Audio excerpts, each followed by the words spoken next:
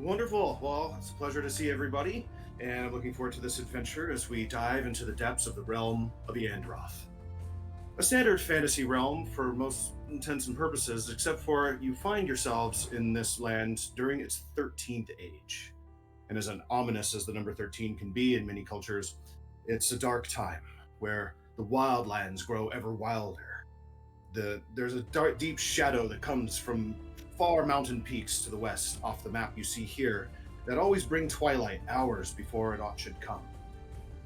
But yet, there's a diamond in the light. There's a jewel amidst the darkness that shines true, a place that is still accepting of outsiders and has yet been strongly beset by the curse of the 13th Age.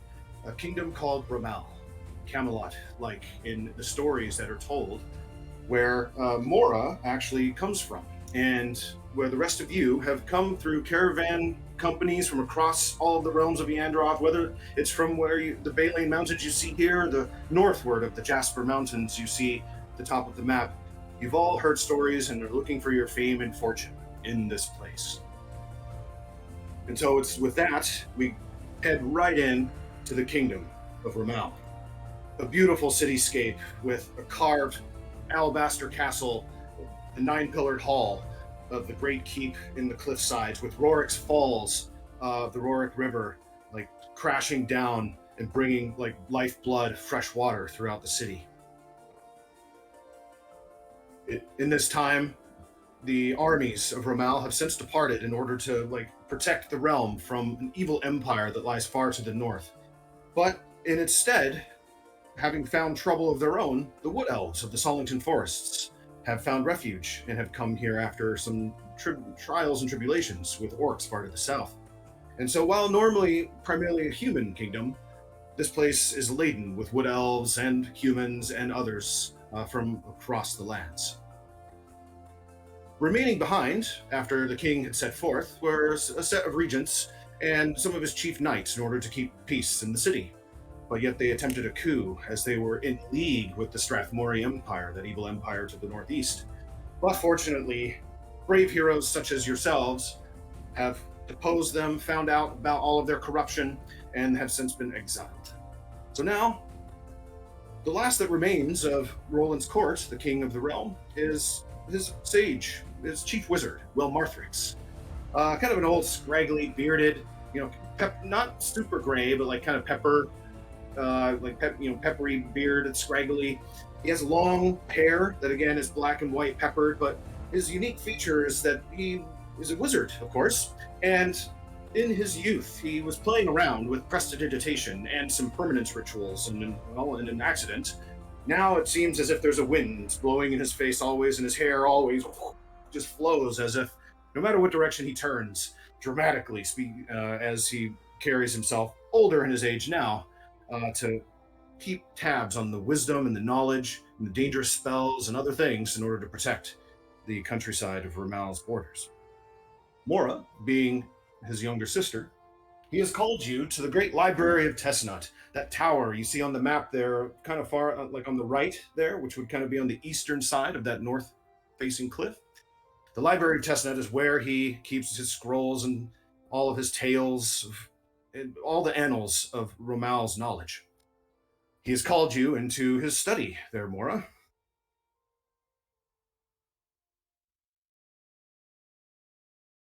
Whoa, hello. Thank you for coming so quickly.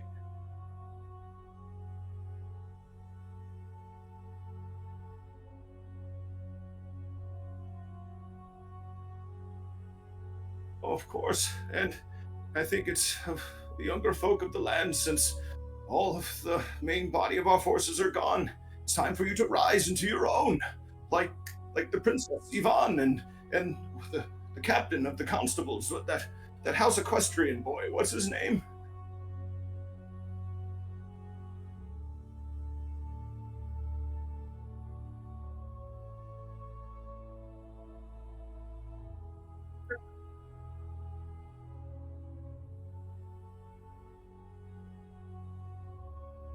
Well, best is subjective. Perhaps both of our ways can help protect our realm. For with, again, the armies. and even more still with something that I've found with which you can help. For we have been doing some renovations down in the foundations of the Library of Testnuts, our great tower. And when doing so, we found an old Romalan text that seems to be a chamber that lies below with something called the Deca Oculus. So, from what I can transcribe so far, it seems to be some means for us to see multiple places and multiple things at once. With our armies gone, seeing those that would seek us to do us harm. We could use such a thing to see them coming, prepare our defenses, but the chamber where this relic is seemingly sealed by some magical force. But at least the inscriptions lead me to where it might be located. The first of where the crystals that empower this field are in the crypts in the southwestern part of the city.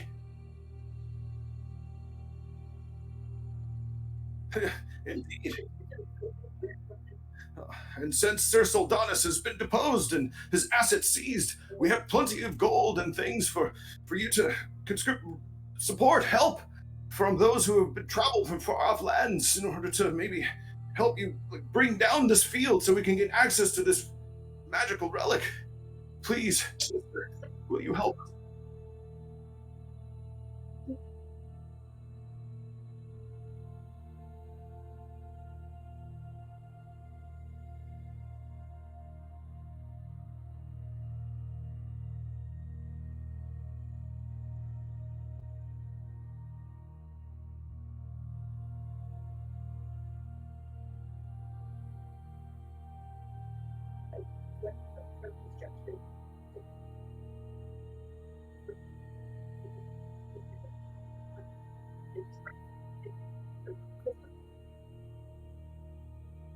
Oh. Oh. Here is a wand that should be able to siphon the power from the crystals feeding this force field. I'm still reading and translating the inscriptions, and I should be able to find where the second one. There are two forces that seem to be combining to block our passage to the cellars here. But if you take this and siphon its power, then we'll gain access to the Deca Oculus. Please, quickly, here. For who knows if there are orcs or gnollish marauders that are on our borders and we cannot yet see.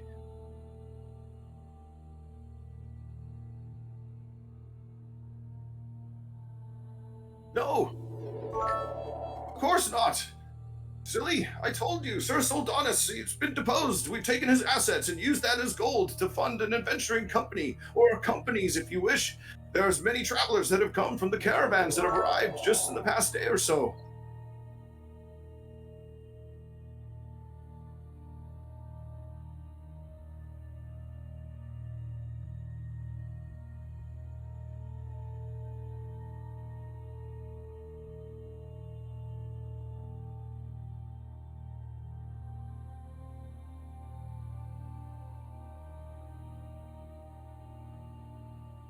Well, you also don't bring trials of impending doom from marauders and things on the borders of your forests. If you had, I would be ready to prestidigitation. Oh. Yes. He casts prestidigitation, and his hair falls flat and normal for about 6 seconds before his old permanence ritual takes effect once again. Allison, sorry to interrupt. I don't think your audio is working on the stream right now. Got a DM from Carrot. Yeah, just got a ping as well. Might need to do some tech. You can hear Dennis You've come and with... me. Hold on. How about now? You see that Did I fix it? Stream, thank you so much.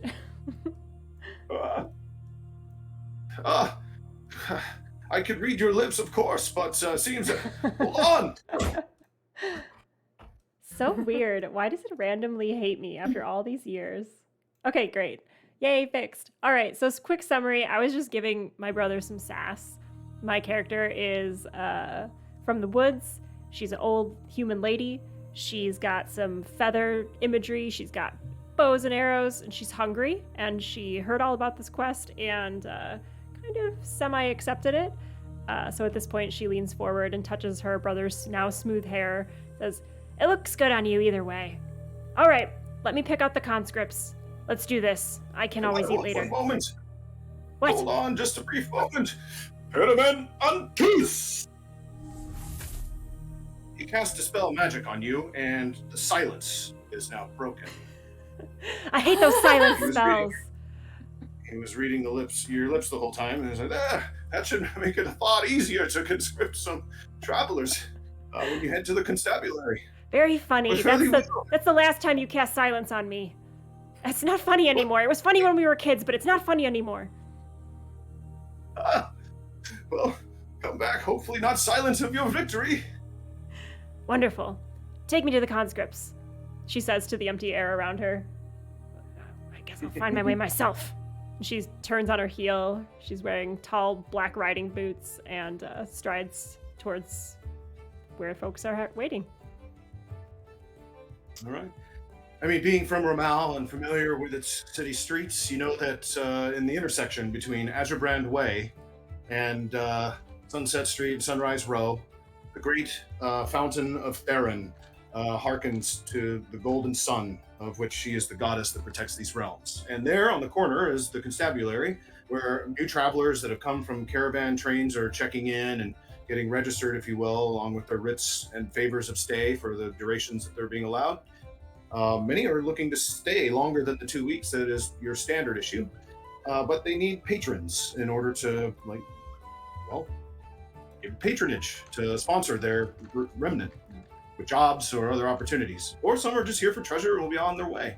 But you seem to have plenty of both, given your citizenship in the realm and Sir Soldanus, the would-be usurpers, estates and gold now at your disposal. You arrive and you see that there are 3 in particular that are standing around, looking auspiciously around the fountain for what their next steps might be. You see their favors are on their belts, having completed these entrance procedures. And what do you do? I will stride up to the first person I see that looks able-bodied and extend my hand and offer the quest. That might be Right. me. You see a very, very large woman wearing like silky, drapey clothes. She's got big curly hair. She's got on her back a great axe at an angle. And then crossed with that axe, you see what might be a broom of some sort. And you can see she's huge. She's very strong, and she seems to be kind of like staring at a bug that's crawling up a tree very intently. Mora's hand remains extended with the paper that she had written down the vaguest details of the quest on, and she follows your line of sight. Mora, I don't know if Stream heard, but she has gray hair, older human woman, dressed in kind of forest green garb, lots of like leather bracers, and has a bow and arrow, notch of arrows on her back. What's with the bug? What do you think it thinks about all day? Like bug stuff? She crosses her arms and considers this very seriously. The bugs I've talked to, not much.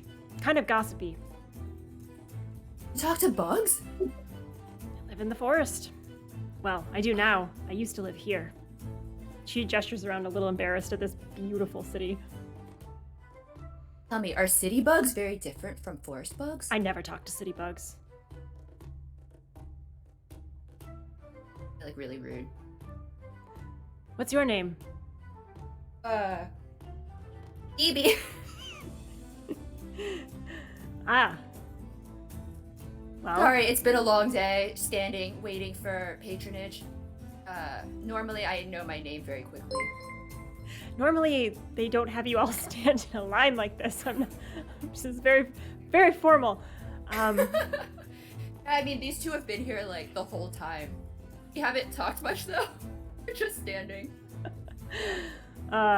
It's just like my brother. I came from the forest. He didn't even offer me game. Not a spot of comfort when I come into town to help save the day, but that's neither here nor there.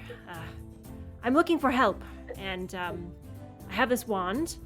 There's a very important item that we need to retrieve. It'll allow us to see in many places at once, which, frankly, sounds really important and cool.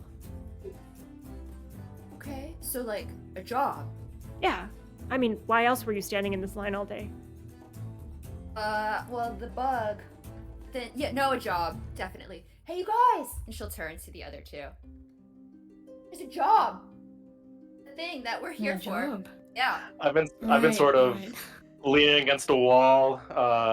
I'm a medium-sized tiefling woman, short black bob, and I've been sort of using my tail to roll back and forth a flute, much like drummers would play with a drumstick, but with my tail. And I've been sort of soaking in the sun, sort of not really paying attention. And I'll look over and I'll be like, a job, and my interest is piqued, and I'll slowly stand up and join the group.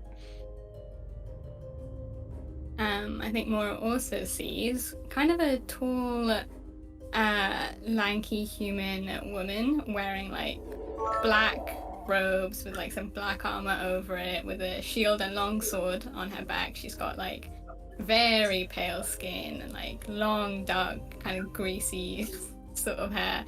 And she's been like sharpening her sword with a whetstone, and kind of looks up to see who Beebee has met.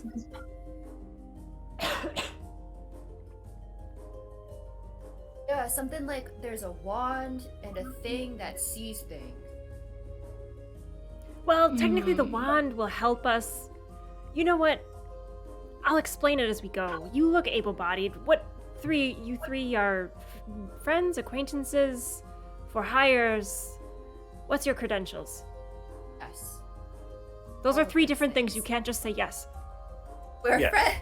We're friends and for hires. We were once acquaintances. Long time ago. Ah. Well, let's hope for the future then for us. And hoping that one day we can call ourselves among friends. My name's Mora, she says, and her hand, which had been extended this entire time, she just kind of briskly rotates it to the newcomers. I'll sigh and I'll reach out my hand and delicately shake it. Twigs, nice to meet you. What are you good at, Twigs?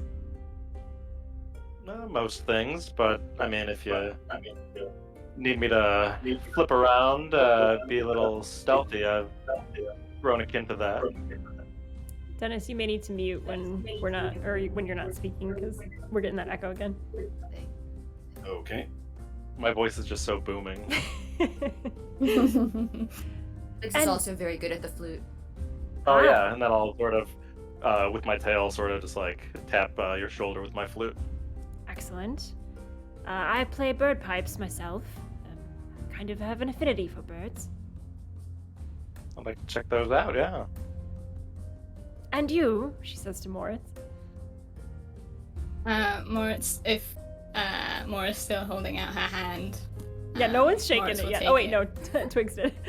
Twigs did. She'll kind of immediately retract it from Twigs for another handshake. Very powerful, like firm dad handshakes. Yeah, Moritz has a firm handshake, but her hand is also quite cold, a little bit clammy. It's not the best hand to be holding. It's very nice to meet you. My name is Moritz. Moritz. And Beebee and Twigs. Well, this is a good enough group as any. I trust you all in that you seem like good folk. And, you know, I'm making the decision here, not my brother, so, you know, I've got good instincts. He doesn't. I'll tell him what's what. Let's go, she says, and immediately turns on her heel, military style, and does a come with me kind of over her shoulder. We're getting paid for this, right? Oh, yeah, gold, something about gold. I live in the woods, so I'll leave the bookkeeping to him. Okay. I'll take a look at the other two and sort of shrug. Will we be killing things? Oh, yes, lots of On things. this journey? Probably death involved. Not ours, Very of course. good, very good. Moritz is in. Yep. I Very good. assume, Beebee, for you, there'll be more bugs. And Mara can talk to them. Isn't that crazy? It's pretty crazy, yeah.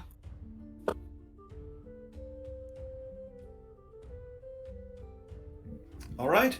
And so the lot of you set off as you follow Mora to the graveyards, number 18 on the very southwestern part of the city, where the St. Ariel Shatterstar's crypt is, which is kind of where his notes, he kind of gave you little scribblings of what he was able to transcribe from this thing that he found in the cellars of the Library of Testnut, and led you to this place where apparently there's some sort of crystalline structure that can be absorbed into this wand in order to break part of the force field that blocks access to this mighty relic.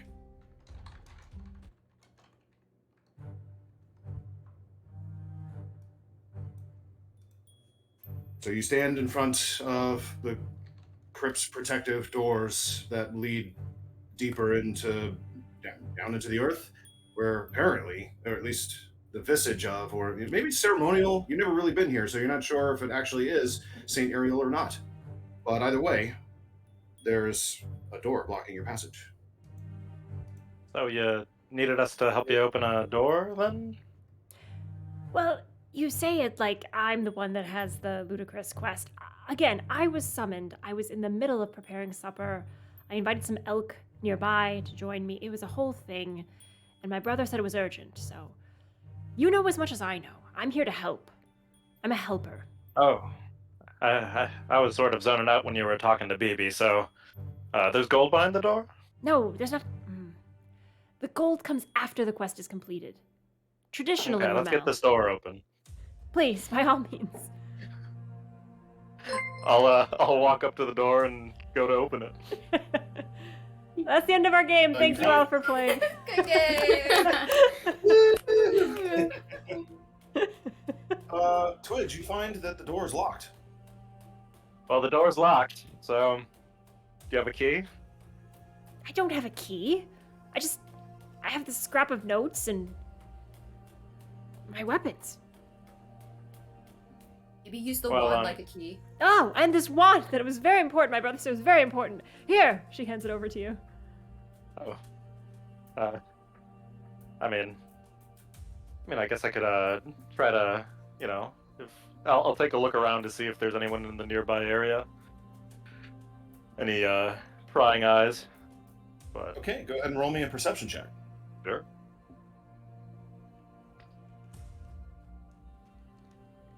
All right. It is going to be, as soon as it calculates, an 11. Yeah, the graveyard in the middle of the day is quiet. Too quiet. You hear nothing. Okay.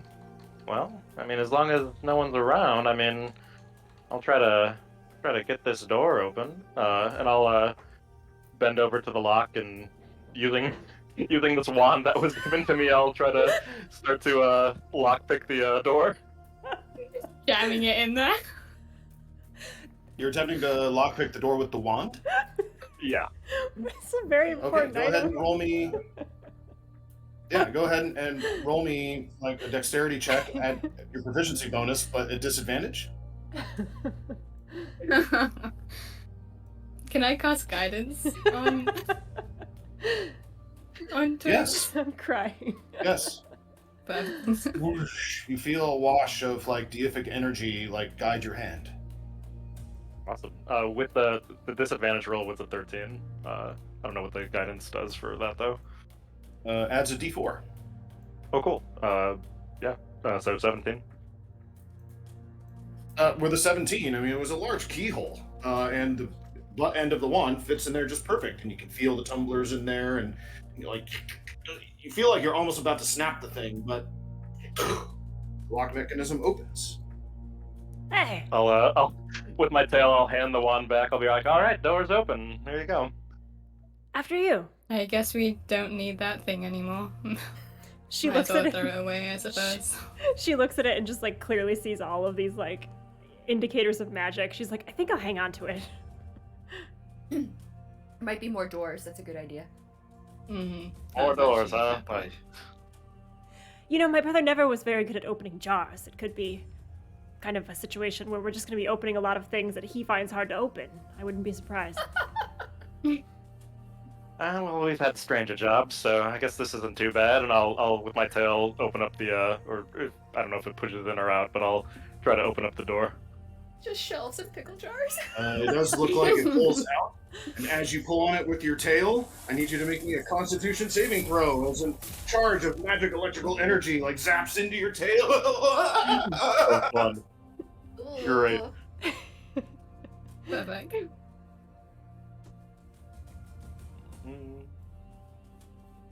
Is that all of us or just Twigs? Just Twigs. Sorry, Seem to have been imbued with within the the right door. button there. That's gonna be a 5. Great. You take 3 electrical damage, 3 lightning damage as you seize up and are unable to remove your tail from the door. Yeah, you can see the electricity pulse through my tail into my flute in my other hand and just like spark a little bit. Does the flute make a noise? Like a very whimpered, flat note. So 3 damage. You see a dark chamber beyond that looks as if it has never seen the passage of time, as if it was just closed yesterday. Not one semblance of dust covers this immaculately decorated hall. That the walls are full of bas-reliefs and script work, all seemingly surrounding a female knight-like figure, helping those that appear to be in need, withstanding great monsters and foes, the likes of which are creatures you've never seen or imagined before. You also can't help but see that there's like a brightly lit, glowing crystal that is pulsating in the far end of the chamber there. And there's kind of some sort of a writing on a statue on top of a dais that sits within the center of the chamber. So not jars. Well then, let's make the trip worth it, shall we?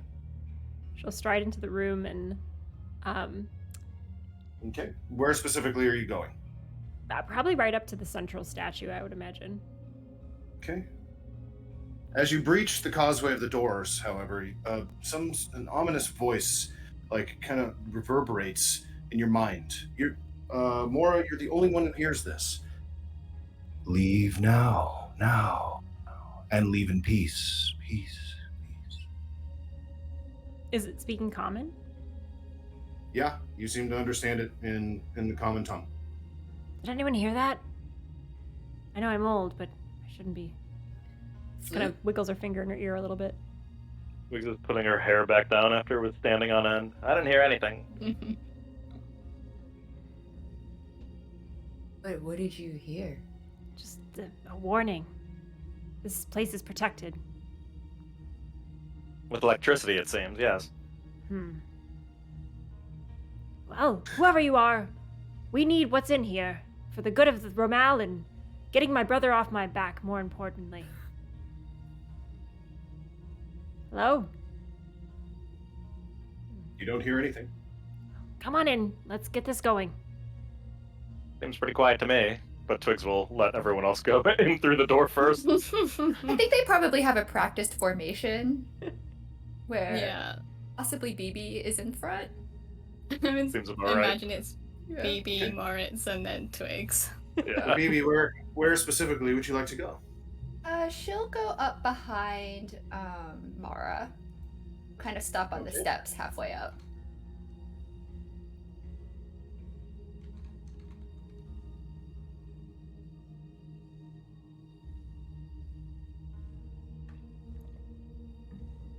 What about the rest of you? I think Moritz will walk right up to the bottom of the steps, but not go up. That's wise. We don't all want to get smashed at the same time. Yeah. I'll follow suit, hiding in the back behind Moritz.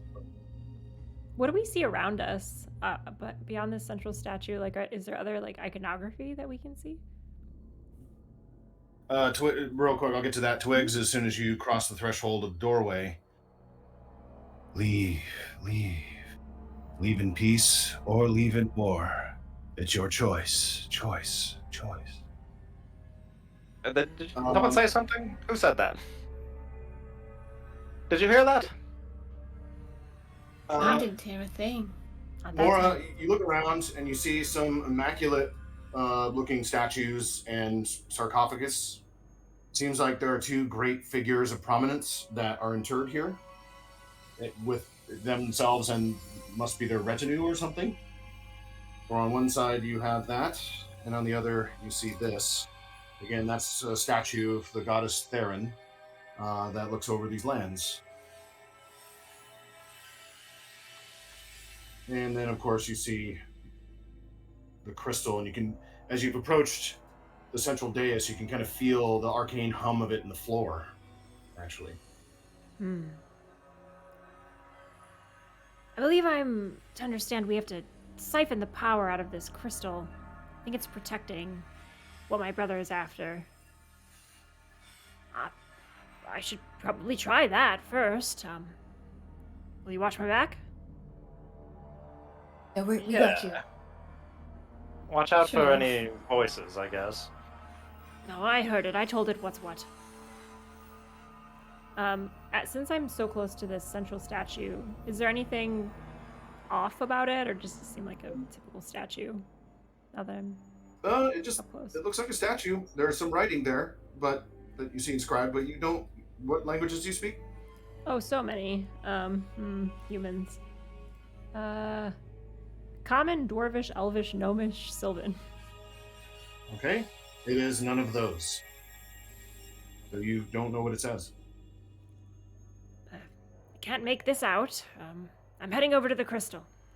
Keep an eye out. Something doesn't want us here. She gets a little bit more serious. She's been pretty jokey thus far, but you can kind of see she assumes this stride, like someone that's used to walking over like difficult landscapes. Like she'll like move across the stones as though they're even, and just kind of will stride forward towards that crystal with the wand drawn. Okay. As soon as you pass the edge of the statue, you immediately hear in your mind, "You have been warned, warned, warned. Begone, interlopers, lopers." Several spectral forms seem to arise and like emanate from beyond the sarcophagus. Paladin-like, ghost-like figures come out of the main central ones, and out of the ones that are flanking it, they actually burst open where physical forms of retinue knights burst forth. Their blades are drawn. Out of character, but quick, someone read that statue. This is what always happens to me in video games. You all see and hear like these forms apparate or burst forth from the sarcophagus as the stones crash forth onto the ground, and you turn, see, I need everyone to roll initiative. Wah!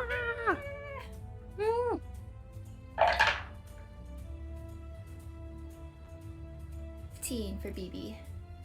Maybe 15. 5 Oh, for for Twigs. Moritz? 5 for Twigs. Ooh, this caught you off guard. Moritz. 12. 12.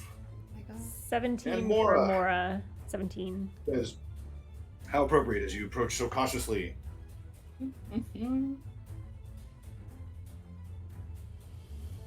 However, sensing and warning and preparing themselves, it seems that some of them do go before the rest of you. First is this form here who walks up and moves forward in order to strike at you. 10, 15, 20, 25, 30. With its full movement, it strides forth, its cloak fluttering, and it kind of shreds, because it is ancient and old, it seems, and the stagnancy of its cloak kept it integrated, but as it flows, it starts to threadbare and look more and more undead-like as it moves forward towards you. and it attempts to strike at you. Oh, the first one seems like the light of day is blocked it with a natural 1 as a strange bolt of energy flies off and impacts on the stone beyond. But with its other hand, it strikes again.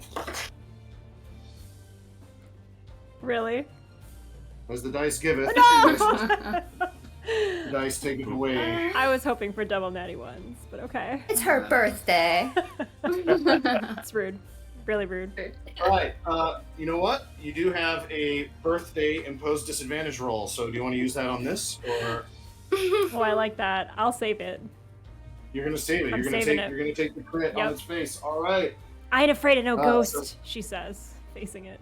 A brave beam of energy like smacks forth towards you, impacting 4. It's going to be just 6 points of necrotic damage. However, I need you to make me a Constitution saving throw. Ooh, there it is.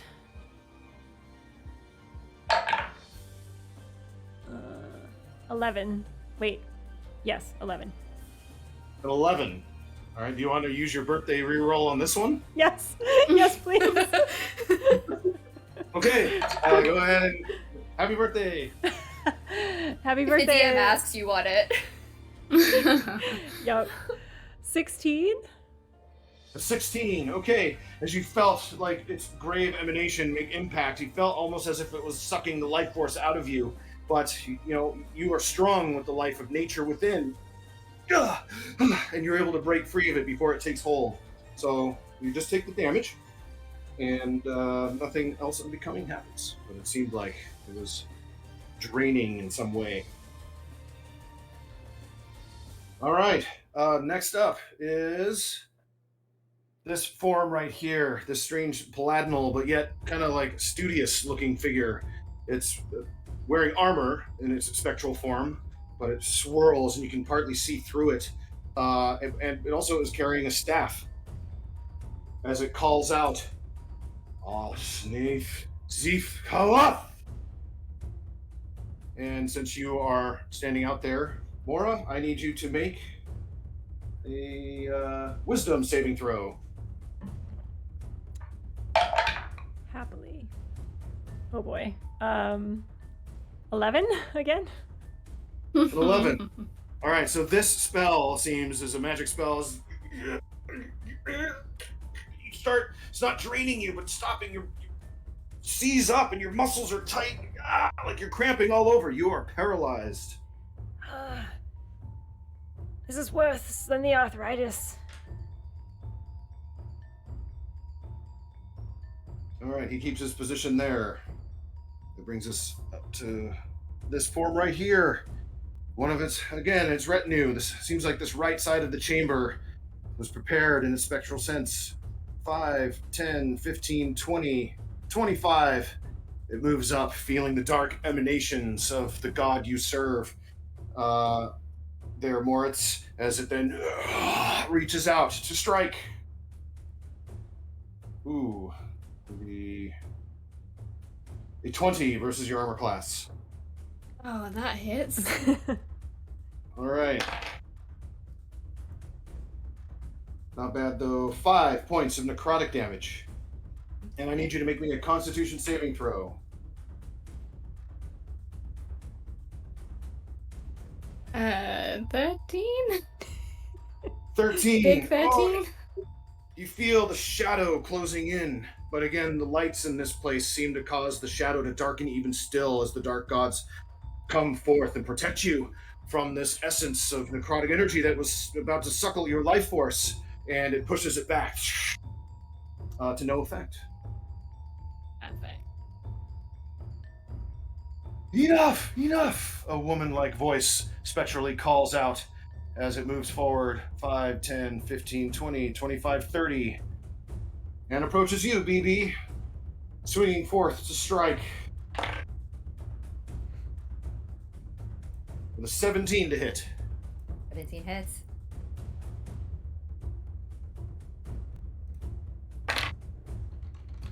That is going to be 8 necrotic damage. And I need you to make me a Constitution saving throw.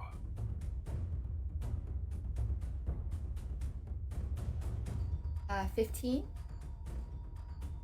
15 is enough. Like, the hardiness of your barbarian form, like, withstands the shadow in the dark. You've fasted and things in order to test your strength and your mettle in your past. Bugs subsist on things for many weeks and can withstand like such droughts, both of body and of spirit. And so the form takes no effect upon you. Mora! And is this a surprise round? No, this is not. Okay. You all saw what happened and what was coming.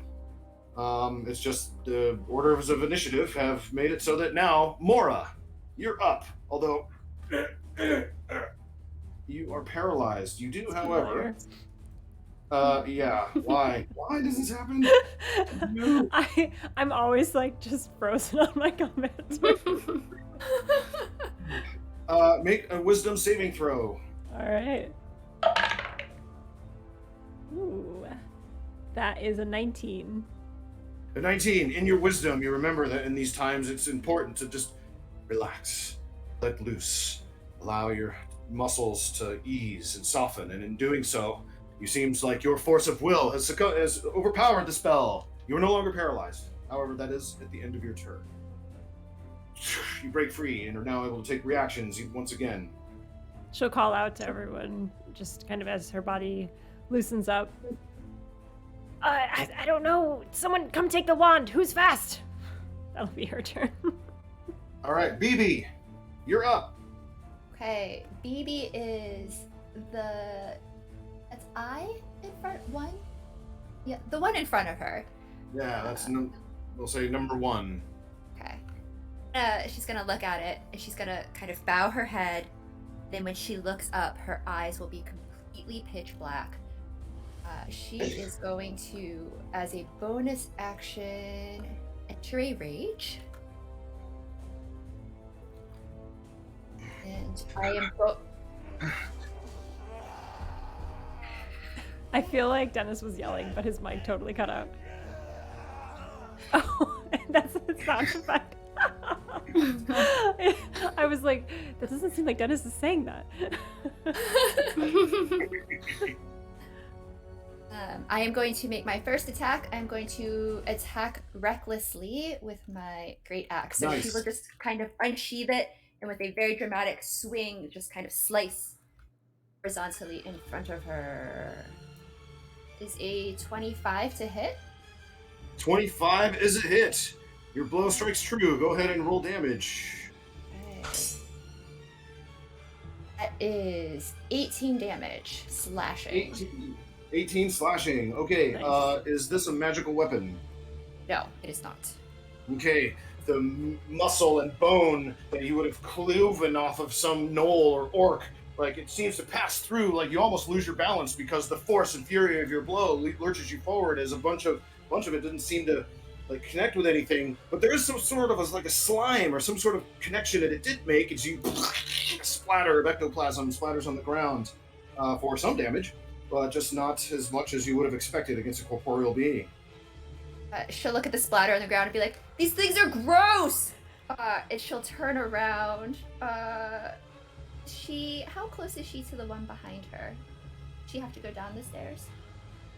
Yes, you will need to leave threatening reach. Down 5 steps, you will need to move. Basically right here. She'll...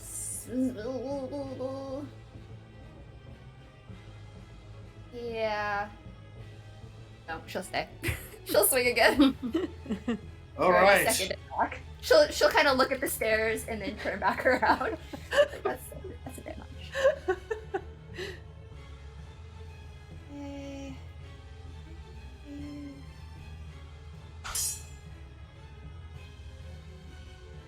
16 to hit.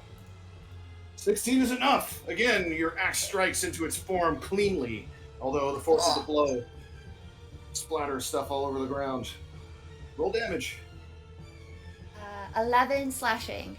Not natural. 11 slashing damage. Okay. some of that force of blow like just flows through it seamlessly. But Morris, you splatters like on the right side, on the left side. Watch your step. You might slip. Not really. But it reels back as part of his form has been impacted. All right, so that's bonus action. Action. Do you have any interact with object or movement you wish to take? Yeah. You're done. Moritz, shadow upon shadow upon shadow. Seems as if this job has called to you, or the dark gods have left you here, or have led you here. You are standing at the bottom of the stairs with this revenant of sorts in threatening reach. What do you do? So I'm guessing that the one next to me and the one in front of Beebee are within 30 feet of me. Are any of the others within 30 feet?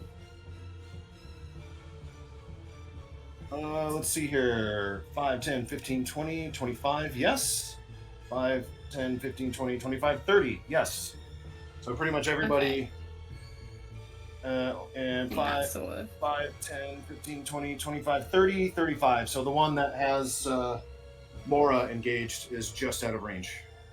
Okay. If I take one step forward, I think I'm still within melee with that revenant, right? Yep, you are. Okay, Do not so I'll leave take... threatening reach by moving forward, and that will put 5, 10, 15, 20, 25, 30. This one here is still 5 feet out of range, but this one is now in range. That is perfect. So I think Moritz is looking around and is like, dead things. I know dead things. I know death. This is cash. This is perfectly fine. And Moritz starts to call on the power of her god, and this kind of like black shroud of just coldness and shadow kind of starts to wash over her, and she is going to use her channel divinity, turn undead or destroy undead, depending on how strong these guys are. So every undead that can see or hear me within 30 feet must make a wisdom saving throw. Okay, so let's see. We will start with the first revenant. Wisdom saving throw. That is going to be a failure. 5. And we'll go. So number 1, we'll go with number 3. It's revenant. That one also fails with a 7. All right, we'll go with number 4, who's up there and is now in range. Oh, I'm sorry, this one was out of range. This one fails. All right, go around here to strange-looking white. What was the DC one more time? My DC is the 15. 15. All right, so this one just makes it with a 15 exactly. The more female, the more feminine one here, the Wraith, she rolls and fails. Nice. Yep, with a 12. Okay. And then this one right here, Dang, there's so many of them. 18 on the die. That one makes it. So everybody failed except for that beastie right there. And if they and this are... one. These number 2 ones both made their saves. So 15 exactly, 18 on the die. So fail, fail, fail. So these 3 have been turned.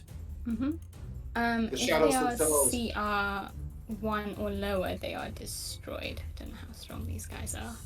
All right.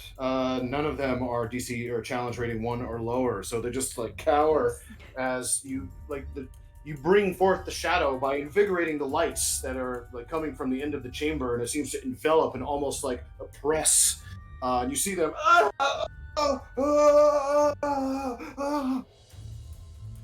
They are currently turned. Perfect. Okay, let's see. They can't willingly move to space from 30 feet. They can't take reactions. So I think I can just walk past all of these guys. This and one, I'm gonna however, was not hand- turned, so you will be. Oh, that is true. So you still have that one within threatening reach. You know what?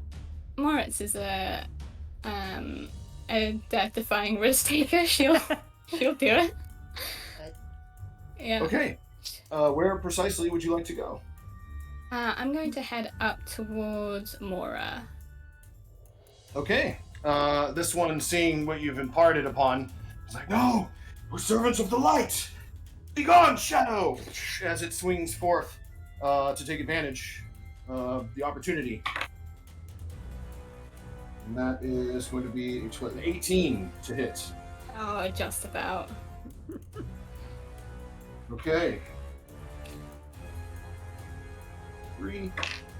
Ooh, 11 necrotic damage. However, its opportunity action does not invoke a saving throw. Okay.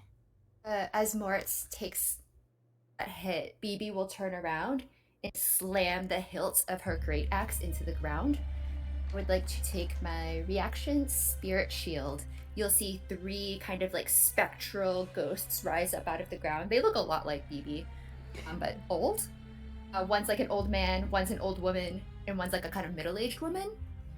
And they will absorb 2d6 of that damage. Nice! Spirits erupt forth, the ancient totems and those that you've called to from your past. That's 5 Arise! points.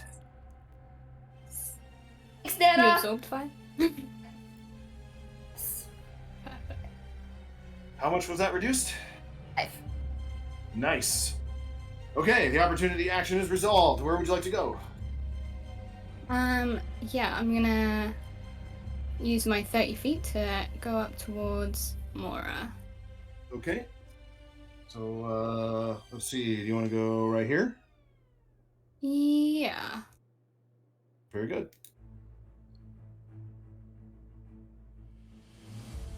Looks good. Mora and Moritz, back to back. It's a good foundational name. It really is, yeah. All right. Anything else? Turn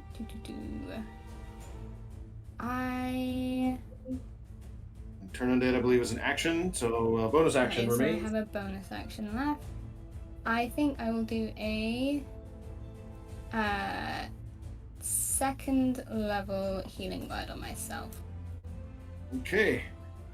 You reach forth and kind of dark stitching and closes the wounds. Okay, that is 10 points healed. Nicely done. Nice. And that is my turn. Okay.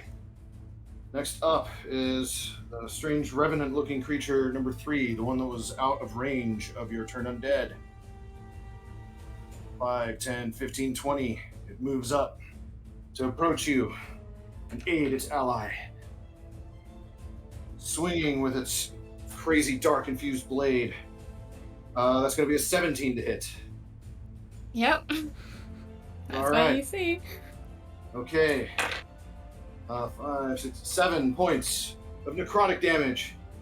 And I need you to make a constitution saving throw. Well, you like necrotic, I bet. Yeah, I like it so much I got a 7 on that save. Okay, this time it seems as if the shadows are bringing forth and accentuating the light and burning away the life essence from within you. Your life force has been drained. Your maximum hit points have now been reduced by the amount of damage taken. Oh shit! So, you see that after he retracts the blade from you, there's no physical wound or anything. It doesn't seem like you've been cut or harmed, but you feel just hollow and husk-like compared to when you woke up this morning. That'll end its turn. Next up is this one right here. It attempts to flee. 5, Even 10, ghosts get scared. 20, 25, 30. He moves into the causeway and then cowers and looks for a shadowy, shady part within the doorway in order to make his next move. Let's see here. How long does... Let's see. 1 minute. Okay, so 10 rounds. Oh, holy smokes. Wow. Nicely done. Twigs! Twigs just has beads of sweat all along her forehead as she just saw her friend cast that big burst of energy around the room and then run away, leaving her with a spirit. So, I'm able to start with my bonus action, cunning action to disengage, right? You can, yes. Awesome, yeah. So I'll hop away from the specter in front of me, and I hear Mora having called out for someone fast, and Twig mentally is just like, "Yep, that's me, totally." And so I'll use my movement to sort of go around the, or I guess left, or our left of the stairs towards where Mora's at. Yeah, I'll try to make a little wide berth around there.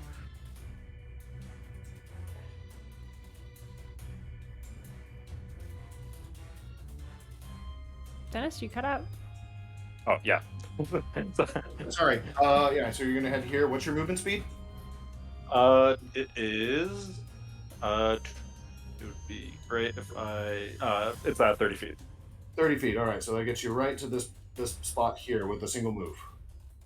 Wait. So have your action to do some dashing if you wish. Yeah. I guess I'll dash towards where Mora's at. More. Okay.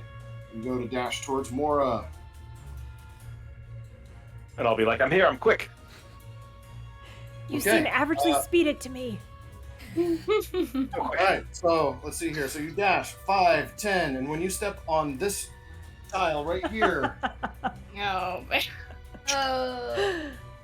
I need you to make a dexterity saving throw as All right.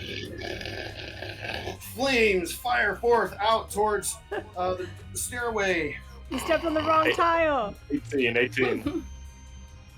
An 18. All right, 18 is a success. It comes flying towards you as you're running, strafing past it. You kind of like go to slide underneath, but it clips the top of your head, and you feel your eyebrows are still singed. You will take half damage. Did the hairs that were stood up from the electricity get singed off? So that would be 11 damage, and then halved. You take 5 fire damage. All right. So that was 5, 10 points, and then 15, 20. Like, are you trying to get up onto the stairs to get adjacent to Mora, or where do you want to be? Yeah, I'll be reaching out towards her, expecting for the wand to just be like, "I'm here, I'm quick." Okay. For whatever she needs me for.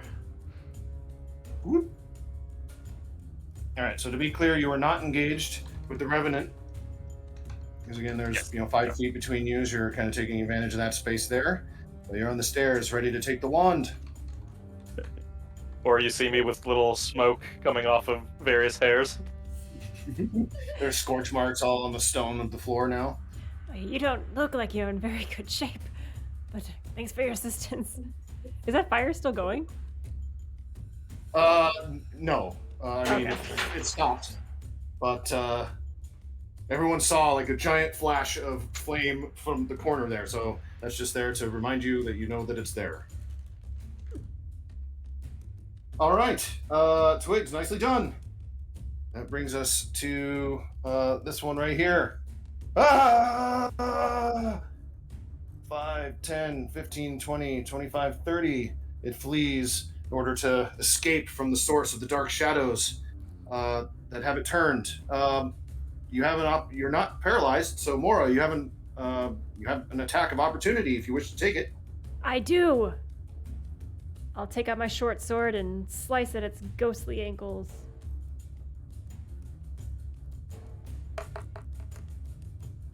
So 17 to hit. 17 is a hit. Go ahead and roll damage. 8 damage. 8 points of damage. Is this a magical weapon? No, it is not. Should have Okay. talked to my brother about that before we left. Again, you've hunted with these weapons, and you've felt what it feels like to go through meat and bone, and that's not what this feels like here. It's like soft and wispy, as if you were cutting through like fabric instead. But instead, slime goes splattering across the room. It continues its movement and then cowers over in the corner. right.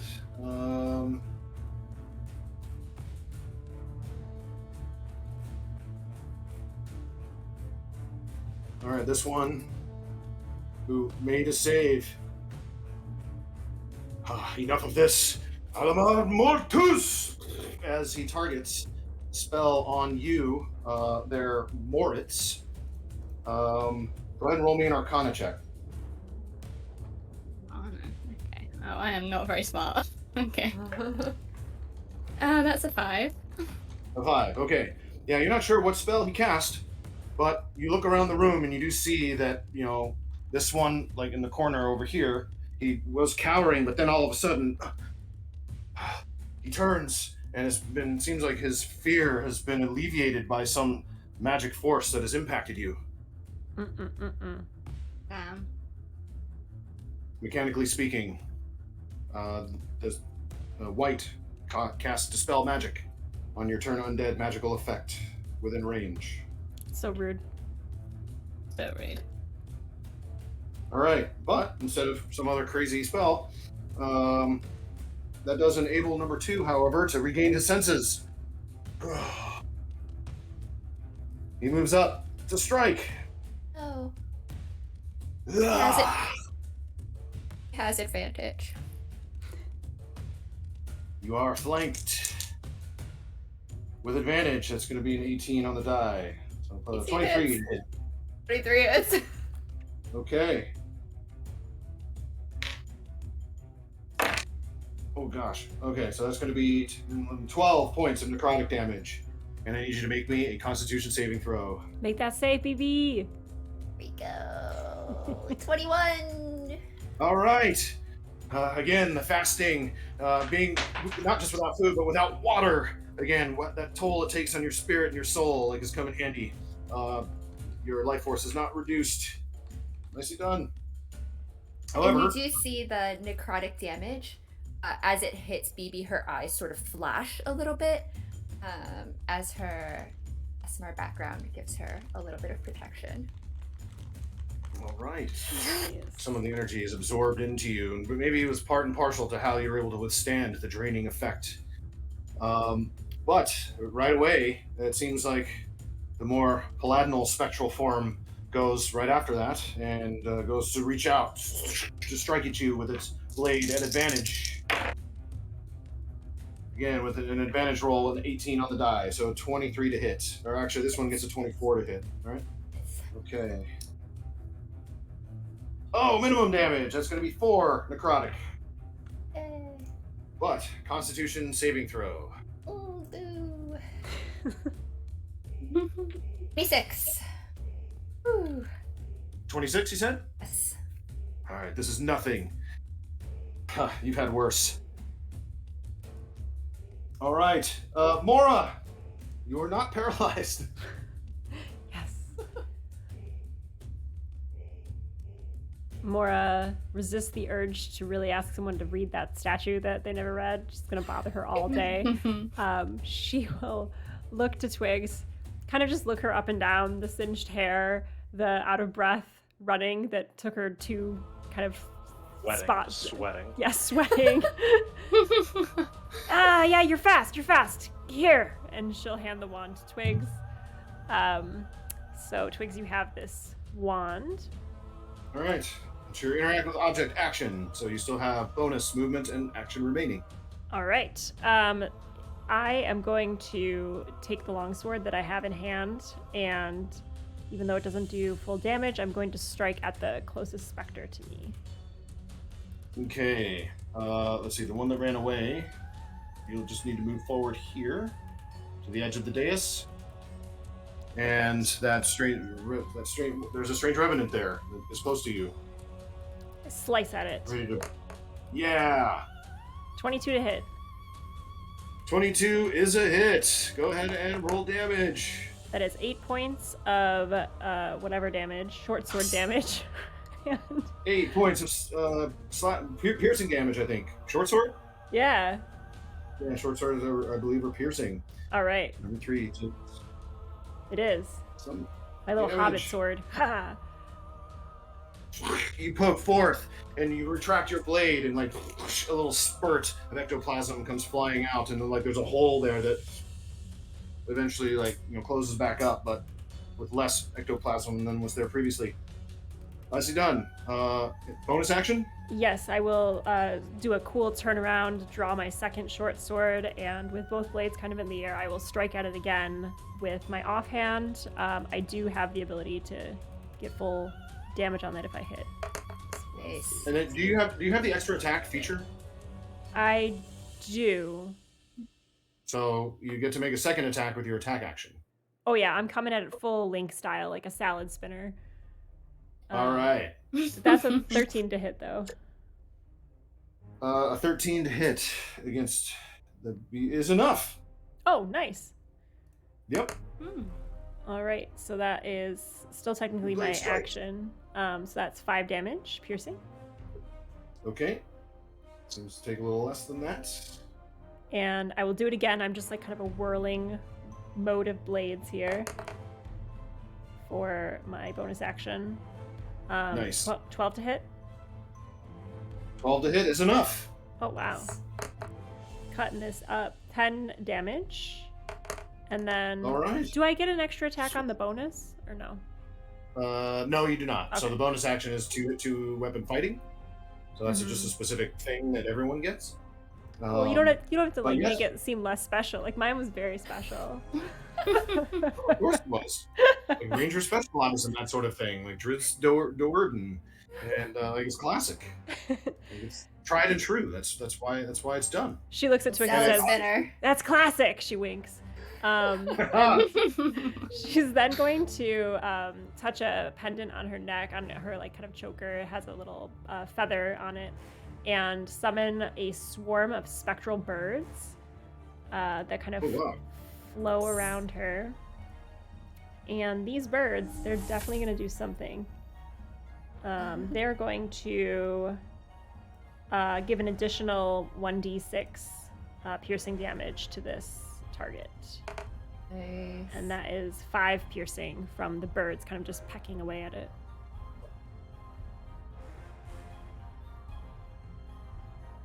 All right, roll it. A 5 piercing. By piercing. There's like, there we go. There's like a little bird. Cool. Cool Down there. bird! So cute. As it reaches out and pecks and claws, ectoplasm's flying everywhere. For I'm sorry, what was the damage? 5. 5. All But right. it is magical. Maybe, I don't know, magical birds. I believe that you're correct. Hooray! Magic birds. So, nicely done. Beebee, you're flanked by spectral fiends or heroic guardians. It's really hard to tell. You're not from these lands, so you're not sure. She's been like tunnel visioning on the disgusting slime that's everywhere. She will pull from her hip a bottle with a red liquid, and she'll pull the cap out, the cork, spit it, drink it. It is a potion of enlarge reduce. Oh, So wow. she will Okay. enlarge. Okay. Nice. But you see her kind of grow to double in size, and she just like bulks even more. So she was really big before, but now she's really, really big.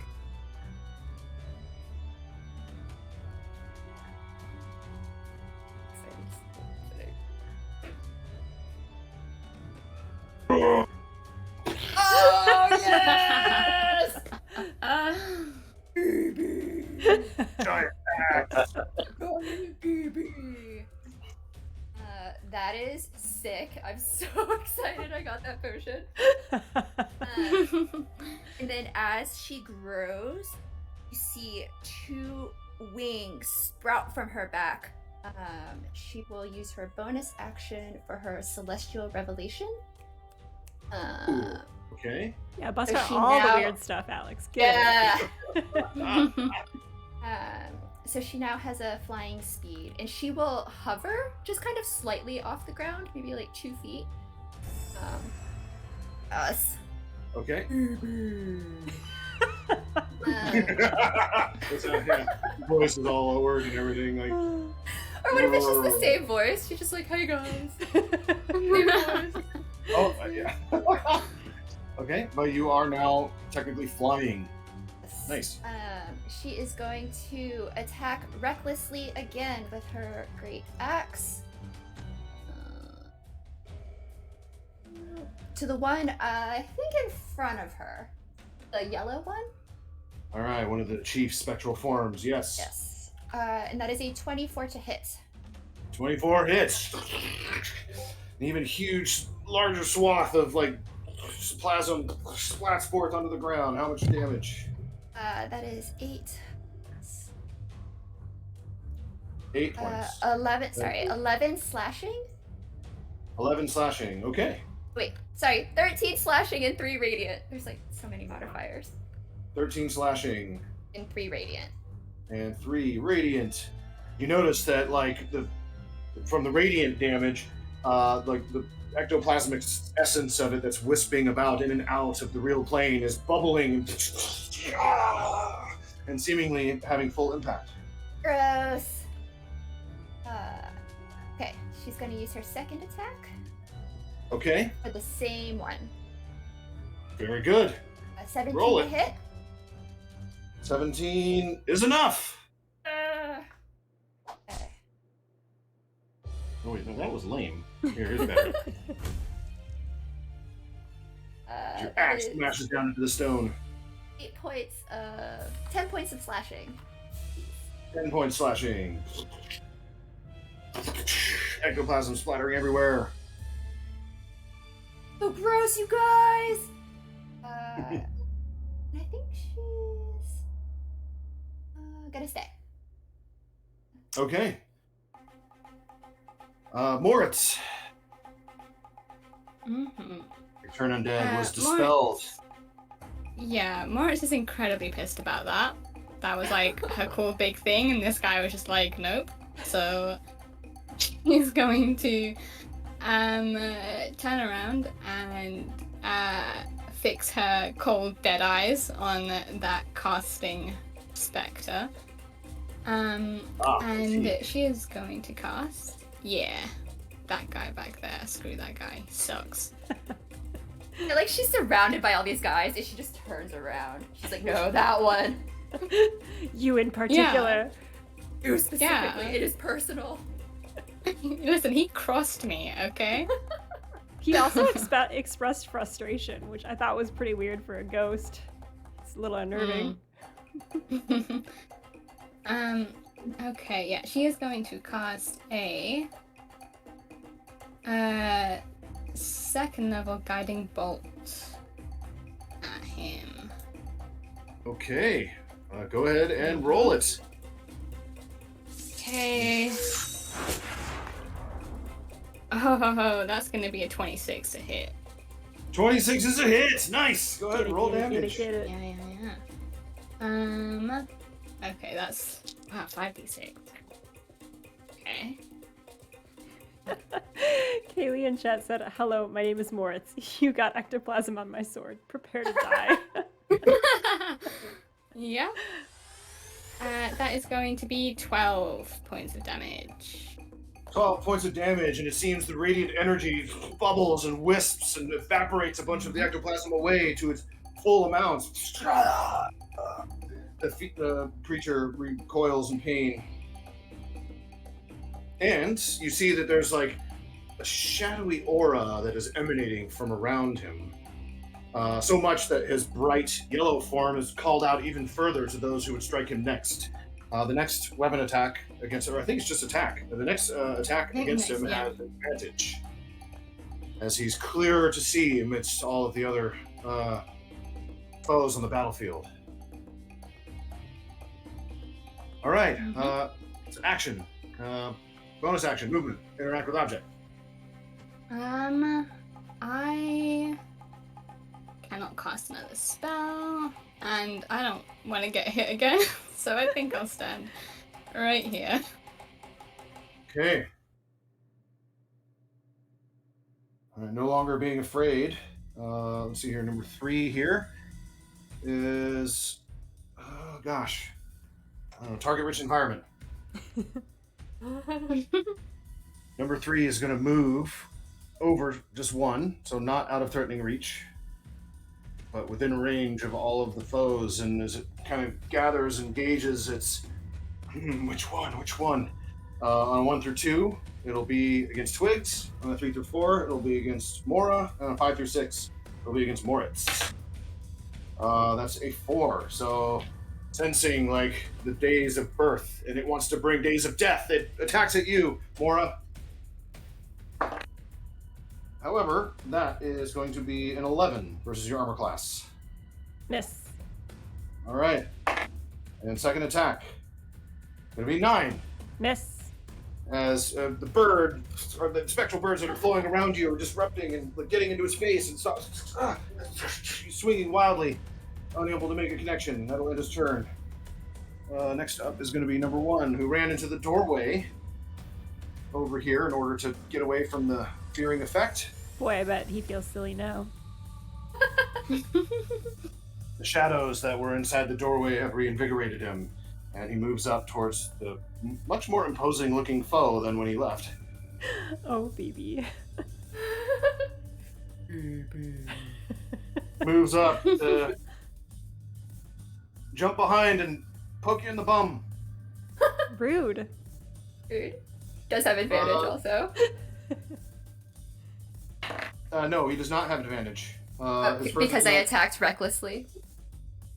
Oh, you did attack recklessly last round. Okay, I missed that. Sorry. So with advantage You then. can miss it. With advantage, give me a 14 to hit. We Miss, love all right, an and honest then- barbarian. And then second attack, however, with advantage is going to be a 19 on the die, so a 24 to hit. All right. That is going to be 10 necrotic damage, and I need you to make a Constitution saving throw. 10? A 10 is not enough. Ah! Only so much fasting and spiritual trials can only go so far. There's too much goo, you guys!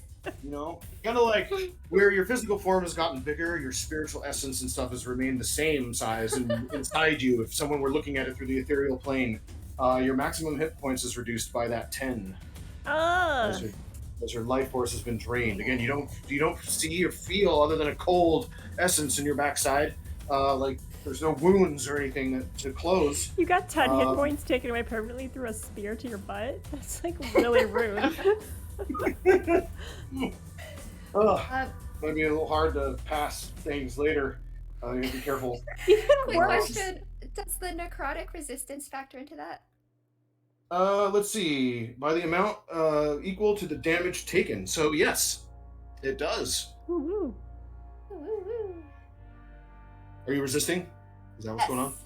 All right. So then your max hit points is reduced by 5. Beebee, my new meat shield. Twigs. All right. Can I look back towards the tile that engaged that fire spray to see like if that tile would have like any indication of like any markings or any difference, or is it just like the same looking tile as everything else around here? On his face, it looks the same. I sigh really heavily with that knowledge, and I look up towards the crystal, and I look down with the wand at my hand. I sigh again, and I'm gonna just dart towards this like giant glowing crystal with the wand extended. That was a good Okay, thought, you run out with the wand extended.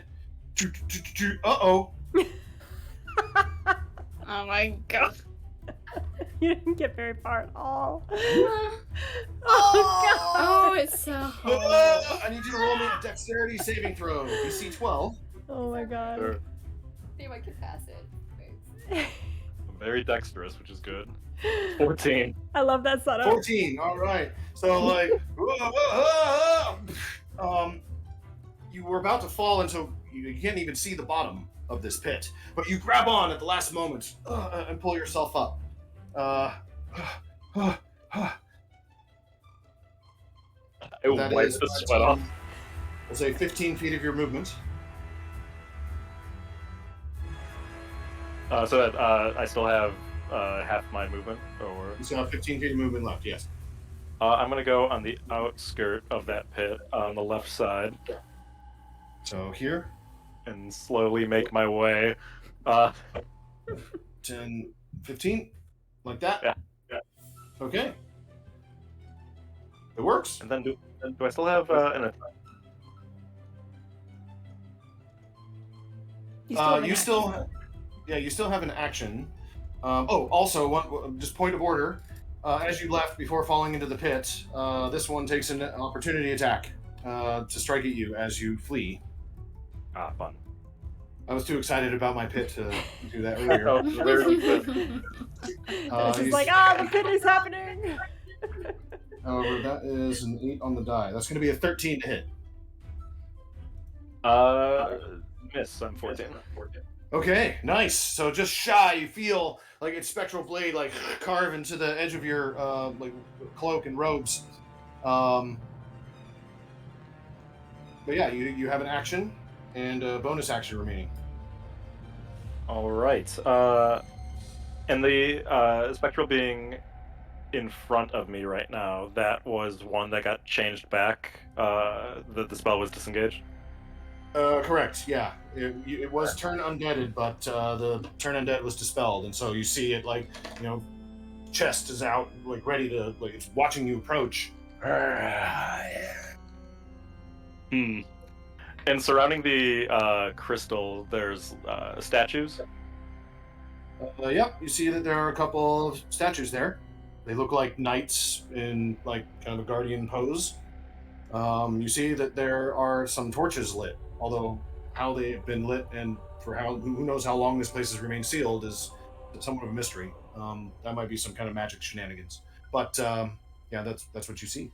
Okay. I guess for now, I'm gonna take out my short bow and fire around at the being in front of me. All right. You launch an arrow. Go ahead and roll it. That is gonna be 13 to hit. 13 to hit is enough. Good. Go ahead and roll damage. Didn't think I'd get that one.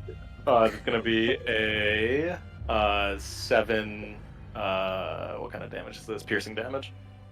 7 piercing damage. Is the bow or the arrow magical? That's a No. no. Okay, so yeah, the arrow like strikes through, like creates like a little hole through his form that you can see that then closes up, but there's a splatter of goo on the wall where your arrow goes and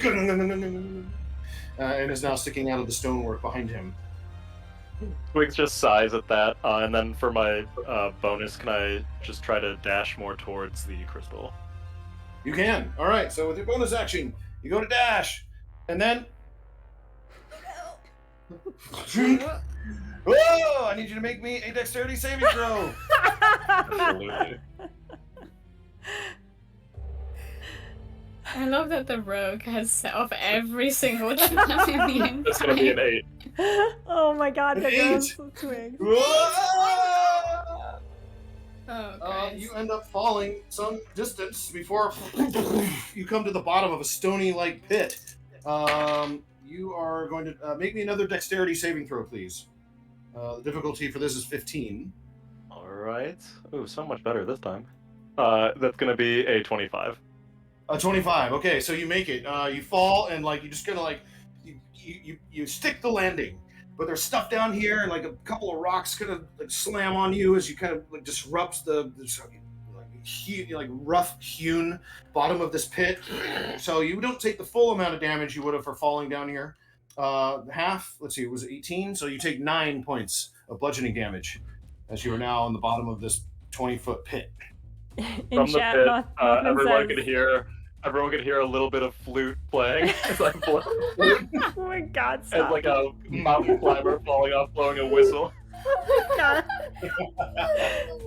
I was gonna say, in chat, Mothman says, generally the rogue takes care of the traps. Still accurate, I suppose.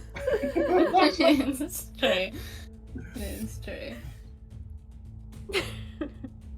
Okay. But Twig, nicely done. Those traps are now full view for the rest of the party to not fall into.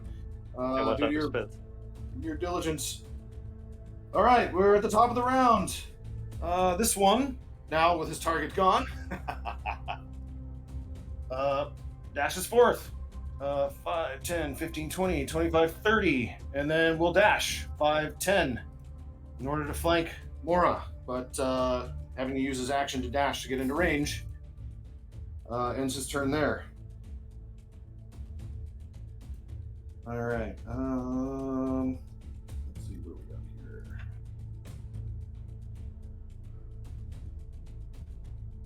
This one steps forward. You were warned. You could have left in peace. We will always protect that which is sealed here. And now you will protect it with your lives from the afterlife if we have our way.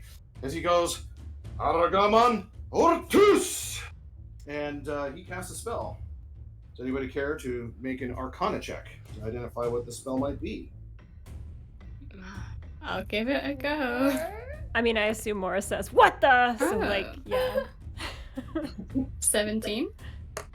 17. Yes, you recognize this as the hunger of Hadar. Oh, One no. of the 13 dark gods. As all of you now start to hear like a cacophony of like whispers and laughing and slurping in the darkness as an ultimate shadow like erupts forth from around all of you. It is completely magically black in this place.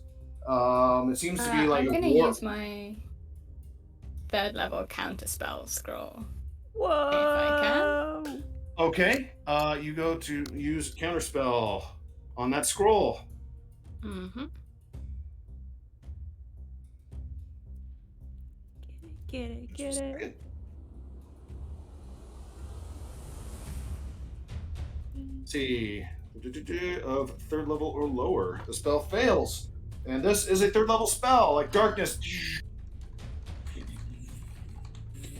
As you, what are the magic words that you call out, like with your like huge voice from? Like, it's a huge scroll. Like how and why is it bigger?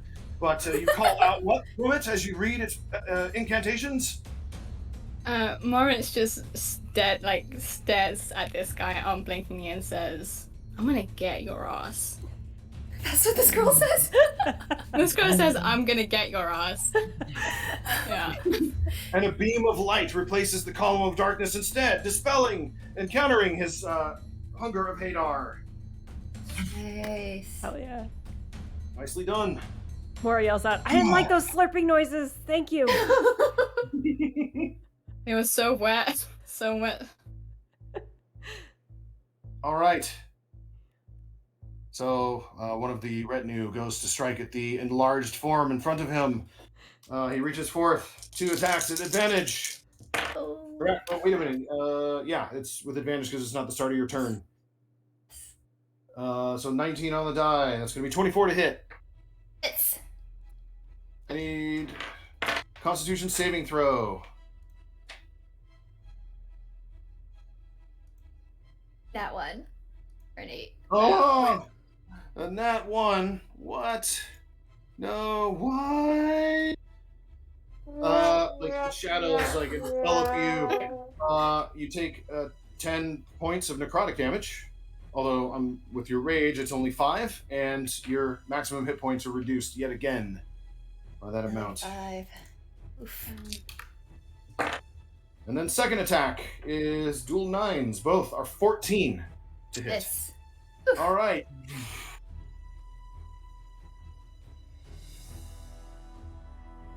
All right. Sensing the huge form and already locked in battle, even though it could, this paladinal-like form is looking back and forth.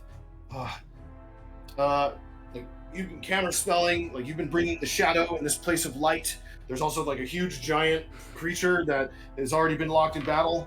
On a 1 through 3, it's going to be against Moritz, and on a 4 through 6, it'll be against Beebee. And that is a 1 on the die, so it's going to trust that its retinue has the situation well in hand and will turn towards Moritz and strike forth with its spectral weapon. Esther. Let's see. It's going to shift over slightly to get combat advantage from flanking. that is going to be a 19 on the die. So 25 to hit. Yeah, I mean, it hits a lot. It's That's very it. hard. I need you to make a Constitution saving throw. Oh no. Was that a big number, maybe? Yeah, for a lot. Oh, so- great. I got a 13, so... 13 sadly is not enough. This one's spectral essence is stronger than the littler ones. You fail. You take 17 points of necrotic damage. Beebee will use her reaction again, slamming the hilt of her great axe into the ground. Like, Nana, help! And another spectral ghost will rise up in front of Moritz. Whoosh, absorb some of that hit. Okay, go ahead and roll it. Points. As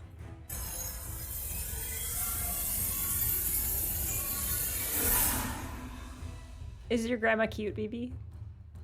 She looks exactly like Beebee, but old and small. Yeah. How many points was that? 8 points. Oh. 8.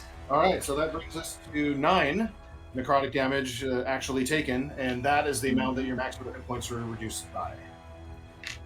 Mhm. Go Thanks to team. the spirit forces of your friends.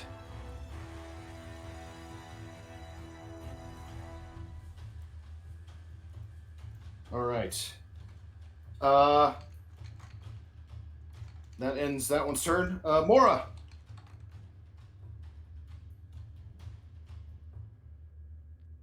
Mora kind of moves her birds aside.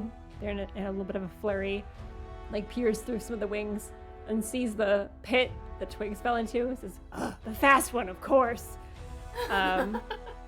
She would be disengaging from how many? 3? Just from 1 actually, because this one. So this one right here took an opportunity action already, so can't great. make another opportunity action. So you would be fleeing from this one alone. This paladin-like form is out of range. Great. that. She will turn smartly on her heel and do a full dash, just run forward, keeping along the path she saw Twigs take and not fall in. 25, 30. Okay. To the second pit where Twigs is. Can I use my action to dash? Like, how much to jump do I need? Movement, or is it just gravity, and then I can have my movement? Jump is your move. It takes your movement when you're making a long jump. What about the distance a you can vertical jump is equal to down? your strength score. Vertical jump. You're trying to do a high jump. I'm trying to go get my damn wand. Oh. Jumping down into the pit. You're gonna jump down into the pit. Yes. So she kisses a ring she has on her hand, and says, "You've never failed me before." And we'll find out what happens. I guess she's going to jump down into the pit with her ring of jumping, which will cast the jump spell as a bonus action at will. So does that mean it consumes my bonus action? Yes. Okay. Well, that's fine. You still have a interact with objects, like action to take the wand if that's what you're aiming to do, and then your movement is. What is your movement? You have a movement of 30. So yeah, your movement is done. You would then have your action remaining. Cool. Yeah, my jump is tripled, so I'm not sure how far down Twigs is, but I'm just gonna moon jump down. 20 feet. Okay. But yeah, I mean, I'm sure that it'll be fine. I can look up and get the calculator and all that crap, but you have a magic ring. It works. Oof. You jump down into the pit and take no damage, as your jumping prowess allows you to go such distances without harming your shins. Yeah, she does have Took another arthritis. victim down here. What's that? It took another victim down here. No, I came down here on purpose. She lands kind of like me? Blade. Thank you. Like Blade. No, not for you. For the wand. Give me the wand. Oh yeah. Then I'll hand it over. If you could throw a rope down or something, that'd be great. Yeah. I'll leave one of the birds here. Sometimes I forget about these things. My mind slips. But the birds usually remind me. I'll be back. Superman jumps away. What, is it gonna fly me out? I just don't have this bird on my head. It's like a little spectral bird. Grabs the I'll wand. try to like make it fly up. A whole flock Okay. of birds are just following behind me. So yeah, with triple jump distance, you feel the ring like bounce and spring into your step. And yeah, you jump just enough to reach the top of the pit and climb yourself up. And you're now there with the wand next to the strange crystal that your brother told you about. I have an action still, I believe. I think, yes. So Yes, I believe I'm sorry. I interpreted that you were going to use your action to jump or move, basically, in order to jump out of the pit. Oh, okay. Then yes. Yeah. So I'm just in front of it. You're in front of it, but you know what? Birthday girl, free action if you want. Wow. It's like extra attack, but for things that help me. Okay. This is great. Yeah, I will. I've seen Twigs kind of eat it a lot. I'm just gonna go for it though. I'm gonna tap the wand on this crystal and see what happens. Okay. You tap the wand on the crystal, and you notice that like the essence and energy of it like sucks into the wand. Like the wand is now just like vibrating, and the rest of you on the battlefield, you see those specters look forth, and the essence and energy that was flowing through, allowing them to have just consciousness to protect this place. They're like, no, we failed. Ah!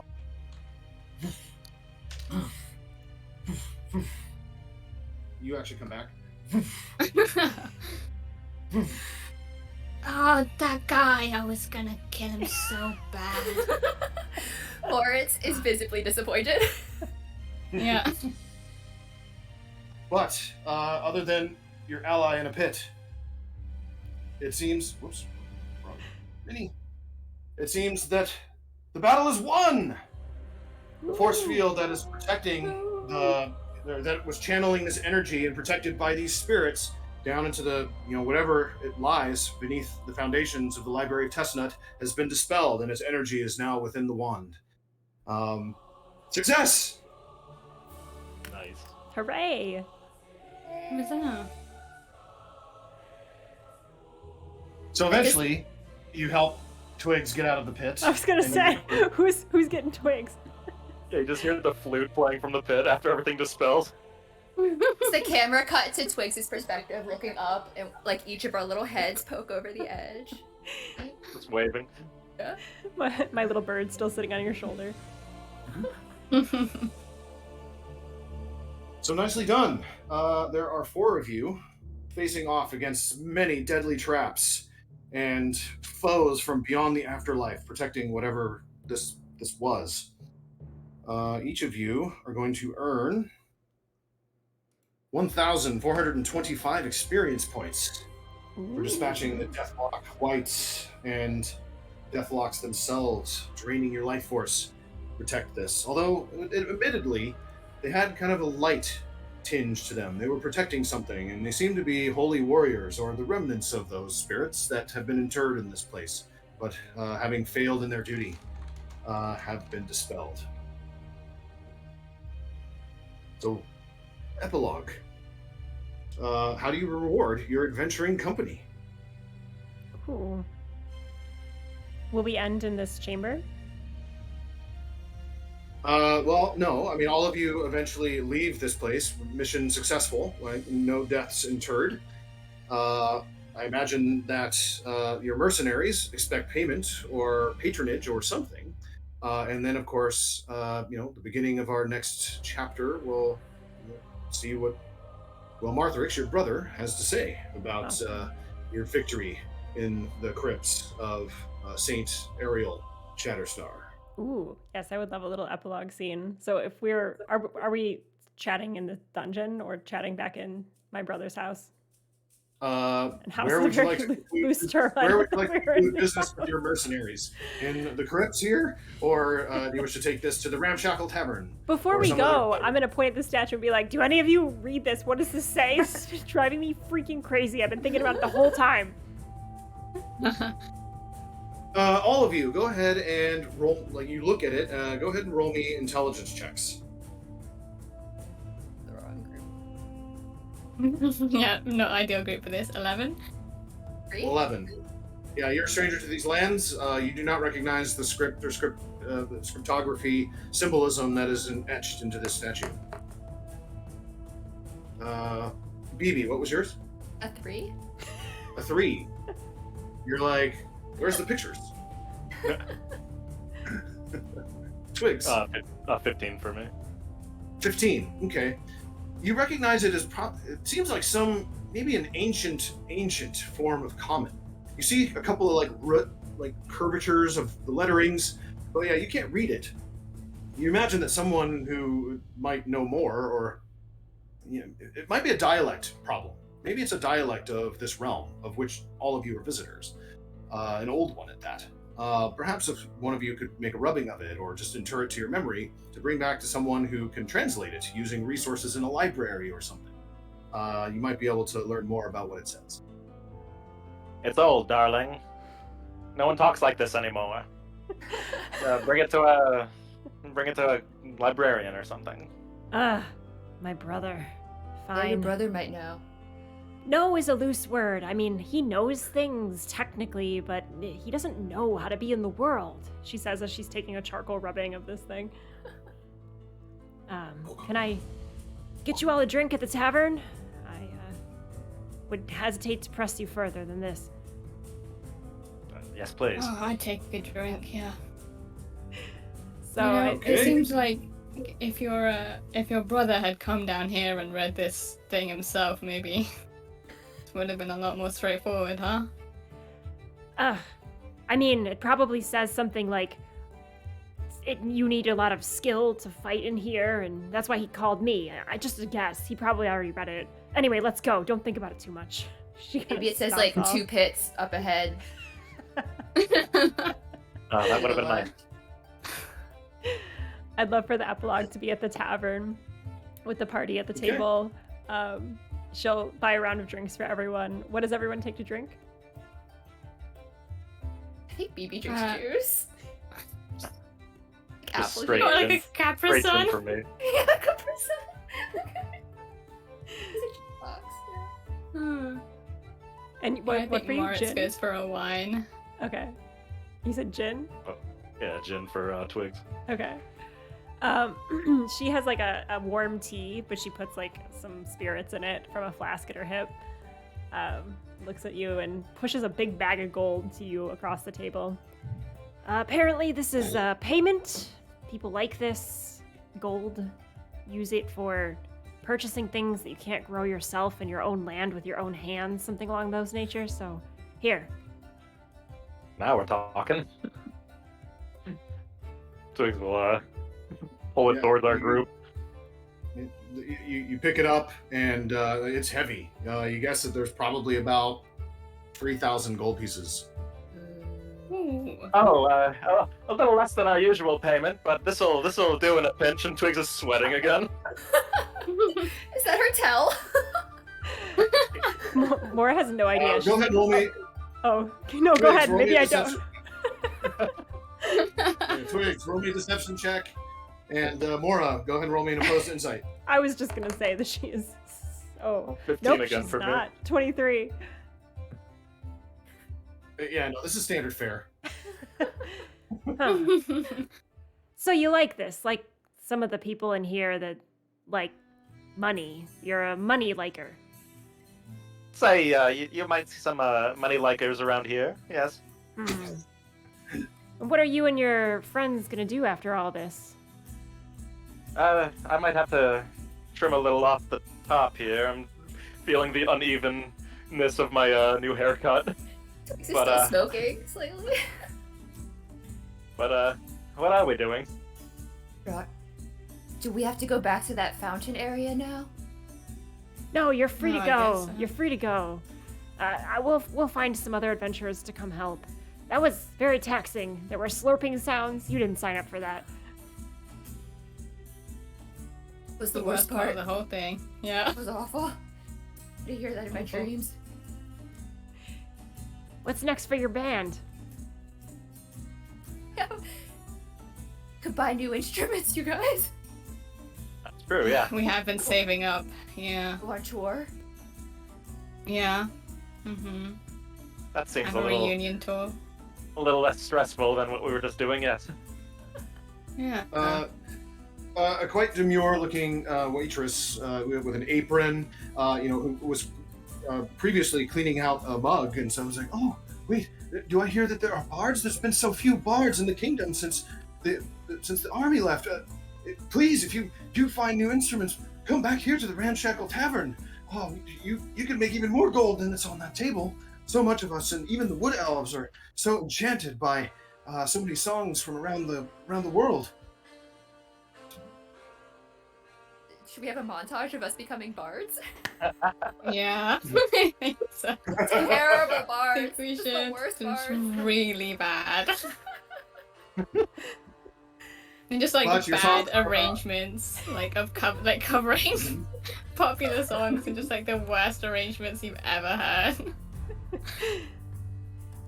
And some of your lyrics are about how amazing you are and how best you are, and so just like kind of the dichotomy of it kind of earns you your own somewhat little niche following as your company tours around the city of Ramal, and then eventually, maybe months, who knows how long you want to remain in this kingdom, you end up finding yourself with some renown across the world. What's the name of this magnificent, self-aware troupe of ne'er-do-well bards?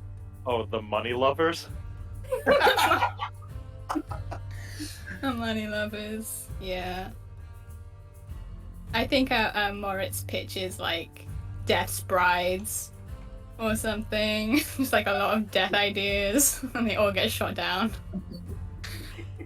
Beebee really wants it to be a jam band, and nobody goes along with it. We put one ska track on our album just for Beebee. Good session. Yeah. If Mora survives, she'll definitely go seek you out to watch your show. And so, the fate of the money lovers into the future, may their fortunes be as grand. And then, as far as the immediate epilogue goes, Mora, we can either return to your brother now, or as kind of like a prologue to next adventure. What would the birthday girl like as we conclude this chapter of your birthday adventures? Oh, but they're not just my birthday adventures. They're the birthday adventures we had together. The birthday adventures we made along the way. Yes, and we opened a door, so yay. That was our big accomplishment. Hey, you actually opened the door. So We many did. people don't Yeah. or can't. They had that wand. Yeah. That one that was definitely a key that we used correctly. I will say, had the wand broken on like a nat 1 or something, Dennis definitely would have allowed it to break.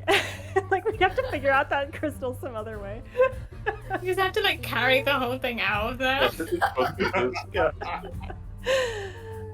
Let's meet up with my wizard brother after the break. I do want to say, if you're lurking in chat, if you're watching and you want to get in on our giveaway, we're doing a little celebratory giveaway. I'm giving out gifts from very kind people who donated them for me to be able to give them out. So thank you everyone who donated.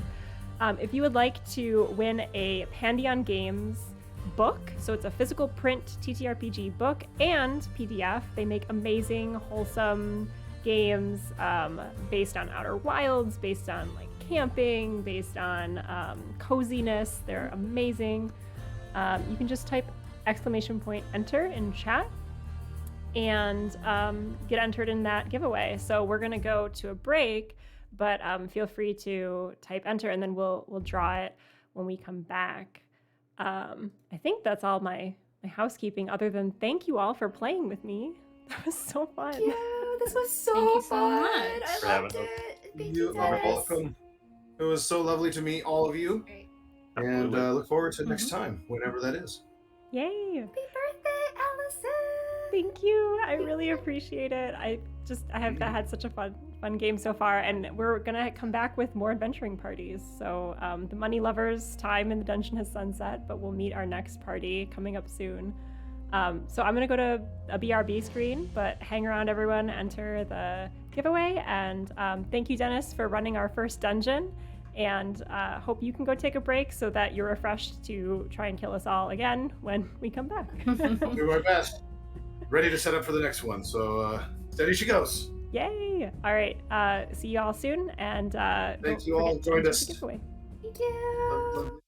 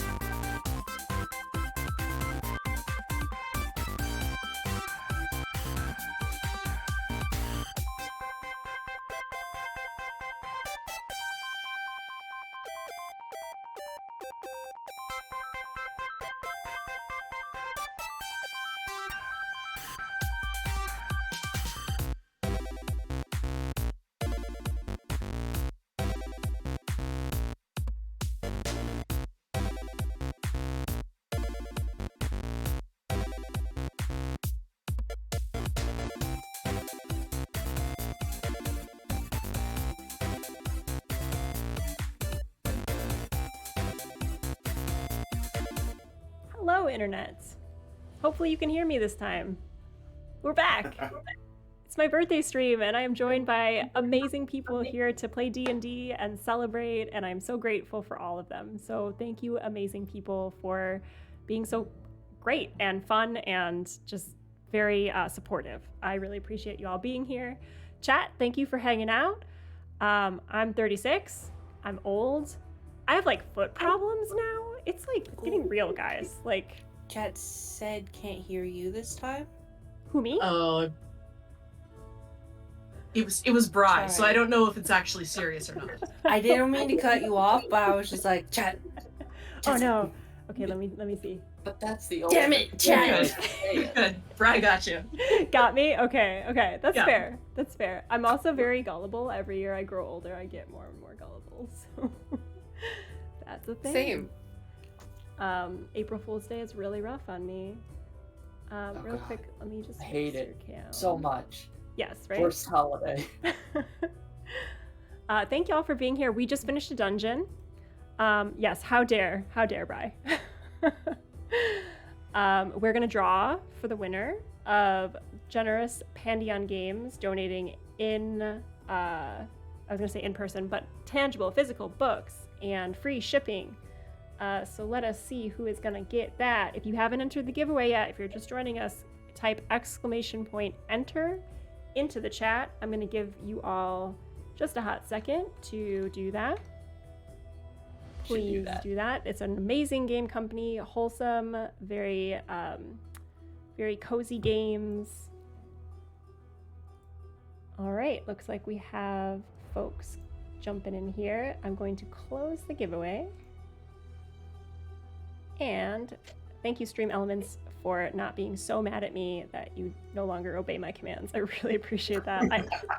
I accidentally deleted like 25 Stream Elements messages in a panic. When Superdub was like very nicely gifting subs and it was lovely, and I was just clicking things. So I feel 36 today, y'all. Let's draw a winner. And it is Gareth Manhacker. Gareth, are you in chat? Garuth Manhacker. is the winner. Congratulations. An 11% chance of winning. Look at you. For the record, I also read it as Gareth. Yay, congratulations. We will get in touch with you to kind of source details on receiving your Pandion Games book. We have more giveaways coming up, so let me start the other one before we start our game here. Dennis, while I'm doing the giveaway thing, do you want to orient us into the world of Eandroth? Of course.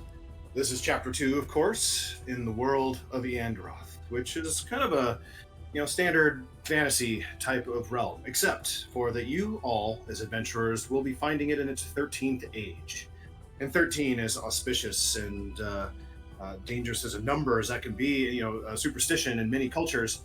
Such is taking root in reality in this land, as there are far shadows from mountains off to the west that always bring twilight now, much sooner than it ought should come. The wilds grow wilder still than they normally would have in ages gone past.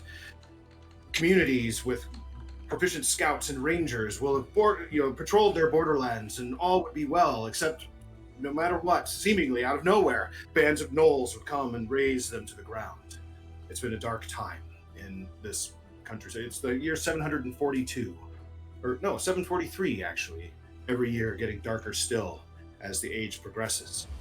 It's the month of Rainmoot, though, which brings with it a little bit of spring, and there always is hope, for our adventures are taking place in the kingdom of Romal. It's the one beacon jewel in the southern lands south of the Jasper Mountains that still shines true and withstands the darkness of the 13th age, as the goddess of light, Therin, shines her sun through the overcast clouds in order to bless that countryside with peace and prosperity. But the tenuous shadow encroaches still, and thus we begin the second chapter of our adventure, where one of the key sages, one of the court wizards of the king, Marthrix, or Marty, the wizard, he has found some kind of something called the Deca Oculus. some kind of like visionary like artifact that may be able to like see in 10 places or more at once, that they discovered while doing some renovations down at the base of Ramal's Library of Testnut.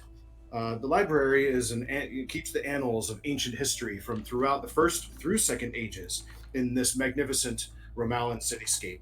Fortifications strong on the cliffside next to the Roric waterfalls. That tower you see on the far right image of the city is the Library of Testnut, where he's called for help because Ramal's main forces are not in the land. They're off trying to suppress or stop an evil empire from the far north from encroaching into the Southlands, bringing their tyranny. So who is patrolling the borderlands of the realm? Well, it's difficult without their forces there. The Steca Oculus might be the answer. But it lies protected by some kind of force field or some sort of magic emanation. And being alone and having to study and read old Ramalan to kind of decipher some of the runes they found during the renovations at the base and the foundations of the tower, he's called upon his younger sister, which That's would be me. Mora. I was waiting to say that. So that is, at the conclusion of our first chapter, a relic, a wand that Mora has been gifted in order to siphon energy that's powering this strange force field, that's blocking access to this great, powerful artifact. She is has an adventuring company who has been successful in bringing down one part of that barrier and siphoning its power, and is thus going to be returning to Marty. But that is where our adventure begins. Anything anyone else wants to say before we start? I open that up before you arrive in Marty's study.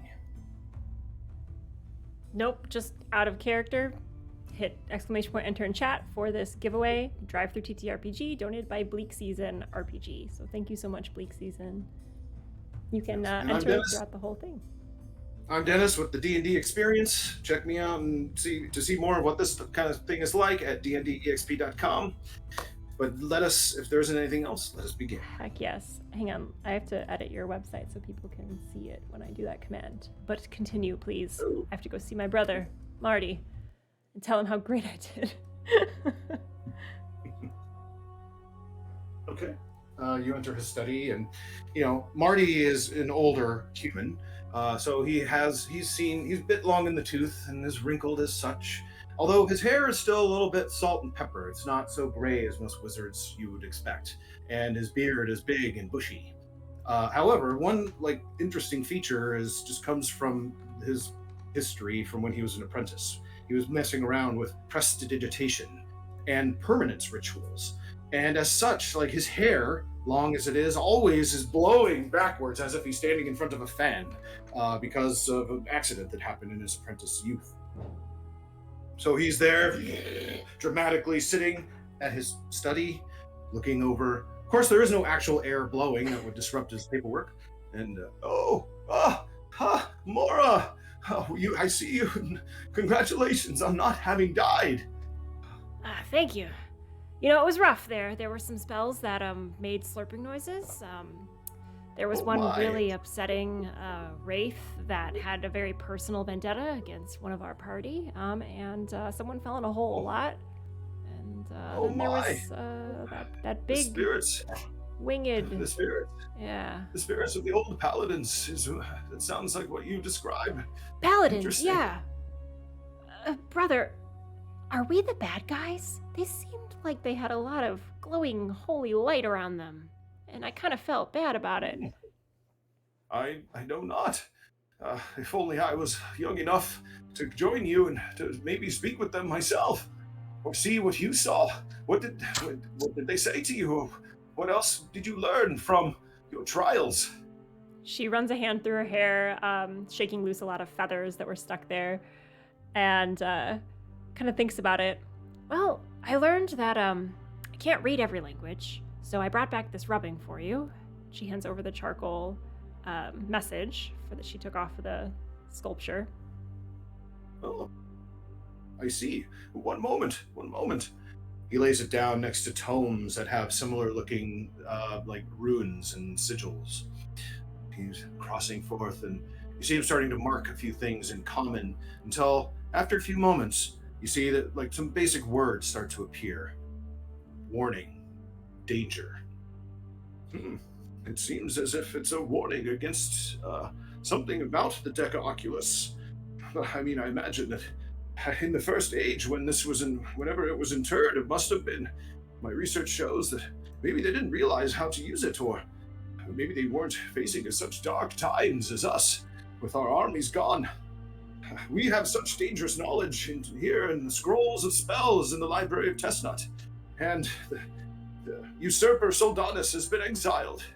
There's nothing but bravery and kindness in our realm once again. I can't imagine what this would be warning us against. Without it, however, we are certainly doomed if we can't see the borderlands. Our patrols are not enough to protect us. What shall we do? I think we should press on. I mean, we have the door open, and I've taken the magic out of the crystal with the wand, which we didn't break. Oh, excellent. It should be enough to keep charge from this, at least as far as the power I could detect from the field protecting the cellars here.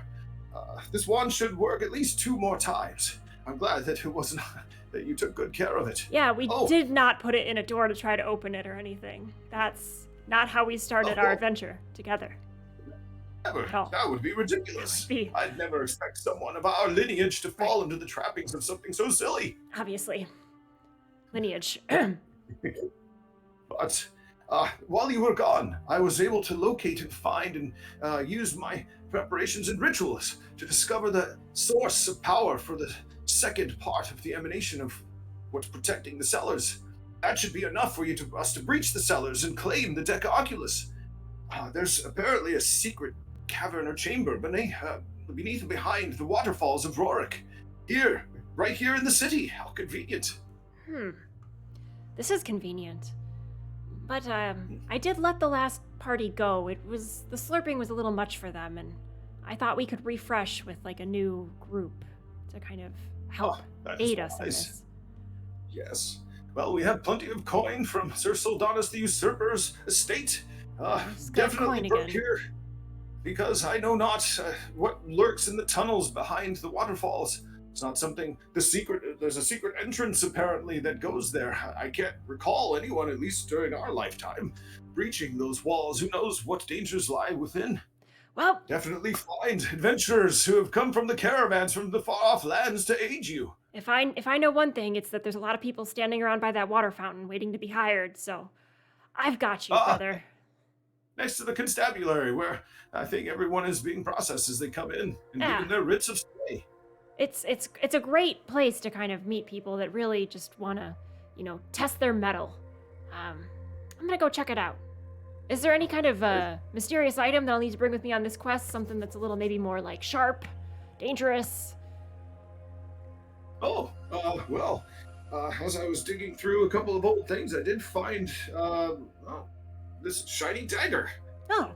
It emanates with powerful essence, and it may be helpful in your quest. Oh, I didn't know that was going to work out. Hey, thank you. You're not so bad sometimes, brother. But if I ever forget that I said that, don't remind me that I said it, okay? I'm sorry, I can't quite hear you. That's right. Good. We'll keep it just a moment. All right, then. She takes the dagger, puts it in her, I guess one of her many satchels, closes it with like a little clasp that's shaped like a feather, and we'll head over to the constabulary. You feel the hum of arcane essence in your hand, and a little bit of light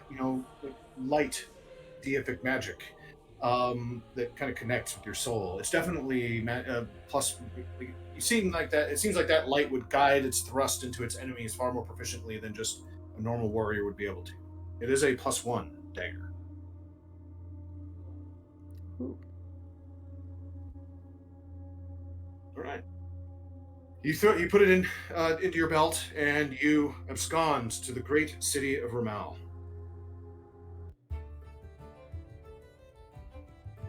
Where again, as usual, from when you grew up here before you absconded to become the ranger you are today in the north, and as you return to the city, you know that at the great 3-tiered fountain of Theron, where lies the great marble statue of the many-armed goddess who holds aloft the power of the sun to protect the realms, right between Azure Brand Way and the intersection between Sunrise Row and Sunset Street, is on the corner there is the Ramal Constabulary, where again you see like a number of adventurers who've come in from various caravans as passengers across the dangerous expanses of the Androth to reach this enchanted Ramal city.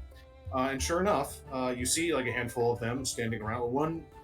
Several in particular that most people are like standard medium style humanoid looking folk in one fashion or another. Some small, some large. But you see one that is exceedingly tiny still, fluttering about around the fountain, flanked by we have 3 adventurers here that are auspiciously standing, and instead of stealing the show, I'll let you describe yourselves. So, flying around the circle in the middle of town, just above everyone's head, Cloud, snowy owl, just kind of circling, waiting, not really doing much of anything, but watching.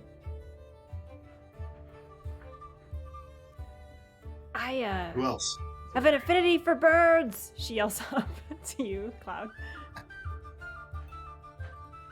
I'm gonna fly down and kind of come close to your head and around and just start flying around your head, not saying anything. Just like a little white halo circling around. I think she'll sit like this for a good 5 minutes, just vibing. She has a lot of experience with birds doing this, and she just looks up and says, "You're hired!" I'll land on your shoulder, nod. We'll probably need someone that can carry a sword, though. She turns back to the fountain to see who else is standing there auspiciously. There are 2 others that are milling about. Well, they're standing there, kind of twitching a little bit, like more so obviously very excited to like listen in on everything that's going on around them. Is a very tall half-orc. Got a little kind of almost like a notebook flipped open, like scribbling things. She's got a circlet on her head that looks a little worse for the wear. She does have a long sword on her, but you can kind of tell based on how she's dressed. Like, she's not necessarily used to like actually wielding the sword. She's just more there on the outskirts. Like, yeah, she's definitely, she's got the air of a watcher, but is obviously very delighted to be in this bustling area, and has been very happily watching the snowy owl just flutter around your head. She's been doodling a little bit with that as well. I think Mora would approach and say, "I'm Mora," and go to like stick her hand out, and then realize that she doesn't know how to introduce her companion, and she'll look to Cloud. I don't think we've formally met. I think we just really quickly like bonded over our mutual understanding of how great birds are. What's your name? Cloud's the name. Oh, Cloud. Cloud. Recently introduced. Great avian. Who is your name? Who is your name? Avian companion, just hired for a job that I don't think she knows what we're doing yet. Did I explain anything, Cloud? You don't need to. Cloud's great. What's your name? It's a pleasure to meet both of you. I do dare say that the bond, even the unspoken ones between Mora and Cloud, you instantly bonding. It is magnificent. I'm at your service. I am Miersma. It is lovely to be here, to speak to you, to see all of you. I don't really know what your adventure is. I don't think you've even invited me yet, but I would love to come along with you. Cause you're alive. Sorry, I'm trauma dumping. I'll just be here, just standing here. Okay. I think at this point, Mora just slowly retracts the hand, completely horizontal to her body, and then like puts it down as though holstering a weapon. Just stands there. Oh, I'm so sorry. I forgot that alive people like to shake hands. I'm sorry. And like properly holds out, like quickly like sticks the pen behind her ear and and holds out her hand. Like, sorry, you don't shake. I got issues. Okay, yes. Are you yes. dead? She says, and then reaches out for your hand. No, I've just.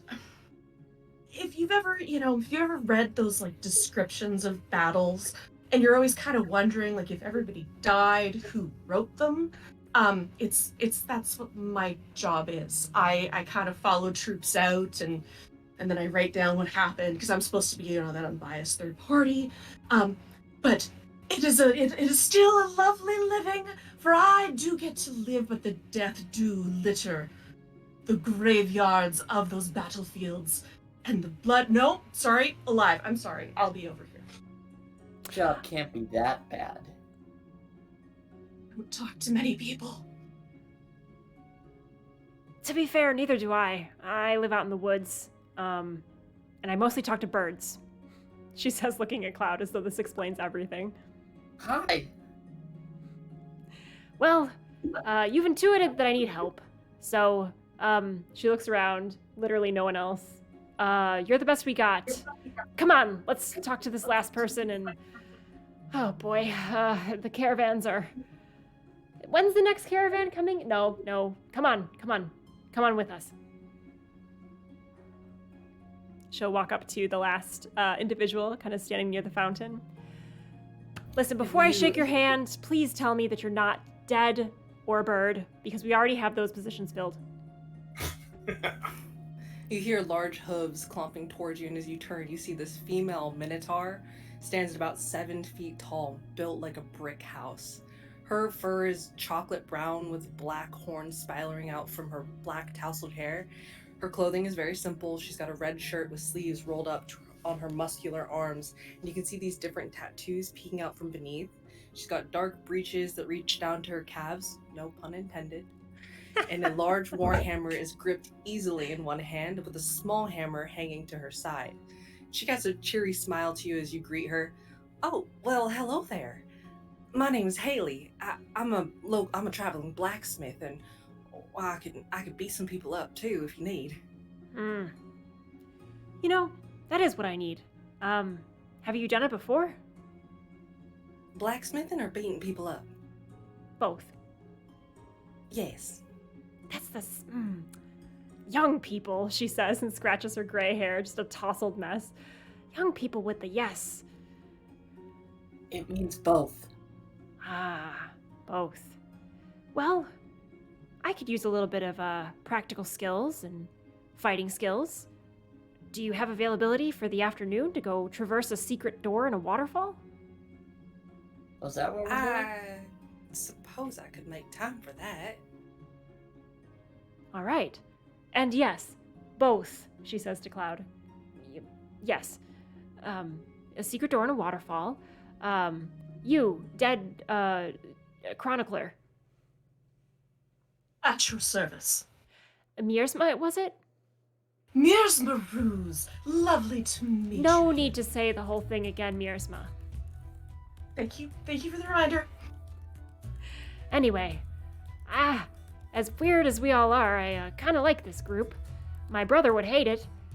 Polite society and all of that, but I feel like there's some good energy here. All right, you're all hired. Let's go find a secret waterfall and help save this city. Okay. So a lot of you follow as Mora guides you kind of to the kind of western portion of the city. So you take a left on Sunrise Row and start carving your way through the Noble District, through the parks and such that are at the base of the cliff. Sure enough, the directions that your brother Marty gave you lead you in and up around the edge of the cliff slightly to where there's an outcropping that behind the water is an entryway. Now, it just looks like a mundane little cave. It's really small, but there's there's a rock that just stands out. It's made of the same white alabaster stone as the carvings of the castle, as opposed to the natural cliff face, granite and such. So you push on it or pull it a little, and a doorway opens, unveiling a strange-looking cavern. Oh my, who crafted this? That's beautiful. You know, my brother, he's a wizard, and he's not sure. These places might be very old. And it was your brother who sent us on this noble quest. Yeah, you know, the thing about my brother is he's all powerful and whatnot, but I'm always the one that has to do kind of the dirty work. And he'll never admit it, but I'm the more functional of the siblings. Called me in from the forest and everything. I really don't know what we're doing, though. That's the problem. He's kind of the one that knows things. You do, however, see a very similar looking crystalline form, and you can feel the essence and emanation of arcane energy thrumming in the ground beneath your feet. It's kind of just, it's like a choral, like sound in your hand as you feel it resonating within the wand.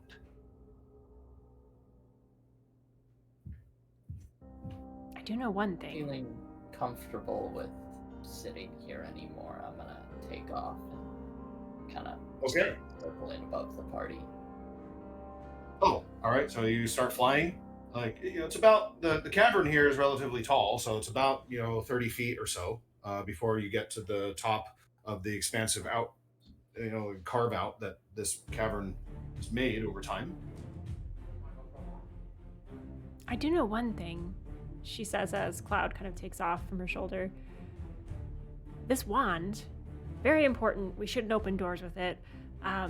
We need to touch it to that crystal. I can see the crystal, correct, Dennis? Well, let's see. You're standing here, and yeah, you have clear vision to it, although it seems to have some sort of like a cage or structure that is blocking it from being physically touched, which is a little different than last time. But nonetheless, yeah, you clearly see everything that you see in here, as there's kind of like a bioluminescent light and phosphorus that is emanating from the cavern's walls. You know, being a kingdom of light and all, seems like it makes sense. I last time we touched this wand to the crystal and it helped, but there were traps, holes in the ground. Maybe look out for those. Ghosts didn't really like us. Just keep an eye out. Ah, traps, you say. All right. And then you're going to see Hayleigh just kind of run around. Not run around, but just kind of take one of the smaller hammers and tink on the ground every so often in front of her. You know, just in case they're booby-trapped. Smart. Okay. Are you a rogue? Oh, no, just good with my hands. Or is any one of you a rogue? Yeah, but I like to see the traps from far away and not actually touch them. Oh, well then I got you. It just starts tinking away again. Perfect. Yeah. You take around the stones that are surrounding you. They all sound normal. None of them break off auspiciously or cause any fireballs to shoot anywhere. Seems relatively safe in your immediate surrounds. That's smart. And Cloud, how is it from up there? I would like to look around and see if anything looks weird, and more particularly, can I fit inside that fence? Like, I'm small. Can I just fly through it? Okay. You go to fly through.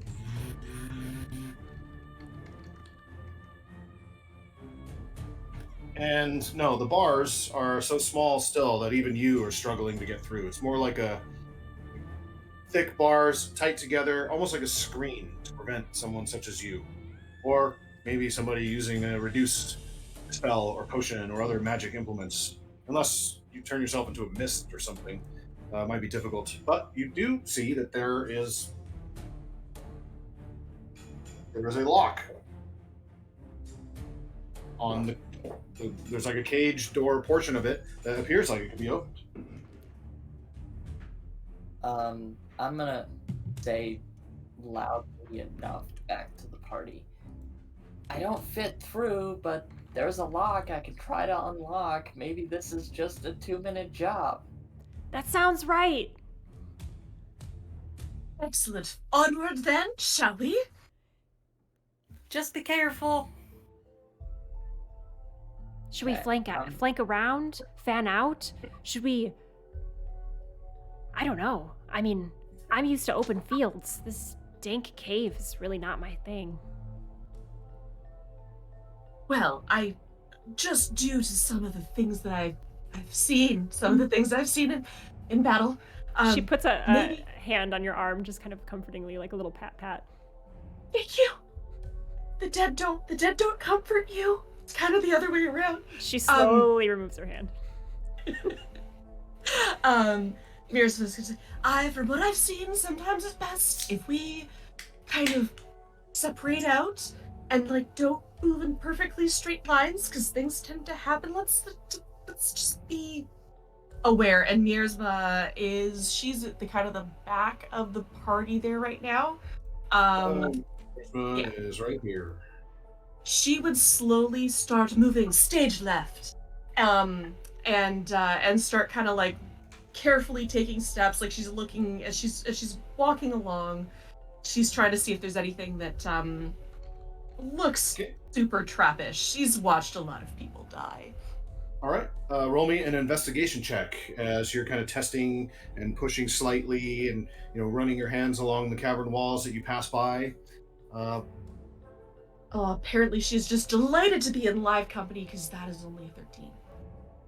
Only 13. Okay, so yeah, you don't find anything as you kind of move yourself around. Everything looks natural, and almost as if the water and the dripping from the waterfall and everything is kind of.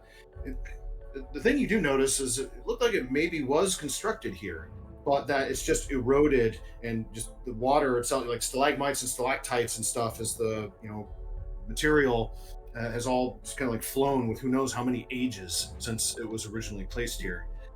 So you're looking through, and then you go to move forward, but alas, you missed it. A false floor kind of gives way beneath your feet, as the stonework seemed like it was sound, but it was intentionally made to crumble underneath the weight of somebody should they pass forward. I need you to roll me a dexterity saving throw. Oh, all right. Oh, natural 20 for a total of 23. Hell yeah. 20 for 23. Get that so like pit. it gives way, and you grab forth with your reaction being as quick as it is, just like in Indiana Jones and the Last Crusade, like and being natural 20, I'll say you're able to climb yourself out of what appears to be like a fairly deep pit. I mean, physically it doesn't look that way, but here it's maybe 15, 20 feet deep, and you see there's swarming little bugs and stuff, and they kind of light up like fireflies almost, but they're crawling, and they light up enough to where you can see their mandibles like getting ready to chomp on anybody who was to fall down in there. But thankfully, you were spared. Are you all right?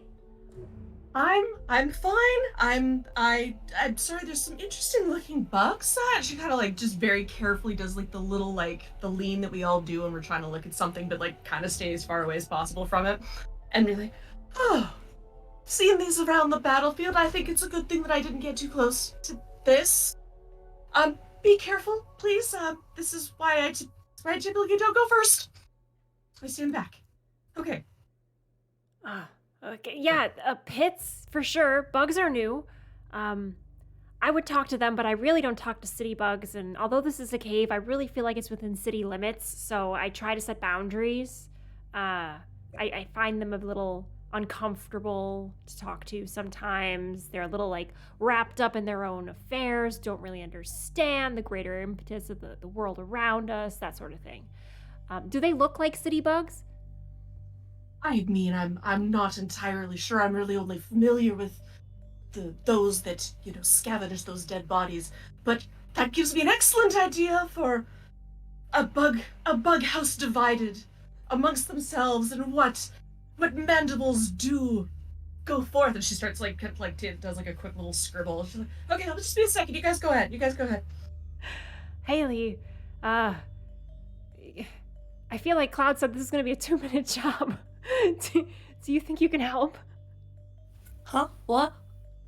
And you'll see that Hayleigh was just staring at some of the rock. I apologize. I get really distracted with beautiful structures. Also, what's that? And she's pointing to the bright glowing gem in the back corner. Oh, that's our goal. Kind of near where Cloud is hovering. Are we supposed to destroy it, fix it, or upgrade it? Poke it with a wand? Poke it with a stick. You got it. And are we going like across? Does it look like Miersma was trying to make her way down, like directly across the way, or can I see the tunnel to the left? You see the tunnel to the left. Now, Miersma, I mean, you did say stage left. Were you attempting to go directly towards, on the left-hand side, towards the objective, or were you looking to sideline around the tunnel? She was More going to. clarification. No, it's all good. No, you did exactly what she was gonna do. Because she is not necessarily, she's not the tip of the phalanx that's gonna go down a tunnel.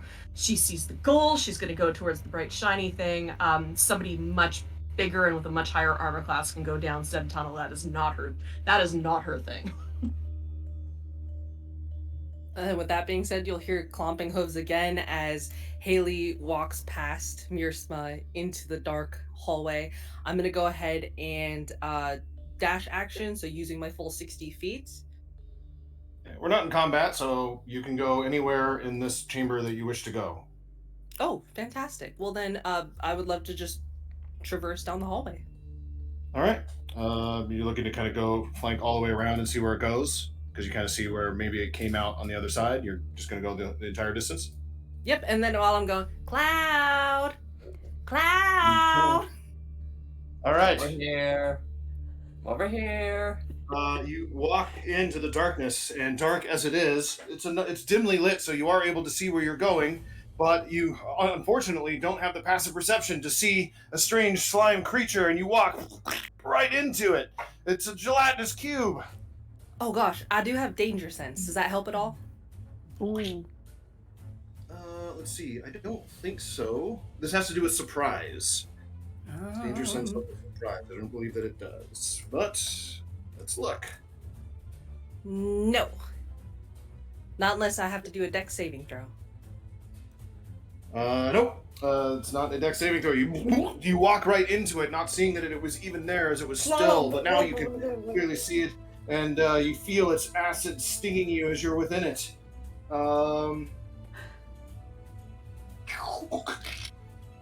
It sports around you, and you feel it burning underneath your fur. I need... Oh, it doesn't look... Wow. No saving throw? That's mean. Okay. I love what You the take- DM said. That's me.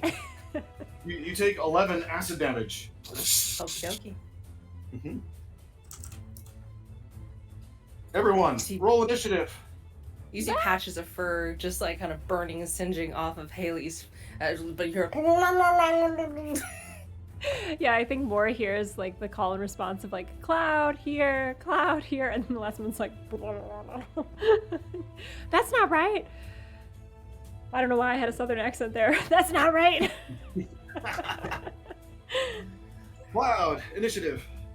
The rogue got a 9. 9. Hayleigh. 18. Miersma. 7. Mora. 14. 14.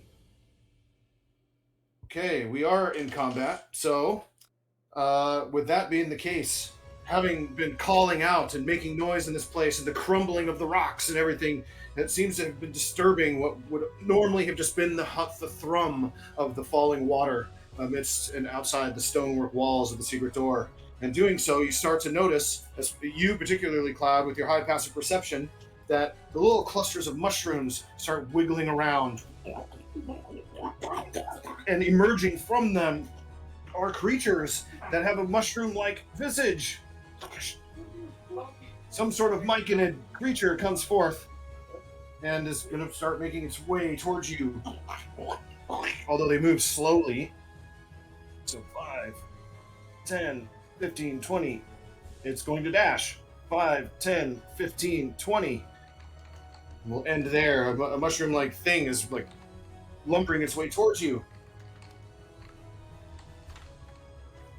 But as it walks through, rocks start kind of crumbling off of the side into these weird pools of oil-looking substance that's bubbling up.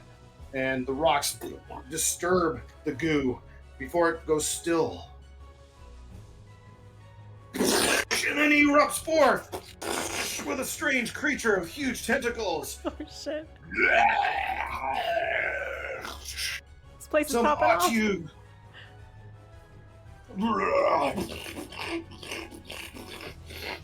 Comes forth towards Cloud as you're like right there next to the cage.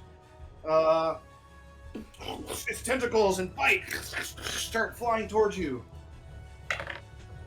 The first tentacle is an 11 to hit. I'm gonna dodge above it. Oof. You fly up as the second one, with a 19 on the die. You probably fly right into it. Yep. That's going to be a 25 to hit. Okay, that definitely hits. All right, you take 7 points of bludgeoning damage, Okay. plus 1 piercing, so 8 total. And you are now grappled and restrained as the tentacle slurps onto you and starts pulling you in towards its mouth.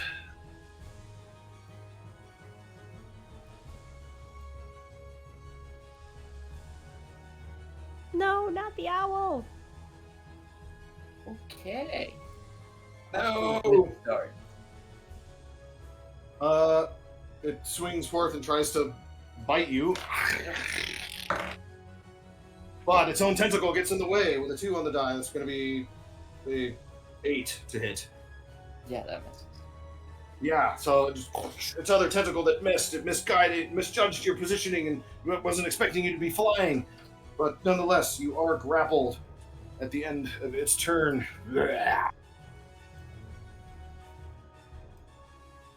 And then next in the initiative order, another mushroom-like being, although this one has kind of a strange-looking mushroom crown on its head.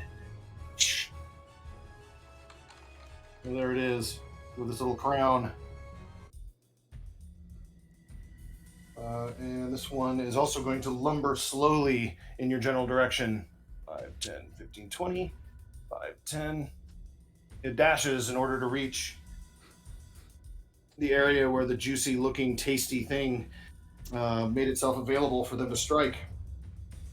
Hayleigh! You're at the top of the round of all of your allies, but you find yourself like within a gelatinous cube. Bonus action, I would like to rage because I am a wild magic barbarian. Nice. We get to roll on the wild magic table, and I would really love the birthday girl to do it if you could. Oh, yeah! All right, is it a D100? Yes, please and thank you. All right. I've got the table pulled up, so whatever you grab. That is a 60 even. Okay, 60 is... Oh no, I lose my proficiency bonus for a minute. That's okay though. We got this. It's That's because not of this helpful. cube on me. It's like burning you and singeing you, and you're like your strength is waned from just the focus it's taking away from acting your muscles like you normally would. On your turn, you can attempt to escape by making a strength check. I would love to. It looks like I have advantage on those since I am raging. If I hit this, I think it does a... Is it shift or is it... I'll just roll it twice.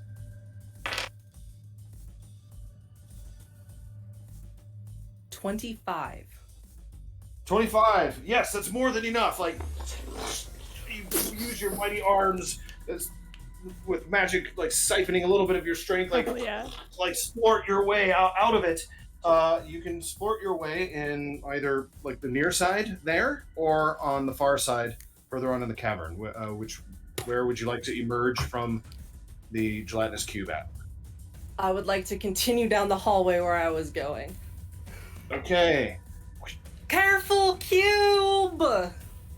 You emerge forth, and the time that you spent merging and like trying to slap your way through, the slime is burning your fur and your skin beneath for another 11 acid damage. That's just for starting your turn within the gelatinous cube. But you are now free.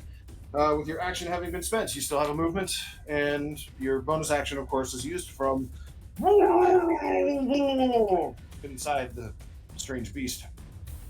I'll just use my movement to continue down the hallway as far as I can go, and that will end my turn. Okay. Let's see. your speed is 30. So yes, you're able to continue down 5, 10, 15, 20, 25, 30. You're able to round to see the horrifying sight of Cloud being enveloped by strange tentacles and crazy mushroom creatures are descending upon Cloud. The inquisitive Cloud turns to Cloud!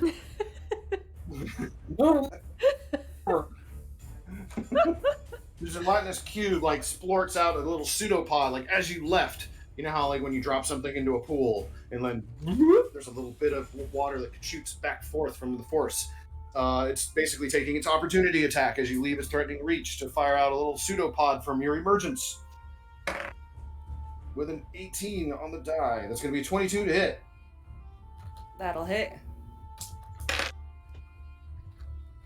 You take 7 more acid damage.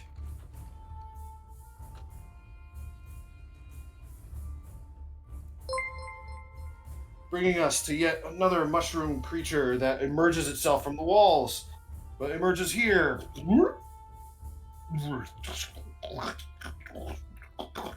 It slowly lumbers towards you there, Miersma, but lumbers forth with an action to dash before it ends its turn next to you within threatening reach, but that ends its turn. Mora!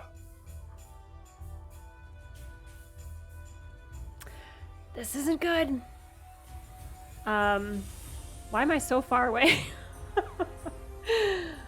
I have a You trick for came through that. the cabin. I did. I was doing a lot of talking. Okay. I'm going to cast as a bonus action Zephyr Strike on myself. She's going to take a feather out of her hair and like just kind of slash the air in front of her with it and say, quickly now. And she can now move like the wind. My movement does not provoke opportunity attacks. And once before the spell ends, I can give myself advantage on an attack. So, Yes. what does it mean I can move like the wind? I assume that that's fast. I believe it doubles your movement. Something. Oh, yes. Your walking speed increases by 30 feet. Okay, so it seems like I do have to make that attack in order to get that speed. So can I retcon that I walk forward first? And then do that? You know what? Birthday like spirits have like enveloped your soul from beyond this plane, and you can get the speed bonus before making the attack, assuming that you're going to make an attack on something. Hopefully. So you have to attack something. Yeah. But I'll give you the speed in order to get there. Great. way to Birthday. read the full spell. Isn't that like just what D&D is about? Just like reading to the end of the spell. So Miersma is currently being confronted by a mushroom. Is that what I'm seeing? Yes. Yes. All right, so I'm going to Naruto run over there first, just with my regular speed. And approach. 5, 10, 15, 20, 25. Only 25 feet of movement to make it there, if you wish. And then I'm going to get advantage on this attack. So with my short sword out, I will slice at the mushroom and say, "She chronicles death battles. She doesn't want to die. Stay away from her." That'll be a dirty 20. Dirty 20 is a hit. Go ahead and roll damage. Alrighty, that is going to be 9 points of piercing damage. Okay. And I do have extra attack, but the spell... Okay, wow, spells. I was supposed to have advantage, but we'll see if I hit a nat 20. Roll it again. And I don't. And it deals an extra 1d8 force damage on a hit. So let me roll that as well. Okay. Oh, nice. So that's an extra 8 of force damage as her short sword kind of really carves into the mushroom. It's like an overripe mushroom with the force going through it, just kind of like cleaving it and the gills all going everywhere. Yeah, and there's like, the flank of the stem is like starting to peel away. It doesn't make much of a sound because, it's a mushroom. Do mushrooms make a sound when you kill them? Or when you chop them up? Yeah. My speed there you go. will now increase. That's a good mushroom sound. My Thanks, speed I'm will a now- mushroom part-time. 30 feet. Okay, cool. So then, my speed increases by 30 You also have feet your at the second end of that attack turn. from extra attack if you wish to use it here. You also can break that up, so you can run 30 feet to engage that slime, that crazy tentacle beast, if you want to use it there as well. I don't know if Zephyr Strike allows me to. So I have to cast it on a bonus. I just don't think it's going to help unless I'm already by an enemy. Because I think I have to have an additional 30 feet of movement, but I don't think it allows me to move again, if I'm reading that correctly. So you use 30 feet of your movement, Mm-hmm. right? It gives you 30 feet of movement, right? Is that what it Oh, says? it does give me So- extra. I see. Okay. Yeah. So your movement is 60 feet. Beautiful. Broken up however and wherever throughout your turn you wish to use it. So yeah, you can Nice. run around all Naruto style. Like a crazy person. Amazing. So then I will cast it with the feather, and using that additional 30 feet of movement, without provoking opportunity attacks, I will look at Miersma and say, I hope that helped! Mushrooms sound weird when they die. Can you write about that? I can always do that. This is what onomatopoeia. But yeah, she's like already on it. She's like not even finishing her sentence. I would love to read that book IRL, just like onomatopoeia mushroom death sounds. And she will, Mora will run towards the thing that's eating her cloud friend. Okay. 5, 10, 15, 20, 25, 30. You are able to make it just there exactly. And then can I Order use to my engage extra the- attack? Yes. So your extra attack feature can be broken up in this way. Fantastic. To strike it. This creature. All right, so with the end of the Naruto run, she's going to do a small theatrical jump and then come down to slice it with the short sword. For Yeah! 17 to hit. 17 is enough. Hooray! Roll damage. That's 6 points of piercing damage. Okay. Awesome. A little bit of purple, black, brackish blood, kind of squirts out from beneath some of the spines where you had managed to make purchase with the edge of your blade. Ugh. So hang in there, Cloud. That'll be my turn. Okay. Next up is the gelatinous cube.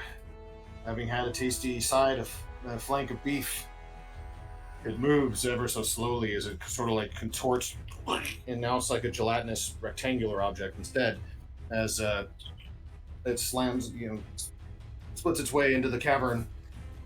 Its speed is 15 feet though, so 5, 10, 15, and then it dashes 5, 10, 15. So not enough in order to actually reach you, but it is once more within threatening reach.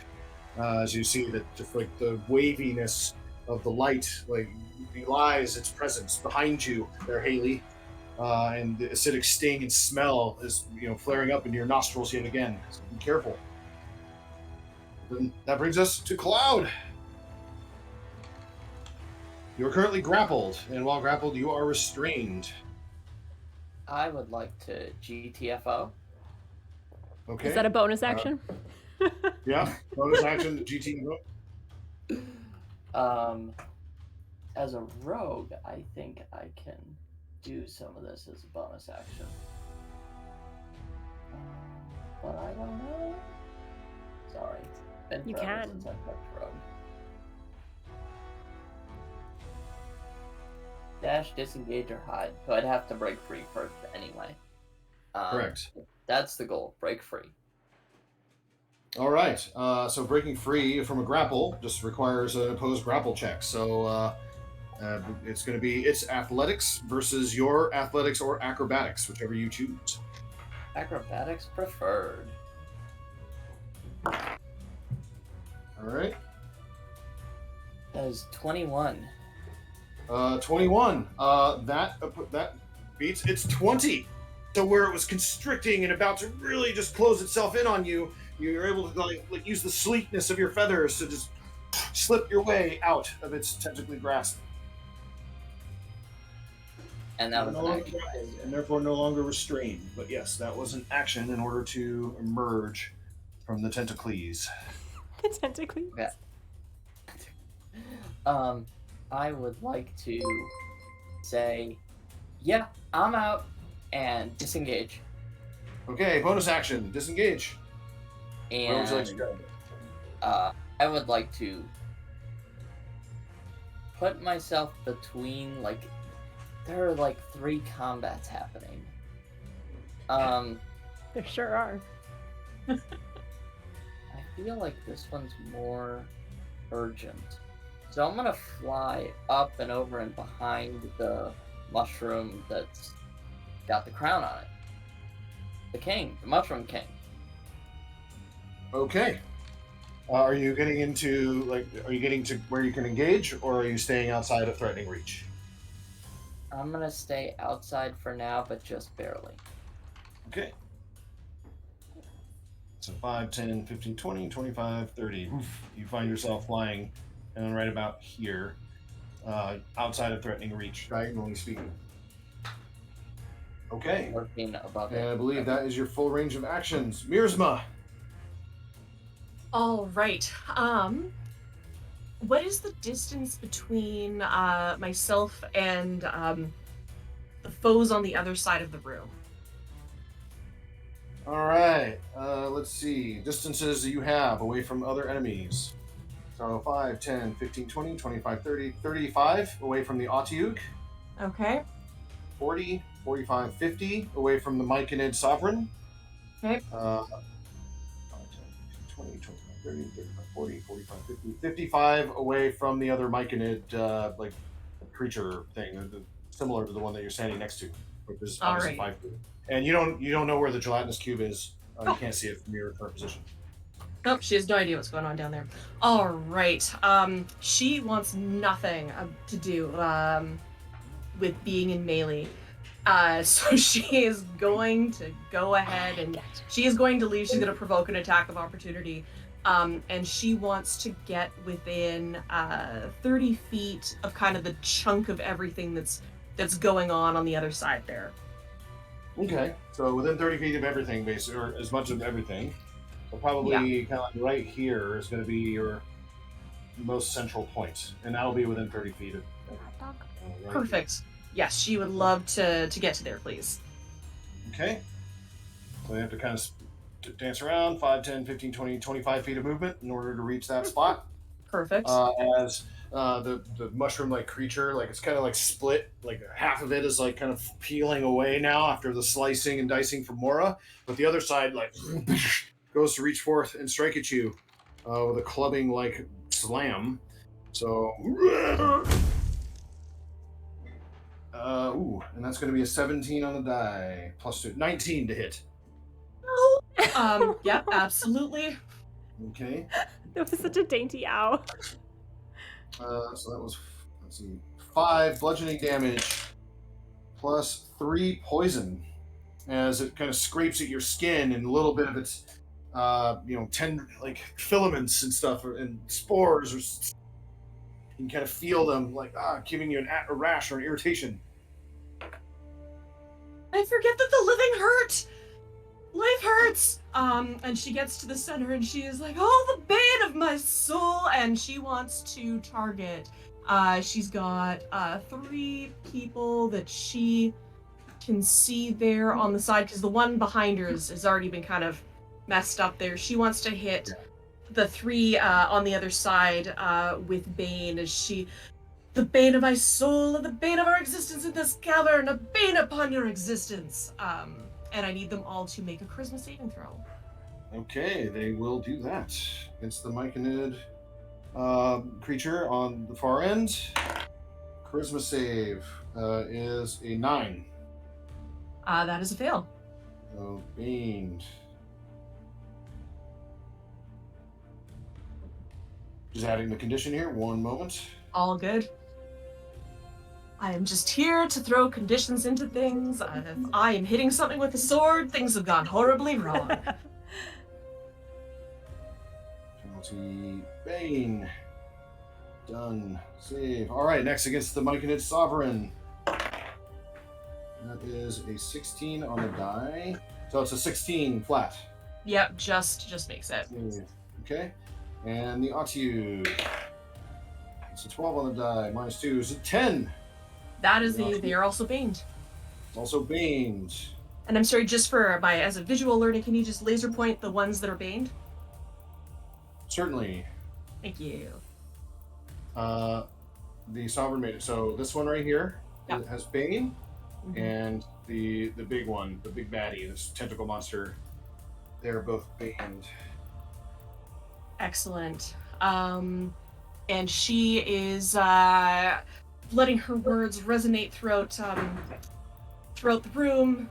She then looks at Mora and goes, "I know not what you have brought us to, but yet I suspect this is an auspicious day." And as her bonus action, she's going to give you bardic inspiration. So you've got a happy birthday. You've got a D8 that you can add to any ability check, attack roll, or saving throw for the one of them in the next 10 minutes. Ooh, Happy birthday. thank you. That's all I got. She was bardic inspiration. I'll take it. Nice. And for those who may not know, Bane is a negative D4 to their attack rolls and to their saving throws for the duration of the spell. Bane is my bread and butter. I love it so much. It's a good one. It's an awesome spell. And then you said she had 25. She'd hit 25 feet of movement. Correct. She is gonna go 5 feet to my left because she feels like she's in a very perfect line with Mora right now, and she doesn't like that. Okay. Perfect.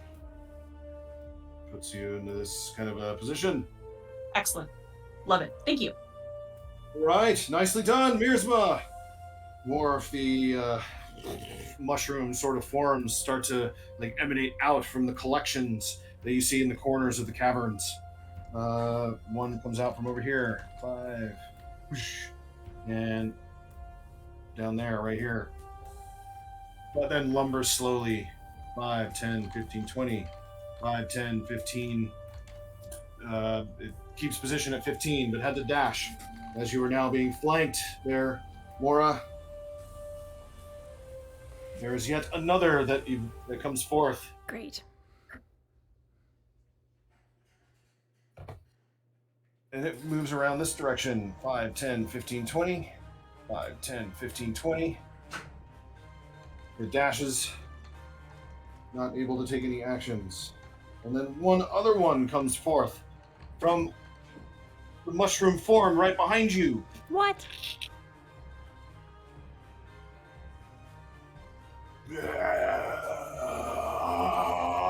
Instead of slamming at you with its fibrous appendages, it instead just kind of squeezes in and of itself, and a spore of some kind comes emanating out. I need you to make me a Constitution saving throw. No. Ooh. That's good. That's a 19. A 19. All right. You saw it coming, and so you went to hold your breath. And with the little tiny bits that got into your nose and mouth as you did that, you can kind of feel a numbness, almost your mouth, you can't even feel it anymore, but you're glad that you didn't breathe any of that stuff in. But eventually it settles on the ground and you can breathe normally once again. Its effects were somehow debilitating, but you're not sure what, because you were conscious of your surroundings. Moving us to the top of the round. That's where this one that is baned is going to move forward. And kind of flank around the side there in order to strike at Mora. But has a minus, a D4, to its attack roll as it tries to slam forth.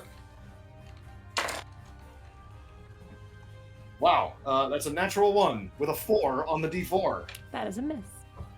So, yeah. Let's see, that was minus 3. So that would be a -3 to hit. Does it hurt itself?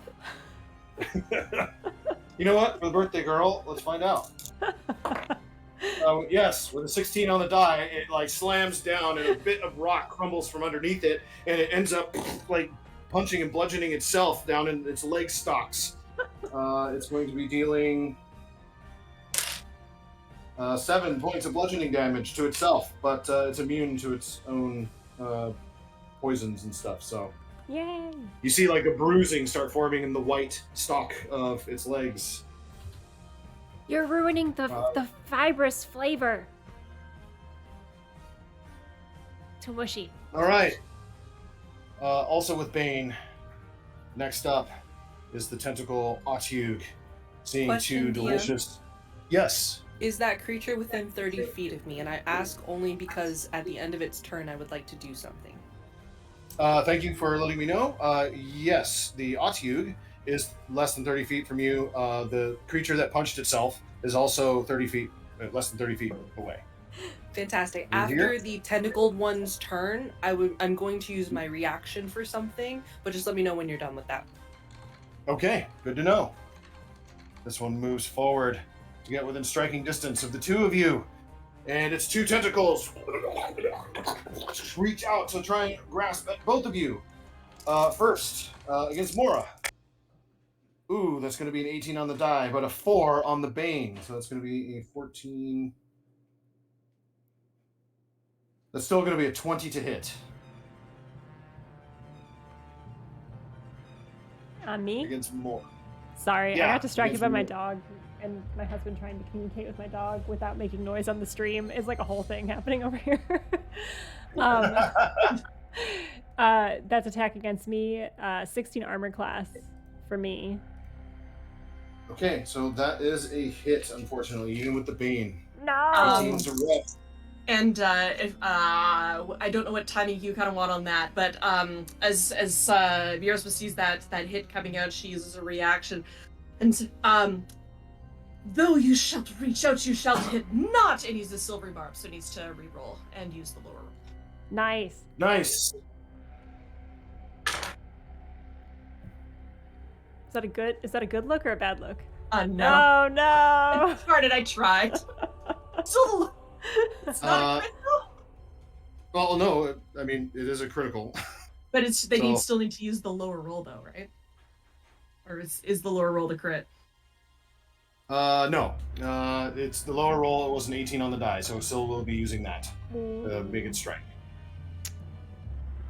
It still Making it roll residually crits now. hurts. It's a crit out of the way. Yeah, pretty crap damage, though. So that's going to be 7 total damage. So 3 bludgeoning and 4 piercing. Mm-hmm. And you are grappled and restrained as the beastie has you grasped in its tentacles. Mora. However, Silvery Barbs, who has advantage? Ooh, that is somebody that I have to see, I believe, for that. I always forget about the advantage portion of that. And you know what? She's going to look at Cloud and go, I bequeath you advantage in these uncertain times as you escape those tentacles of peril. Oh my god. So you now have advantage on your next attack roll, ability check, or saving throw. Thank you so much. I'm not used to being bequeathed things. It's something that comes up a lot in wills. I read a lot of those. Noted. All right, the second tentacle comes out towards you there, Miersma, and that is a 13 on the die with a -4. So that's going to be 9 plus 6, 15 versus your armor class. Darn it. That just hits. Oh, okay. It grasps onto you for 10 points of damage total, 6 bludgeoning, and 4 piercing. And you are now grappled and restrained as it has you in its tentacles. You love this?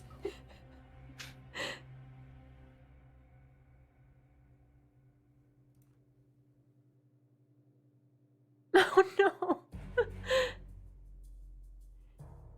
What has happened to this party? And thus, on a 1 through, now that it has both of you on a 1 through 3, it's going to try and chomp on Miersma, and on a 4 through 6, it's going to attempt to chomp on Mora. Bring it on. 4 through 6, it's Mora coming after you. You are restrained, so it has even advantage better. on the attack roll. Oh God. Okay. Sorry. Why are you rolling all those nat 20s? That black die? Get rid of that black die. Like my soul. Get rid of that one. It is a, Dice jail. okay. All right. It is going away. It is going away. We'll replace it with that one. All right. It chomps into you for 11 points piercing damage, and I need you to make a Constitution saving throw. Yeah. And let me take that damage. Oh, come on. Oh, wait, that's a 7. Okay. Have you, It's have you a used your Bardic Inspiration yet? I haven't. I'm going to use it now. It's a D6. D8. Ooh, you're a real bard. I'm a real bard now. 13 total? 13 is just enough. Really? You feel like some sort of like gross poisonous essence like seeping into your veins, but you know to squeeze your muscles in that kind of instance in order to keep the blood flow from getting further into your circulatory system. And sure enough, the burning of it just remains topical. You seem to have avoided its poisonous disease. Nicely done, I guess. I mean, for me, the creature. Anyway. More will like kind of yell over to Miersma in this tangled mess that they're in. She like spits out some of the poison and says, "Hey, your words of comfort really helped me in a tough time. Can I be on the back cover of your next book?" It's also the nicest thing anyone's ever said to me. Thank you. Yes, you can. You can. Okay, great. I don't want to die though. Don't write about me. No. I need to keep you alive. I need to have friends. Mora looks visibly uncomfortable at this, and she like tries to roll with the tentacles, so she faces away. You're both kind of like all flying around, and as the tentacles are flapping and getting ready to smash you into the ground. She just ends with, before that happens- I'm a hermit. Before that can happen, though, the Myconid Sovereign comes up and lumbers its way and attempts to kind of reach up at you there, Cloud. Oh, the tentacle creature, did it end its turn? It did, but I'm assuming you used your reaction for silvery barbs? No, that was actually sorry. Miersma. Yes, Miersma, good call. Thank you, Hayleigh. You're up. So from the tunnel, seeing the comrades being grabbed by these tentacles, she's going to reach out her left arm, and you're going to see those tattoos, well, anybody that can see the tattoos glowing beneath the shirt, and she's just reaching out towards the creature, and I need it to make a wisdom saving throw, please. All right, wisdom saving throw. Use the new blue die. Allison, you've chosen wisely. Okay, good. Oh my gosh. Heck yes. All That right. is going to be So because a 7 total. it's charmed by me for 1 minute. So when it's charmed this way, it has a speed of 0. It's incapacitated and descending into a dreamy stupor. So you watch as its eyes begin to lull closed. And then you can repeat that saving throw at the end of each of its turns. And if you succeed, beat it 14, you're good. Yeah. Technically speaking, it rolled a 4 on its Bane die, and so its saving throw was even less. Not that matters, but Bane is doing its work. As Way to be honest, tentacles, yeah, the tentacles are flopping, and then you see, like, if it had, you can barely make out that it had like these beady little eyes, but they kind of almost get big, and like you see the little whites in them. It gets into a dreamy like state, and tentacles, its incapacitation like causes it slowly to lower Mora and Miersma down to the ground safely, out of its tentacly grasp. Nicely done, and is now charmed and thinking about flanks of beef. Black and blue, seared ones on each side. Well done. Okay. Out of the Thank you, reaction, Dan. back to turn order. No, you got it. Thank you for calling it out. And it's going to jump and try and grab at you and slam you as you're flying up the air there, Cloud. And that is going to be a 10 on the die. That's probably going to miss. It has. But that's going to be a 13. That misses. Ooh. Okay. It has multi-attack, which that is a 10. Also misses. Okay. Woof, woof. Nothing happens. Hayleigh. Oh gosh. Again, seeing this battle happening right across from me, I'm gonna go ahead and it's 30 feet ahead, I think, is one creature, the mushroom creature. 5, 10, 15, 20, 25, technically, in order to get into this diagonal space next to it. Cloud, you okay? Yeah, I've got a plan. It's a bad one, but I've got it. Okay, and then with that, you watch as Hayleigh lowers her horns, does the cliche like where she's running one of her hooves against the ground, and just full on speeds right into the creature that she just lulled to sleep, the ones with the tentacles. So full dash action to do that. Okay. You feel a little bit of tickle on your bum as the thing, the gelatinous cube makes an opportunity attack, but we'll resolve that later. 5, 10, 15, 20, 25. And then it looks like I make a melee attack with my horns as a bonus action. So ramming it with my horns, that's going to be an unarmed attack. Nice. Let's see here. You wanted to go after the tentacle guy, though, right? Yes, the ones with the tentacles. Full dash Sorry, action to the tentacle big or creature mushroom? with the tentacles and the chompies. Oh, okay, you're going after the Atu. Got it. Okay. And then if it's with the horns, it is unarmed. Does a 17 hit? A 17 does hit. Heck yes. You feel the piercing of your horns through its scaly hide, and it opens up, and there's, again, brackish purplish goo starts spilling forth out from some number of damage that you're about to do. Here we go. Damage on that is 5. And then I'm going to follow it up with an action surge as you watch as she whips the warhammer around and attempts to smack it upside the head. All right, action surge. Da-na-na-na-na-na-na-na. Action surge. Let's see here. Roll 11 You're not plus. barbarian. Are you attacking recklessly? Oh, you know what? Yes, I am, because I'd like to see if I can get a nat 20. It was 11 on the first one and a 15 on the second one. Either way, 15 plus 6, 21 to hit. 21 is a hit. Fantastic. Oh, that was the wrong dice. Damage on that's going to be... Roll damage, please. Thank you. 10 damage on that. Nicely done. Again, you carve off a bunch of the sides of its scales, and you break off a few of the spines that are sticking out from it. Now, how does that affect your charm? That is a very good question. Let me just read this here real quick. It does not affect the charm. The only time that the creature can try and get out of it is at the end of its turn. Got it. Okay. Nice.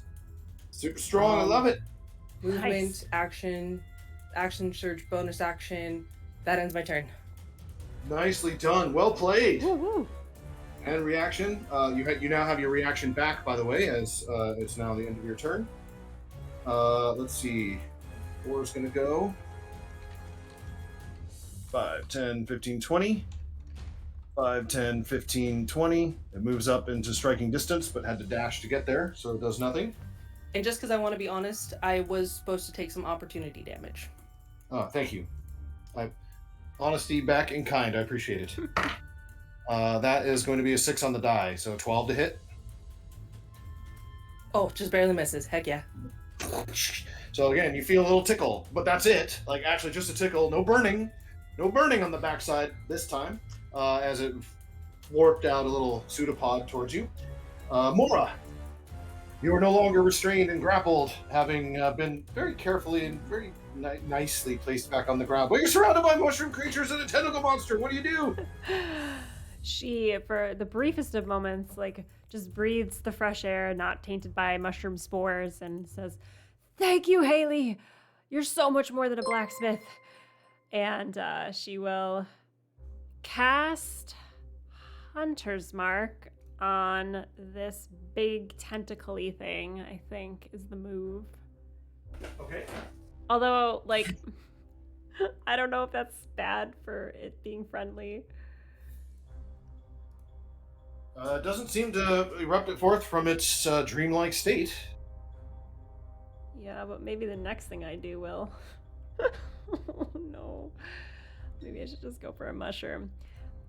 So Hunter's Mark, she kind of summons her birds, and they flutter around her, and they all like form a little V and mark this target by like swooping over it, kind of buzzing it, and then flying up and circling back and like flying near her. So that is my bonus action. It is concentration, so Zephyr Strike drops. I don't know if I'm going to attack it. I think I need to check in with Hayleigh on that, because I did notice that this thing is markedly nicer ever since Hayleigh came around. I think I'm going to attack the mushroom instead.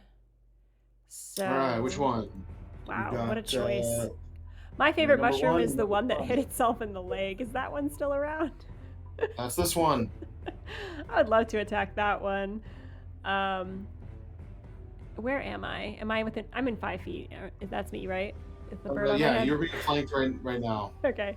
Then I'll use my short swords and do a double slash, one in one direction, one in the other. Attempt to hit for 25. It slices true into the pained foe. Go ahead and roll damage. That is 6 points of piercing. And then I'll use extra attack to slice in the opposite direction. That's only an 11. An 11 to hit is not enough.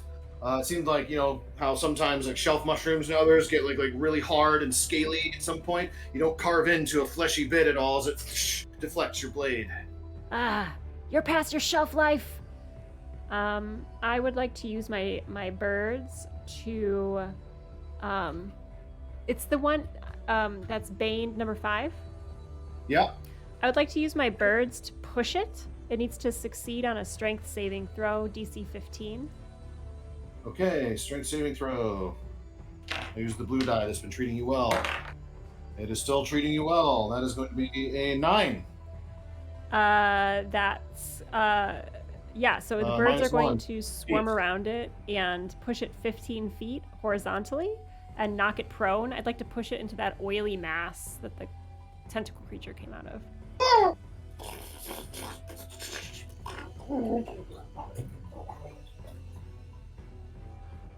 It gets enveloped by the sticky goo, almost like quicksand, and just like is gone.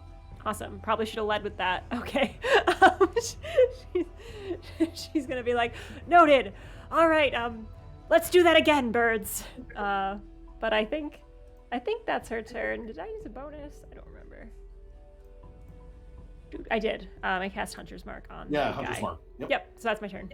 I'll stay where I am. Okay. Nice. All right. Nicely done. Next up, Cloud. You hear like this strange slurping coming from behind you as the gelatinous cube starts heading your way. Okay, I am going to 5, 10, Wow. 15, 20, 25, and then Not 30. like It's going to attempt to envelop you. Great. Do this. Engulf. Cloud. You must make a dexterity saving throw. Good at that. I can do that. Plus the advantage. Oh, So I think Yep. this is your next roll after that. yep. So that's 28. All right, so yeah, you flit out of the way, but like the force of its rush towards you was quicker than you expected, and so it pushes you. However, you can choose to be pushed 5 feet back or to the side. So that's kind of your option here. So you can either be pushed, like, basically, because you're flying, right? You'll be kind of over this weird oily goo, like you'll be in that crack down there, or you can kind of be like right there on the left. So either there or like into that section there. It's kind of weird. Or you can also be kind of like pushed back over here next to the cage. My goal is to be pushed towards Mora. Okay, so that would be right here. That would be closest direction to Mora possible. Okay. Perfect. Okay. Once again, that lock is there. Mm-hmm. Kind of shining at you. Crazy battle we have going on here, bringing us to Cloud. It is actually your turn. I am going to fly over to Mora. Okay, it's going to take an opportunity attack to splort a little pseudopod at you as you flee. Yep.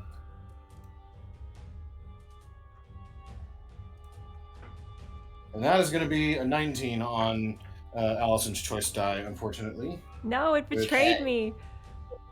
That's going to be a 23 to hit. With 23 to hit. It's not baned. Is that its final answer? Is there anything else that could come up to waylay that? Hang on, I might.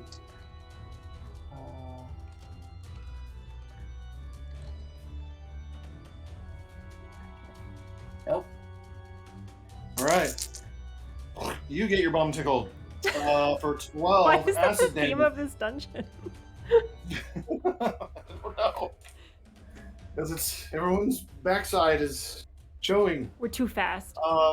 Yeah, too fast. You take 11 points of acid damage as it singes your legs as you flee. But you are now next to Mora. Cloud, you're okay. Yes. You see smoke coming off. Give me the wand. I have an idea. Okay, I will when I feel like I can do that. Okay. Or unless I'll be right here. here. Unless you can take it from Ready me right for now. it. Can you take it? Sometimes I you feel like have- I'm limited in what I can do in 6 seconds. Well, you see the wand is in Mora's belt, and you have an interact with object action that you can take to just grab it. Assuming Mora, you're not going to try to stop this. No, please, take it. I'm really distracted by pushing mushrooms into this pool.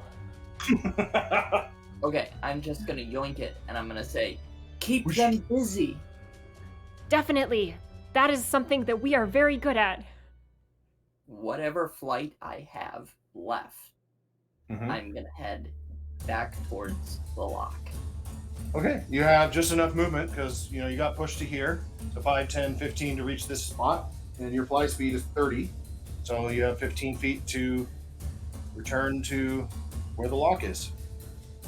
It might be a terrible plan. Keep them busy. We believe in you, Cloud. Okay, so that was your full movement and interact with object. So you have bonus and standard action remaining. Bonus. Oh, and standard. Okay. I am going to unlock the door. Okay, you're gonna attempt to lock the door. With Give me the a wand? thieves' tools. Are you gonna try to use the wand or your thieves' tools? Thieves' tools. The wand is like in the beak, and the thieves' tools in the claw, trying to unlock the door. Okay. Go ahead and roll me a thieves' tools skill check. Dexterity based. Cloud is the Which best. is Dex plus proficiency. Yes. Okay. Which is essentially the same as sleight of hand right now. That's a 12. 12. You fiddle around, and you're bending your pins a little bit, and you're just about there, but not quite. You try to you think you got the tumblers in place. You try to turn it, but you bend one of your picks before resetting to try again. Unfortunately, it was not just shy of what you needed. Is Okay, that the final answer? Are there any other skills or abilities here that could come into play? I am going to fly back away.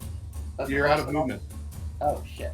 But I have dash. Either as bonus action dash. or Very good. yeah. Okay. Where are you flying off to? Just somewhere within 30 feet that doesn't seem dangerous. Straight up to the ceiling, as high as I can go. Okay. Heck yeah.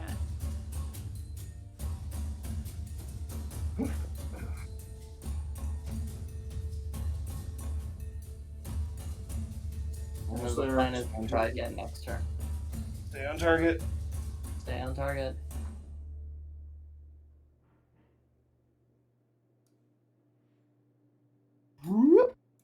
There you are, up at the top of the cavern. Nice. Nicely done. Miersma. All right, where am I in all of this? There you are. There's a lot going on in there. There's a lot going on. Bit of a mess. So All Miersma, right. there you are with your orcish visage, surrounded by mushrooms and sleeping tentacle monsters and goring minotaurs. It seems as if the tide of the battle is turning. All right, how far is that?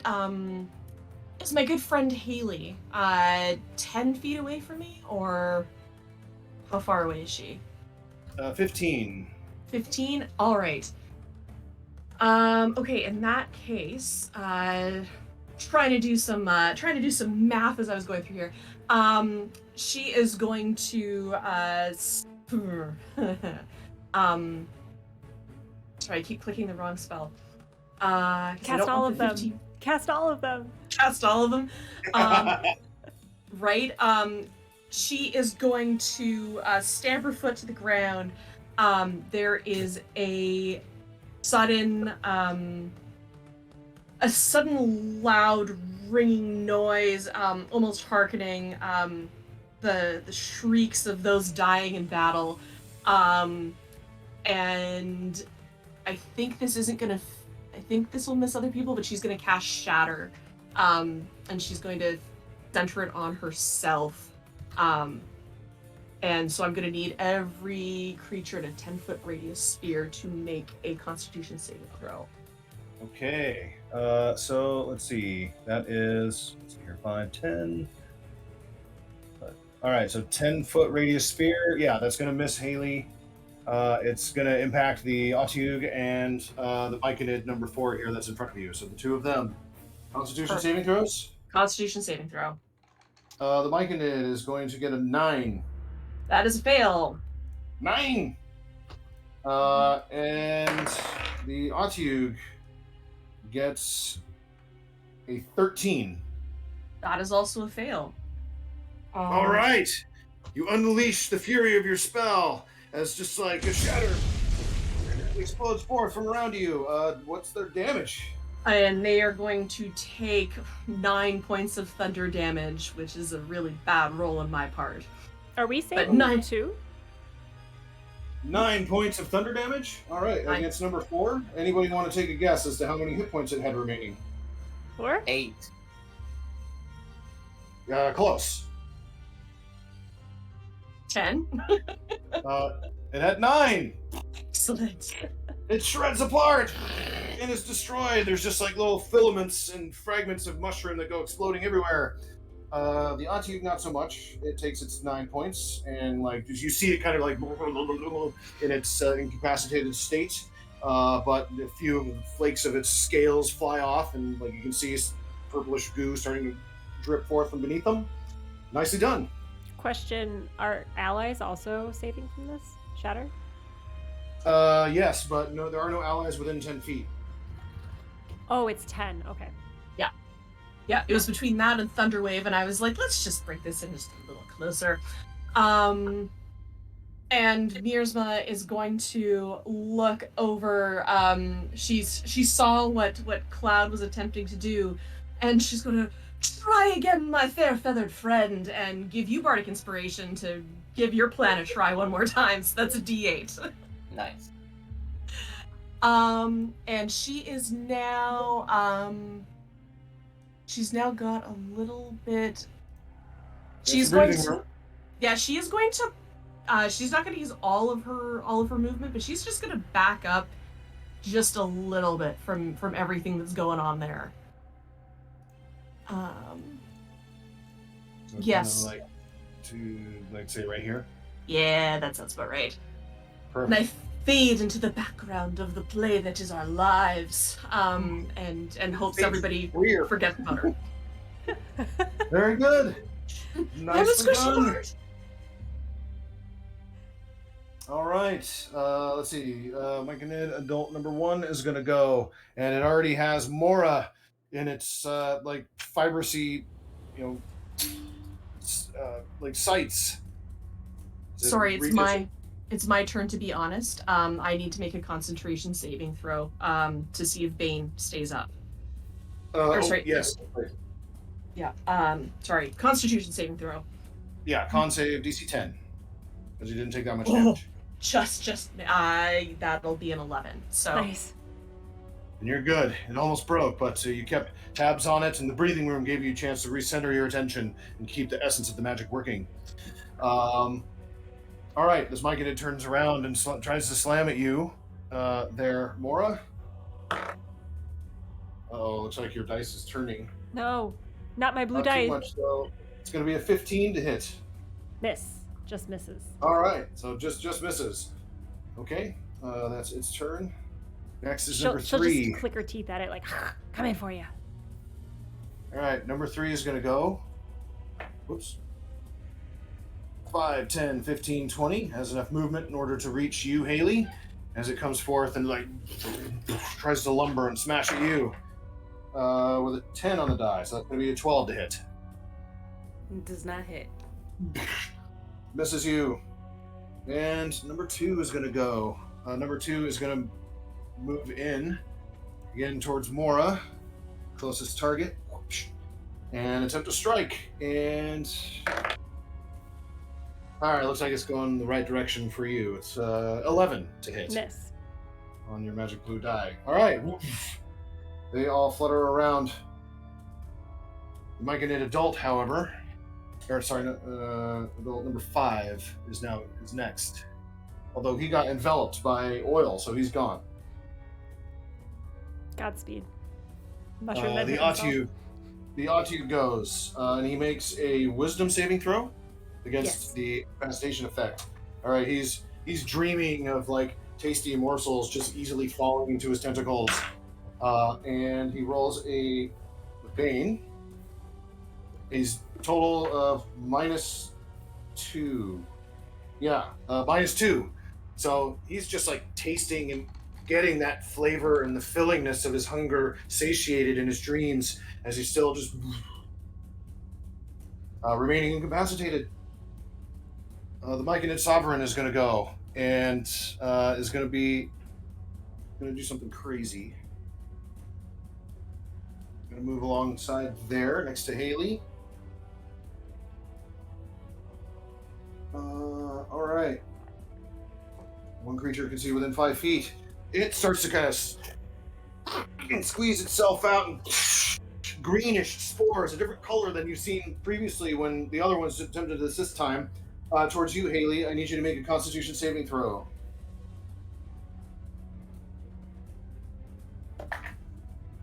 Oh, that was cocked. That was bad. Con? Yes. 8. 8. All right, you turn at the last moment, and rather than holding your breath in time, you breathe in some of its spores. And, like, at first, nothing seems to really happen. It doesn't hurt. And then all of a sudden, like, you start to see that flowers are kind of sprouting forth from the Myconid, and then you turn and you take a look at, and, like, rainbow colors start to emanate from everybody around you.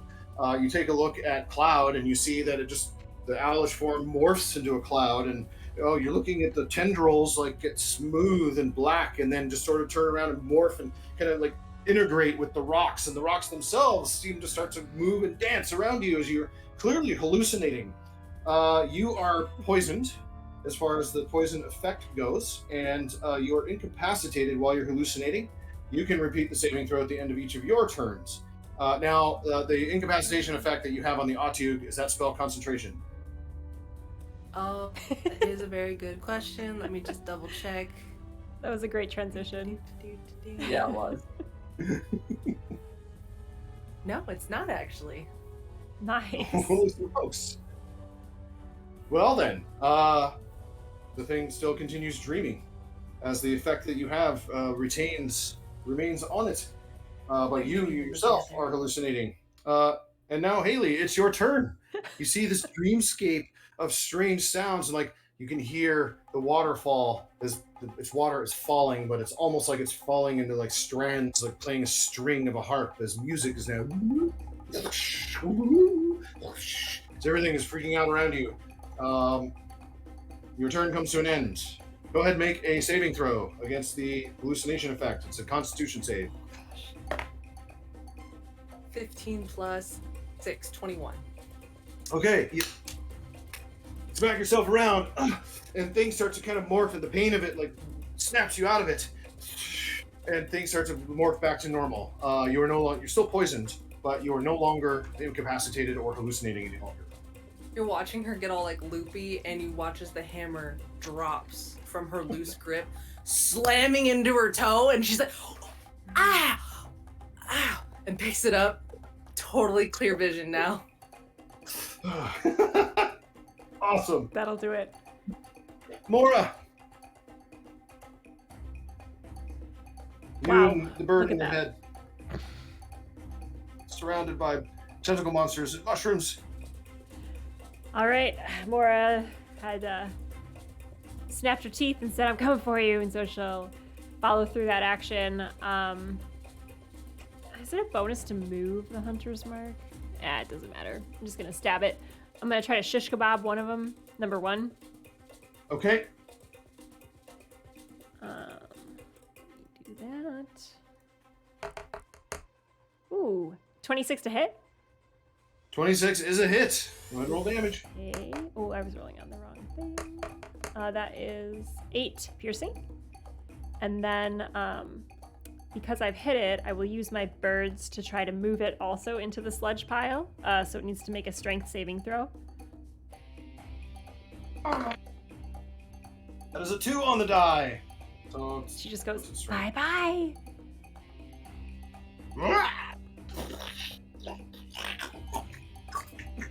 And it she gets just sucked. gives little like into the cooing pets to the birds as they return. With my extra attack, she's gonna turn around and actually without even looking, just do that little like stab from behind, like without even turning to look, with the other one. Nice. Which one? Number 2 or 3? Number 3. Okay. Number 3 is the one that's kind of, I guess, behind you. So go ahead. Roll the attack. 23 to hit. 23 is a hit. You feel like a fleshy mushroom like pressure on the edge of your blade as it pierces through. And that is 8 piercing damage. 8 piercing damage. And I think I can do a bonus action. So I will use. You're still up high, right, Cloud? Are you Yep. up near the ceiling, Cloud? Yep, you see Cloud 30 feet in the air. Out of Okay. focus and everything. Then I'm going to. And how tall is that cage around the crystal? I assume to the ceiling. No, actually. It's only about 20 feet tall. Why are we jumping over this cage? I thought it went to the ceiling. I thought it went to the ceiling too. I could have just flown over it the whole time. Yeah. Look, it's really dark in this cave, okay? It's hard to see. You know, couldn't quite tell. Stop unlocking the door. Oh my god. I'm gonna cast For a bonus action, I'm going to cast Writhing Tide on myself, and I gain a flying speed of 10 feet. So I'm going to jump and then hover and try to get over this tiny wall. Okay. So you're gonna move and try and get over the cage. Is that what you're trying to do? Yes, like a running start. I'm going to vault over this little mushroom. Hopefully it has a little spring to it. 20. Okay, and you use your ring. Oh, which- that'd be cooler, probably. But no, I'm gonna use Writhing Tide so I can fly like Cloud because I'm so inspired by this Okay. bird. Yes, you are able to fly, and you have plenty of movements in order to clear the small gap, 10-foot gap at the top of the cavern. That over the top. I'll stand next to You the are now- crystal and be like, "What the heck? Why didn't I see how short the? You know what? Never mind. Do this. Let's do this, guys. We got this. All right. You go to grab the wand from your belt, but it's not there. It's all good. We're tag teaming now. Cloud, I know it would come down to this. That'll end my turn. Okay. Love it. Next up is the gelatinous cube. 15 feet it moves forward in order to try and envelop you, Hayleigh. I need you to make a strength saving throw. Or sorry, no. Dexterity saving throw. Dex saving throw. 12 plus 1, 13. 13! Is this enough? The thing moves up and presses up against you, and you feel the familiar sting as you kind of back off a little bit, and it pushes you. It doesn't really look like you have much of a choice in this circumstance. You are pushed 5 feet this way as it moves forward towards you. But at the end of its movement, let's see, it's going to dash to try and do that again. Make me another dexterity saving throw. Oh my lord! Natural 20. Oh, okay. Yeah, you kind of like just nimbly and gingerly like that press over to the side as it goes through, and the Myconid will need to make a strength dexterity saving throw, which it gets a 19 on the die. So he gets pushed over to the side. And that'll end the gelatinous cube's turn there at the base of the cage. Bringing us to Cloud.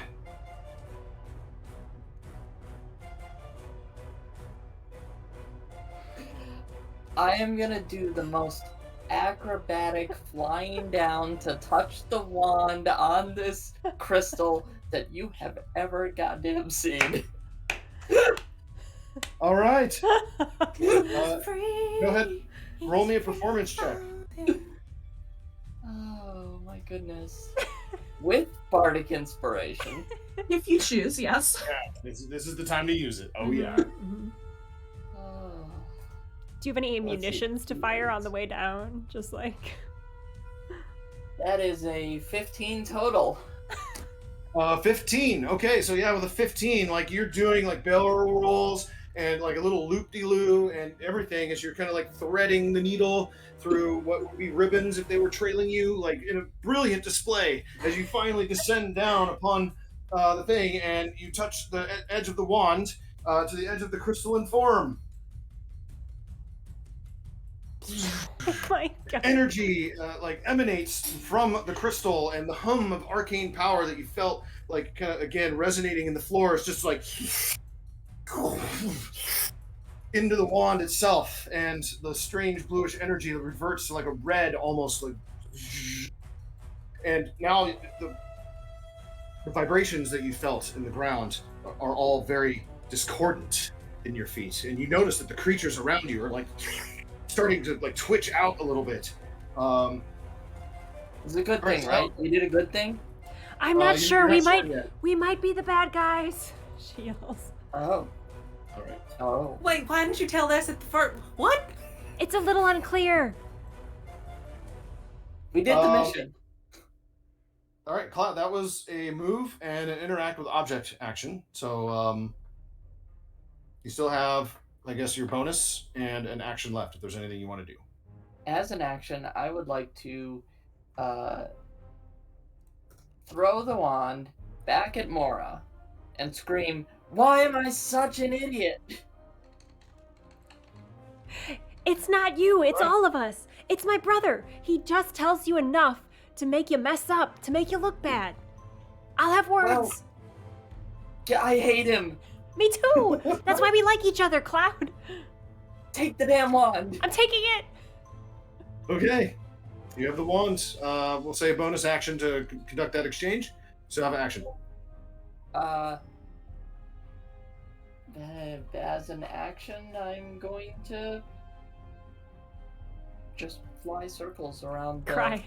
With a dash, I'm gonna fly circles around the circle. Okay.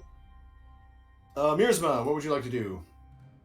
In the backfield, you kind of sense that like the creatures themselves seem kind of negatively impacted by this change in discordant magic. The essence of this energy that was radiating from this crystal is now like you kind of feel it in your feet. Again, it's discordant and it's irritating, but it seems to be affecting these creatures far more. What would you like to do? All right. She would like to. Hayleigh is over on the other side next to the cage, right? Correct. Yes. All right. She wants to get close enough to basically try and catch all of them in a 15-foot cube. Can she get the tentacles, the two mushroom guys, and the gelatinous cube all in a 15-foot cube? I think so. Centered on myself. So I need to get close enough to them. Yes. Highly against what she normally wants to do, but the Oh, best no. spells mean I gotta get right there. Are we at the point where you're swinging swords? Has it gone very awry? No, she's just really excited to upcast something, that's all. Okay, great. I was worried there. No. 15-foot cube. Yeah. In a 15-foot cube, you can hit all of them. Centered on you. You Yeah. will have to stand right in the middle of. I'm sorry. All of you. Apologies. Even I can't see when stuff's blocking. You can get the tentacle monster and the two myconids, omitting the myconid sovereign, or the other way around. You can get the tentacle monster or the myconid sovereign. Either way, one of the three mushrooms is out of the equation. So, which one? Which one would you like to omit? That, you know what, let's stand where we can catch the sovereign, because, you chop off the head of the monarchy, something might go well. That always goes Okay. well, right? History Yep. shows that goes I'll well. basically be right here, heading this direction, right? So it's going to omit number 3. So these 3 are the ones that are going to be impacted. Beautiful. She is going to go, "The pen doth be mightier than the sword. I'm not swinging my sword."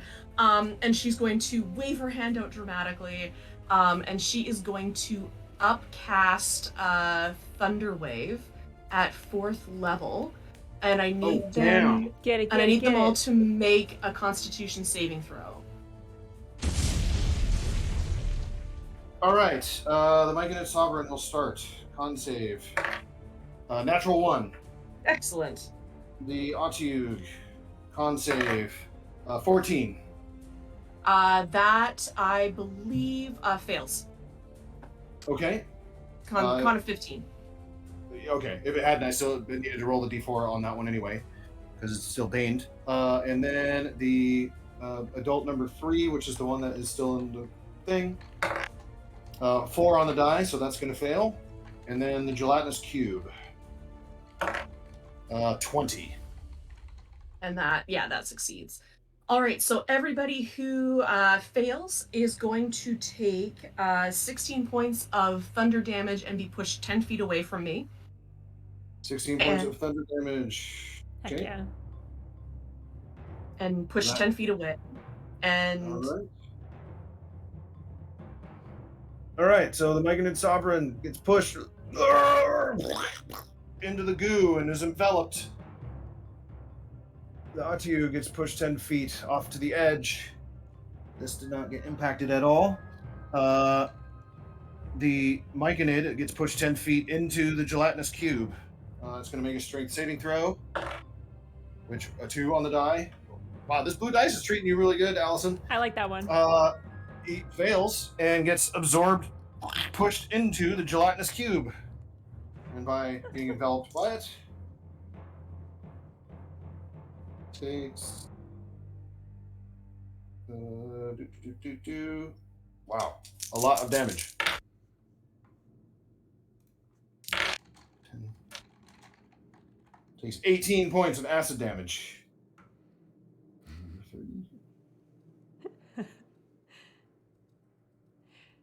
Chat says he and did not just push a monster into a gelatinous cube. And it had less than 18 hit points remaining, and so it goes in there and just simply dissolves. Beautiful. And then one of them succeeded, right? The gelatinous cube succeeded, and this one that's next to you was out of the distance because you chose the Myconid Sovereign. You either had to go like this or kind of like that. So you decided to omit the non-sovereign. So the gelatinous cube is going to take, I said it was 16, they're going to take 8 points of thunder damage. 8 points, thunder damage. Got it. Perfect. And, A all right. ripple of slime splatters forth onto the ground. Beautiful. Seems nicely done. Let me make a constitution saving throw to keep up concentration on the Bane, and that is going to be a 12. Hold on, did you take damage from anything? No. Yeah, you don't need to make a con save. Okay, I was just saying, just another spell. I didn't know if that was casting another spell and keeping concentration up on that one. Nope. Only if it's another concentration spell, in which case then the concentration drops, unless you have whatever feat it is, and I don't remember what it is that allows it to remain for one round. Sorry, geeking out. Nope, all good. Trying to keep myself on top of this. And she is going to... We've got the people on the other side. She's going to look at Hayleigh, who's kind of close to the gelatinous cube and who's been doing some real work over there.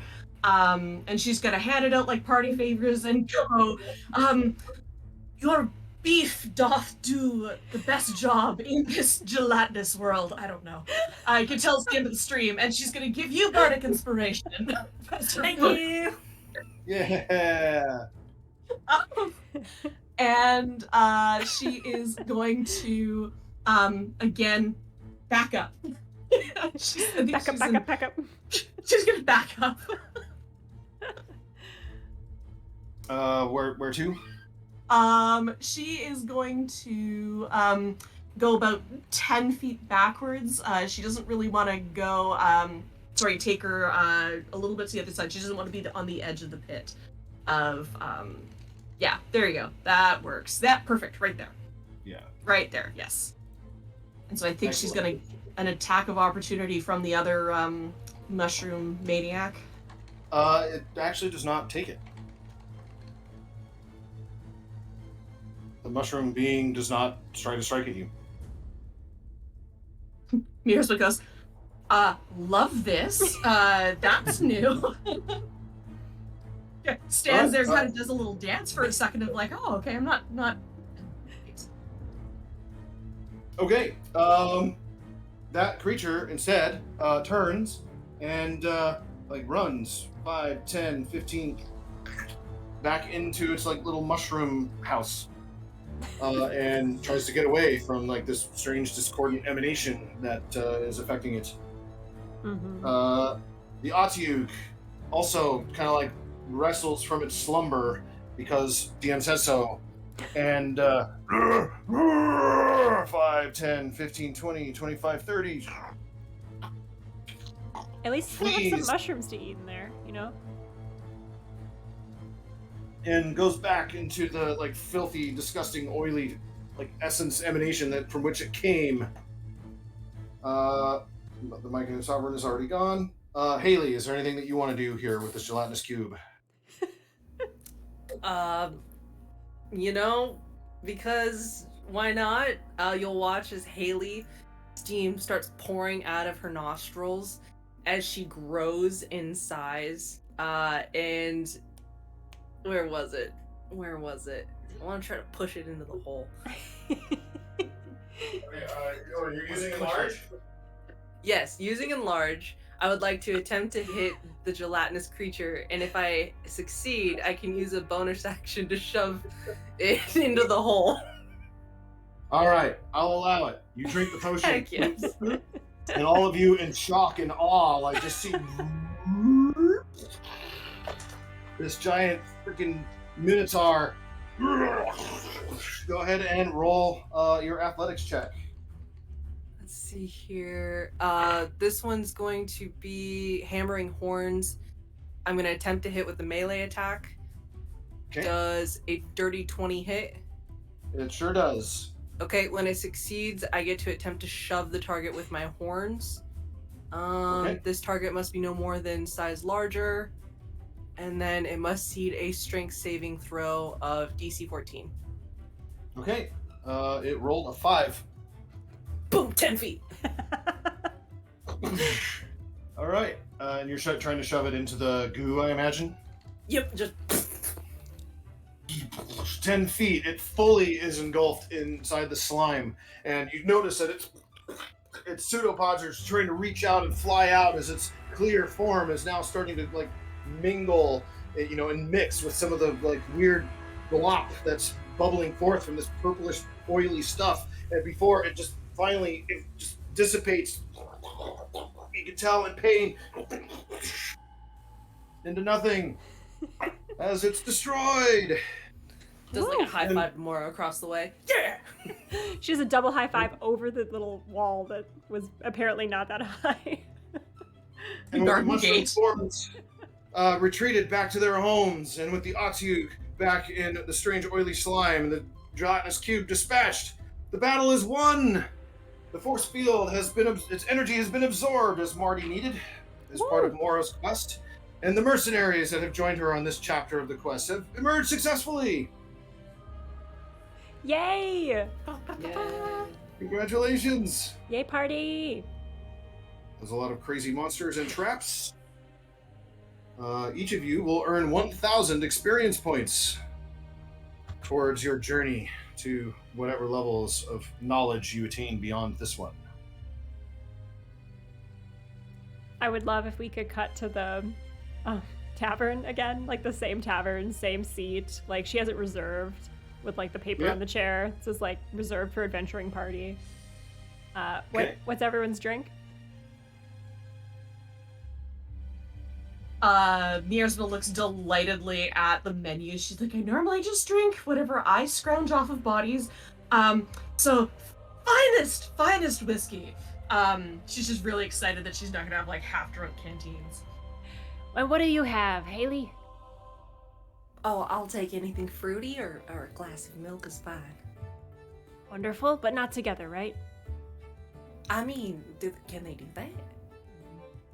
The waitress she's demure looking, but has like an apron on and big billowy dress with low cuts, and she has like brown, curly brunette hair. She's like, oh, well, yeah. I mean, we used to have this really wonderful concoction called Sunset Lemon Meringue. It was a little bit of a mix of both, I suppose, dairy and fruitiness.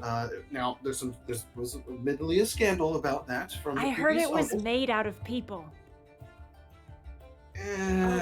No, thank you. I'll just water. Well, no, this isn't made out of people. No, the milk and fruit concoction. We specialize in parfaits. Great. She looks at Miersma. Should I do it?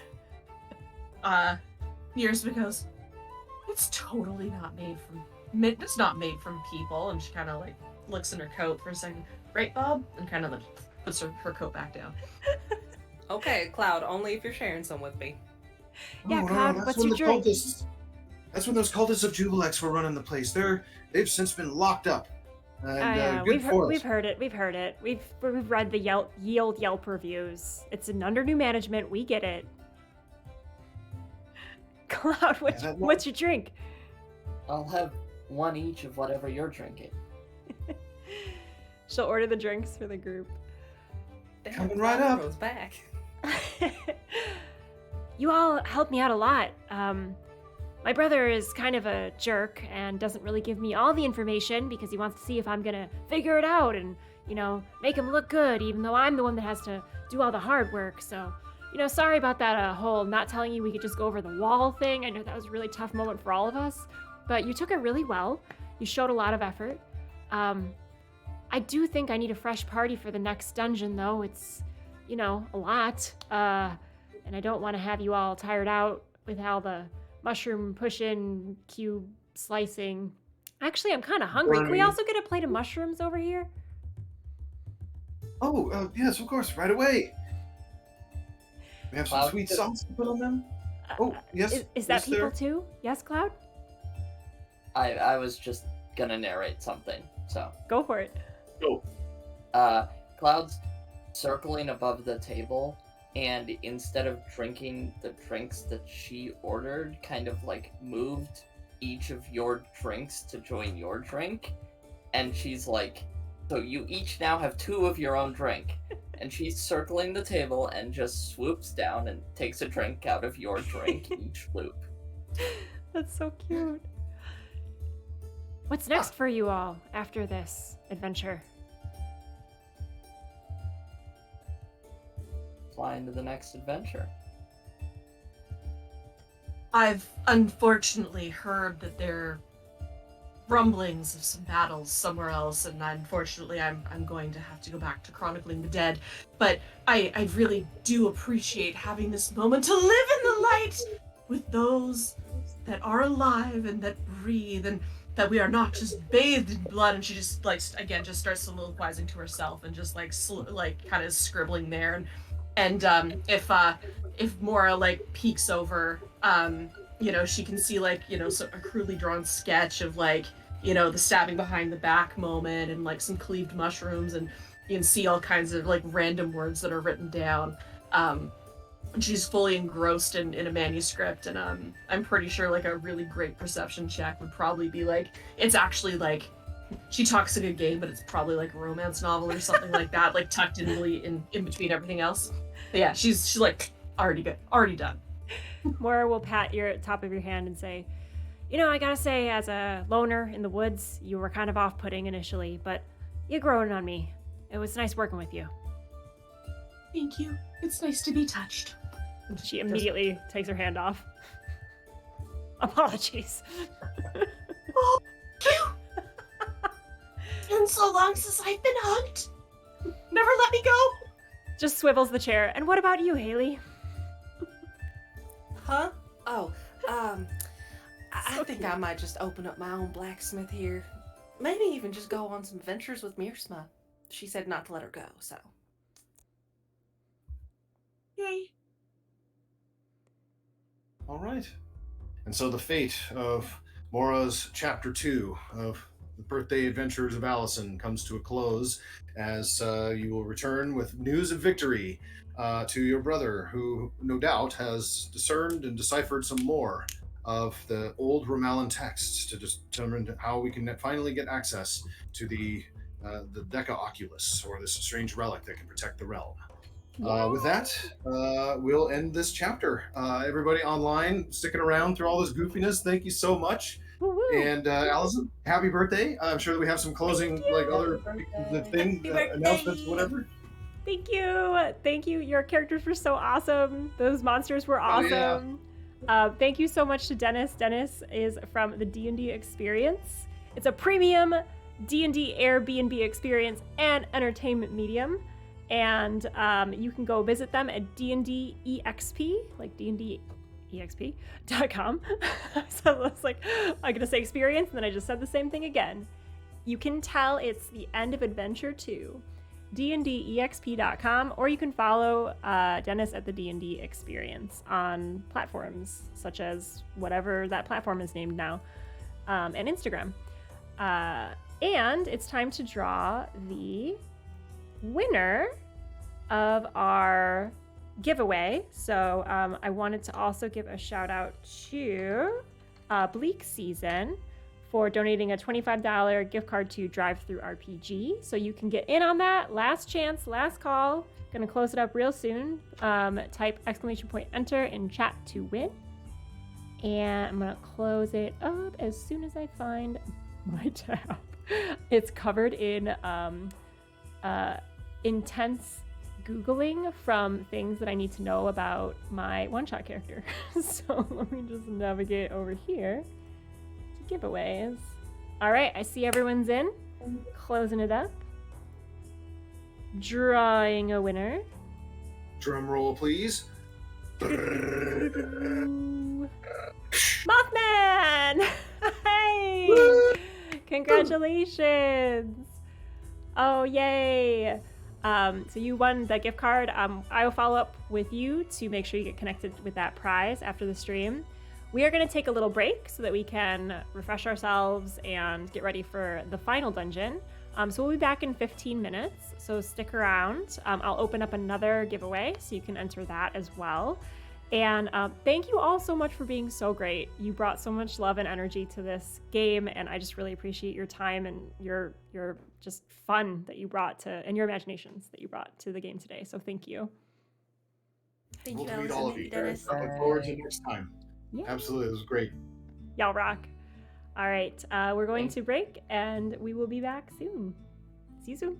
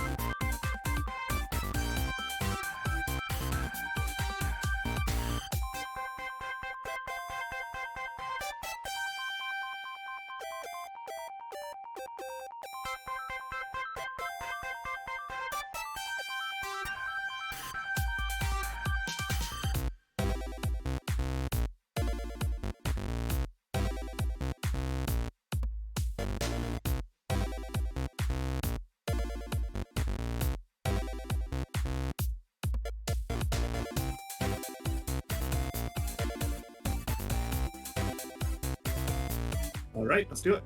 Hi, Internet! It's still my birthday stream. Can you believe it? Because I'm still old and will be for the foreseeable future. But that's okay, because I get to spend my time on Earth here with amazing people, such as these folks here, who are going to play some D&D with us tonight. Thank you all for hanging out and chat. We're going to get right into it. It is the third installment, third dungeon. And I don't like that Dennis changed his shirt. I'm not happy about that at all. And with that, Dennis, please take it away. Very good. Very good. Well, hey, welcome. My name is Dennis with the D&D Experience. And today, for Allison's stream, we've been diving in the world of Eandron, which is a standard fantasy sort of realm. However, it's special in that our adventuring company this time comes in at its 13th age. And just as the number 13 is an auspicious number in many cultures, so has reality set in some strange curse across the 743 years that the 13th age has been encroaching upon the light of the world. Far west distant mountains, tall, bring the twilight, hours ought before it should come. The wilds of the countrysides have grown even wilder still than they would have in previous ages past. Small communities where they might have very proficient scouts and rangers patrolling their borders will oft enough see all is clear in the countryside in nights. But then, seemingly, despite their proficiency, marauding bands of gnolls or orcs or something would just come seemingly out of nowhere and raze them to the ground. And so travel is hard, life is difficult in this dark time. But there's still light that shines true. A goddess named Theron, whose power from the sun shines light upon a jewel in the darkness, a kingdom called Romal, that you see here just south of the Jasper Mountains in the swamps of Luctus, is where our adventures take place. But even it is being encroached upon by shadowy forces beyond, as its main armies have since absconded to deal with some fell force, some evil empire of tyrannical force far in the north, and has been, left somewhat undefended, except for its strong walls that are inset within the cliff sides of the river of Rorik. But there also is some wizards and some knights that have remained behind in order to protect the countryside, one of which is Marthrix, the chief sage, also known as Marty to his family, or his younger sister, Mora, to whom our adventure has been following, and this is in our third chapter. So, Mora, you return after your second portion of your quest with the wand that he gave you to siphon off the energy from those strange crystals in those hidden places. You return to Marty's study in the tower of the Library of Tessnut that you see kind of on the cliffside on the right-hand side. That would be the eastern side atop the cliffs. Oh, well, Mora! I see that you have returned, and still yet in one piece. I hope the same is to say for your allies whom you've conscripted from travels across the realm who come to our kingdom. What is the stage of your quest? Marty, I'm going to be honest with you. That last one was a little rough.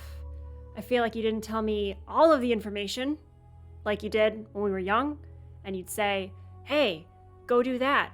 That'd be cool. And then I'd fall on my face, and turns out there was a hole there. There were a lot of holes in that cave, too, Marty.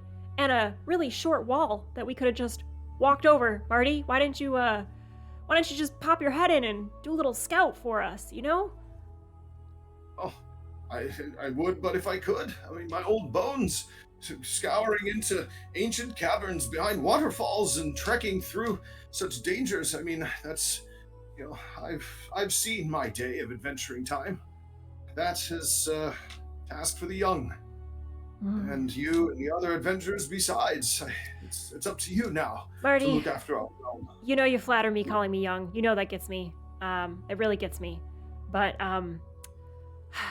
all right. Well, this time, can you brief me completely? Like, what do you know about this place?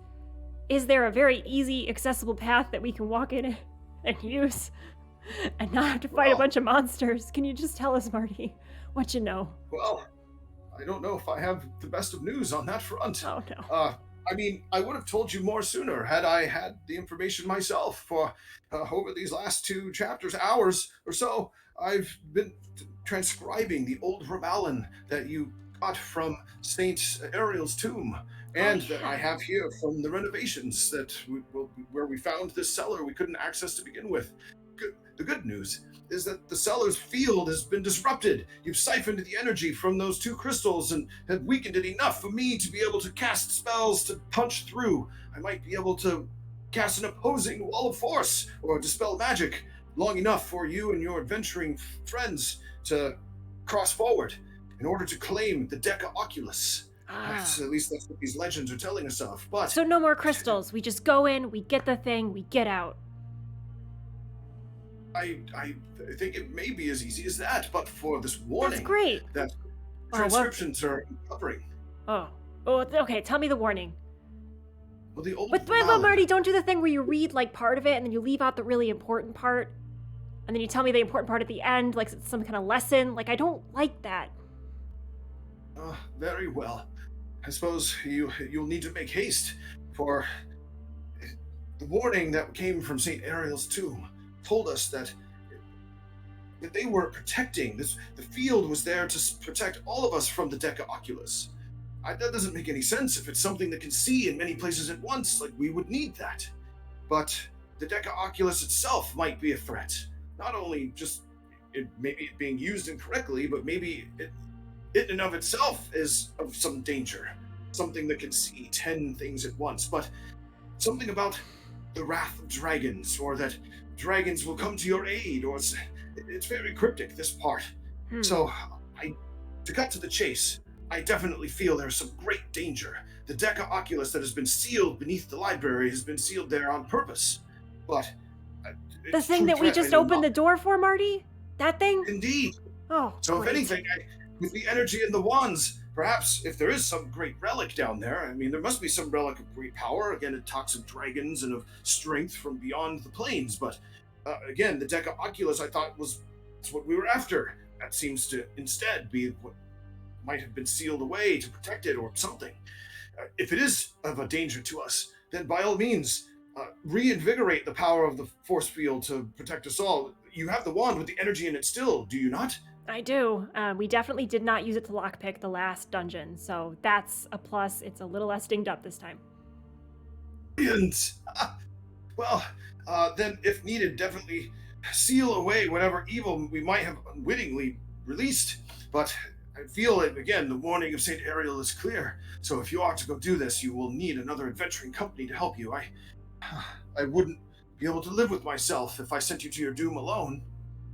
If you went with If you sent me allies, to my doom, period, okay. right? That's that sentence ending. If you sent me to my doom. Of course. You know I'm gonna tell Mom about this.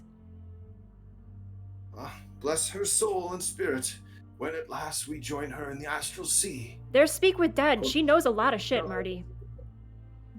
You know of such magics? I have I've friends. not uncovered that. Oh, as do I, but none can speak from beyond the veil of the dead. Well, on that cheerful note, I'm gonna go find a really strong party to help me rough this thing up. Yes, go forth. Again, we have Sir Soldanus, the would-be usurpers, cache of gold and estates to grant, as well as your patronage for citizenship in the realm if those that are traveling here wish to stay longer than their normal 2 weeks. Okay. But you know where to find them. I will go back to that place where everyone's just standing around waiting for me to talk to him. And yeah, I'll bring the gold. People love gold. I mean, I live in the woods, so yeah, I don't have any problem parting with it. She'll pick up this big satchel of gold pieces and bring it for like good evidence. She still remains a human woman, gray hair, a lot of green and brown coloring, leathers and like a cloak. Looks like she's been out in the woods for quite some time, and she's a lot of feathers all around her, so like kind of stuck in her hair haphazardly. She also has feathers like dangling purposefully as like decorative elements to her hair. And she's a bow and arrow set up on her back. So she will head over to the constabulary and see who she can find to talk to.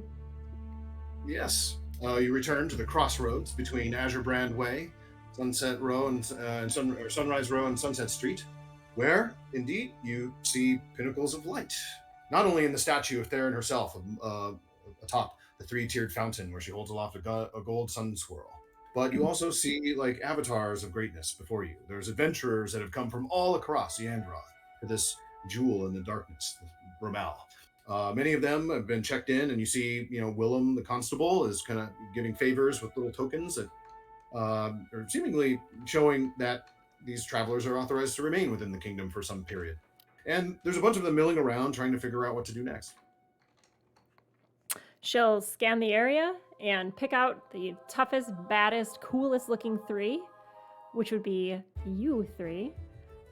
What does she see?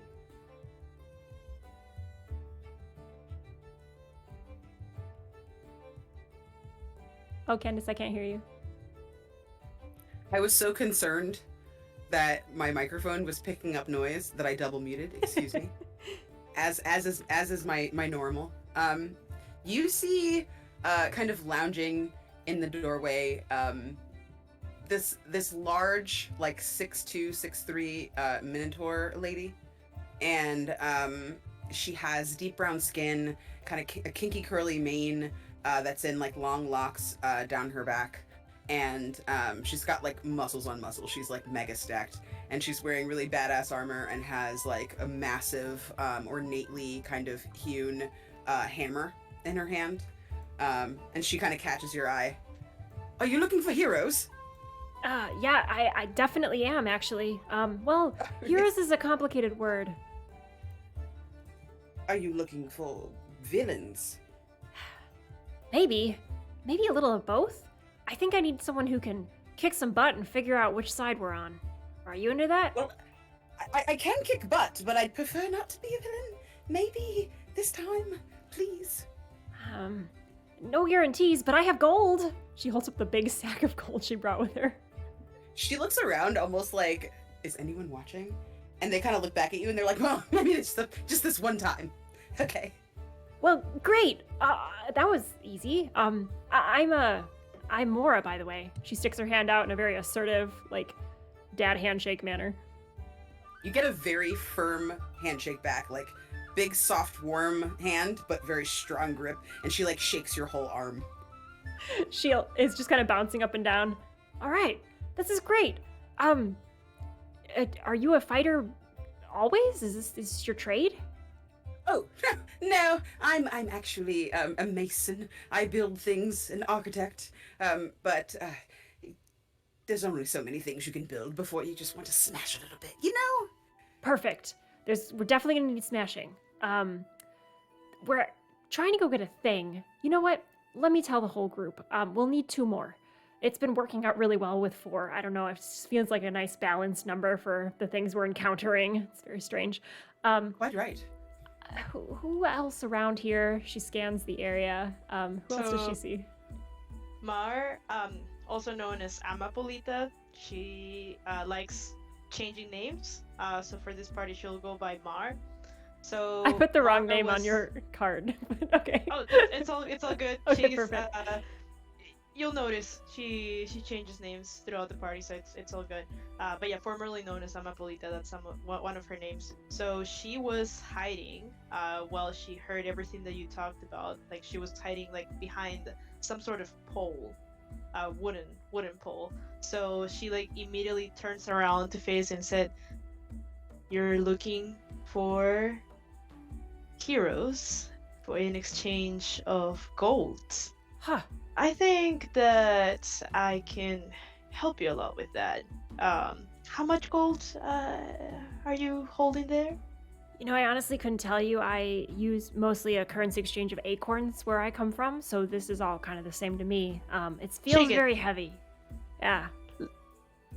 Mar listens to the sound, and she can like pretty much induce that's way more than she would need for her mission. She's like, all right, well, what's the job? Funny you should mention. This is my new associate, Bo. And together we're going to take on a little bit of the final leg of a journey, you might say. I've been adventuring all day, exhausted, bruised a little bit, and should probably ask the GM if I can refresh my spell slots, but that's neither here nor there. We are looking for something, and it turns out that something might be looking for us.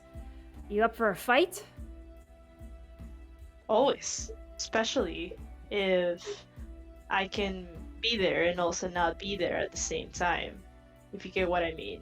No, but I am so fascinated. Well, you'll quickly find out that I am there, but I am also not there at the same time, which can come in very handy, Huh. especially when you need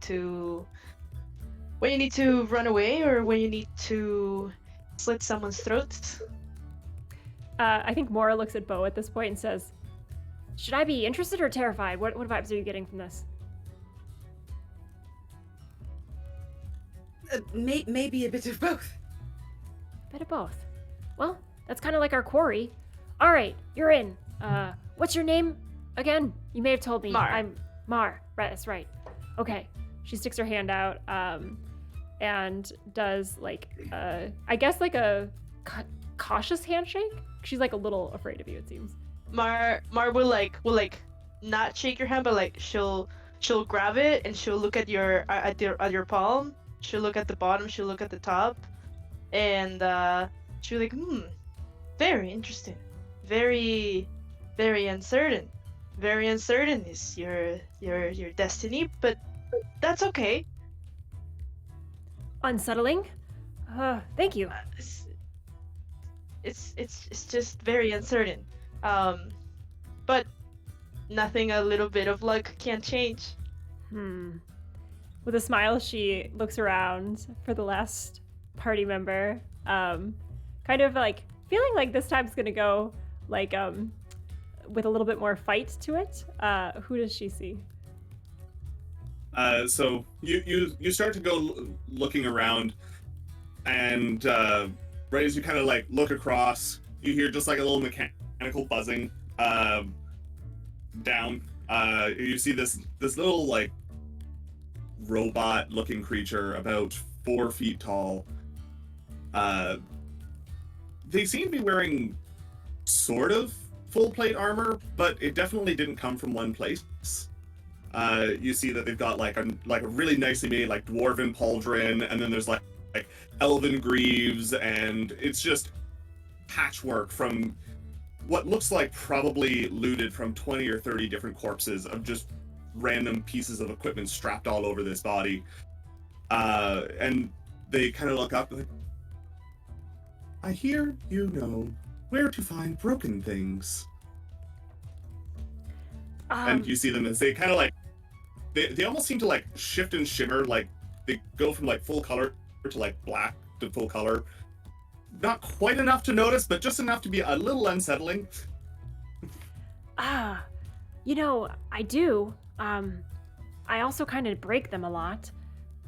Is that a problem? I also break many things. Oh, well, perfect. That's what I'm looking for. I'm actually looking to hire, like the 4th member of our group. I've already met Mar and Bo. She gestures to the rest of the party. And I'm, Mora, sister, esteemed sister, of course, to the local wizard in charge. I'm in charge, really, and where I'm from, I'm here to help. Anyway, doesn't matter. I'm better than my brother. Do you want to go on an adventure with us and possibly die? I'm not sure what dying means, but Perfect. let's go. You're in. Do you like gold? Are you a creature that enjoys gold, or is that not really your thing? I find the metal to be agreeable. I Like, doesn't seem to understand, like, beyond the fact that you just mentioned, like, the element. Yeah, I find it to be disagreeable, so I'm with you on that. What's your name, by the way? You can call me Felix. Felix. All right, then. She holds her hand out for a handshake, and probably the most concerned out of all 3 at this point. Is this your gesture that works for you? And also, are you sharp? They hold their hand out. as an exact mirror of yours, but not like just kind of like the hand is out there, not quite sure what to do with it. I think she stands that way for a solid 5 minutes, just like parallel, holding her hand out close to his hand. And I do not know what you mean by sharp, but I have sharp. And he pulls out a big long sword and then puts it back. Yeah! She jumps back. All right, you're in. You're definitely in. All right, are we ready? Oh yeah, and you must be worth a lot. Is that silver? Are you made out of silver? I Copper? am made of many things. I see some precious metals there. Very interesting. Very interesting indeed. You must be heavy too. I do indeed possess mass. Adorable. I like this one. I like this one.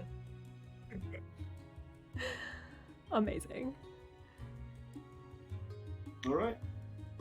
So, having conscripted yet another band of adventurers, you return to the Library of Testnut, and you head down to the bottom where it looks like some renovations are going on to the foundations. A bit of the alabaster stone has been carved away and replaced with new, but you can see where there have been some floorboards in one of the lowest cellars that have been recently pried up, and that there's appears to be like a doorway, a stone trap door that is lifted up, and there's a stairway that heads down into the darkness. But you can see that there's a film of what seems to be now flickering and shimmering energy. Marty is there awaiting you. Well, hello, and I see you found those conscripts. Excellent. I am Will Marthrix, the chief wizard of Ramal, to his excellency and my liege, King Roland the Just. The House of Azure Brand. Welcome, and helping our kingdom in this way.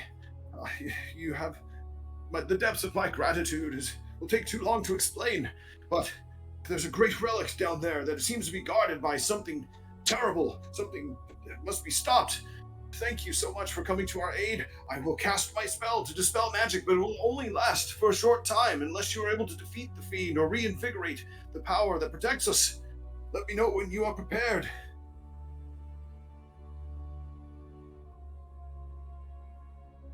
Are all ready?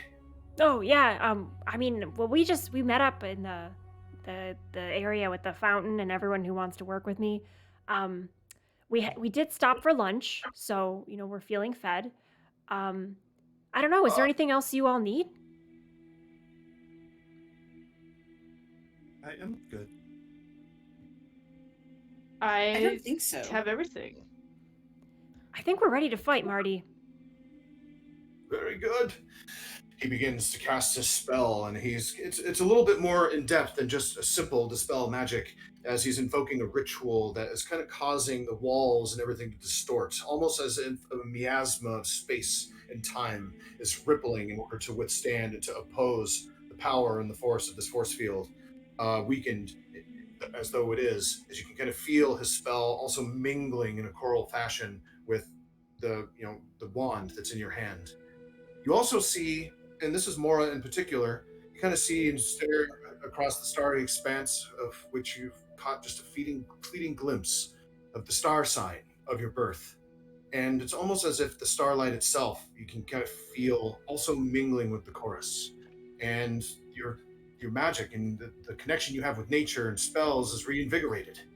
You feel as if it was a new day, a new year for you. You'll have the benefits of a long rest,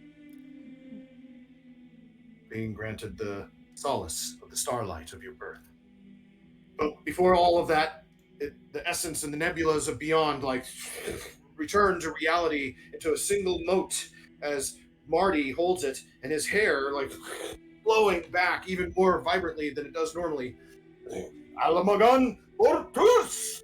As he unleashes it forward towards that strange force field, and with a whisk of magic, it dissipates and there's a stairway that leads down. By all means, hurry and be careful. Sister, you know that I love you. Return safe. You tell the tale to our parents through Speak Dead yourself. I will be safe, and thank you for your help, Marty. I know I give you a lot of shit, but you're a good brother. His cheeks blush up slightly as he smiles, but then you see the look of anxiety on his face as you descend to face what unknown threat layeth in the cellars beneath the tower. You all head down. And it seems like forever. A large spiraling staircase seems to just continue to descend and descend, probably for about 5 minutes before you start to see some light at the end of a final flight of coiling stair.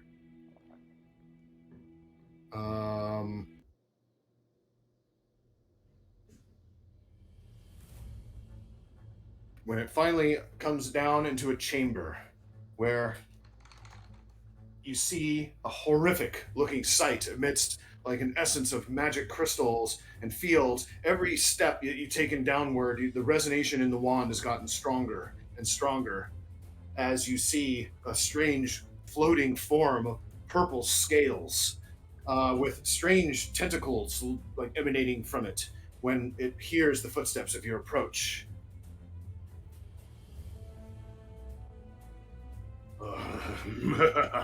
Yes. Greetings, fools. I could sense it for so long I've been down here. Finally, someone has been foolish enough to disrupt the force field that's encased me here. And me and nothing but this orb of dragon kind. Insufferable speech from that spirit that contains within it. I long to be let loose from this place, for I am the great Deca Oculus! As you see all 10 of his tentacly forms like contain little eyes, and all of them are affixing their sight upon you as he laughs. I shall feast on your bones, and then the kingdom, the heroes that trapped me here are next! Roll initiative. I think when the creature says, like, are you the one who has lessened the barriers or whatever? She's gonna like say like, that's the part that I meant. Like, I'm not sure if we're bad. To the party. Mar, Roll initiative. My initiative was 9. Okay. Taken aback by the strangeness of the visage of this creature. Bo, initiative. 17. 17. You came prepared and steeled for the battle ahead. Felix. 18. 18. Your programming was not interred or disrupted in any way by the strangeness of this beast. Your protocols are operating normally. Mora. 16. 16. The signs of the stars and the warnings of your brother have prepared you for this strange entity. Beginning the battle. Felix. Yes. Okay. About how far is that? Is that from like So, to let's the see. Beholder, 5, 10, 15, 20, 25, 30, 35, 40, 45, 50, 55, 60, 65, 70. The edge of his front tentacle is 70 feet away from your current position. Okay. Such a calm reaction to this creature. Okay. All right. So Felix is going to walk forward. Just walk straight forward 30 feet. Okay. And then 30. You get to the base of the staircase that leads up to the platform where Deca Oculus is watching your approach. And then you're going to see their form kind of, where they've been kind of going color black, they suddenly just go full color, and the black form of them is 15 feet ahead of them forward. All right, The, 5, 10, 15. And Your echo projection is on the stairs. oh, I guess I have action. Yeah, don't I, to get up there. Yeah, let's get, sorry to adjust that. Can I go full movement dash and then pop it out? So that'll give me a total 75 feet for where I could put the echo. Okay, so 30, 10, 15, 20, 25, 30. All right, that gets you up onto the platform. And do you want? I don't think you need to be that close. You could be on the stairway. Even Dennis is like, "Whoa, back up, buddy." So it looks something like that.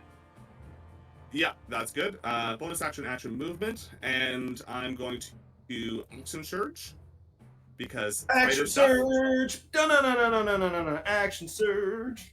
No. Yes.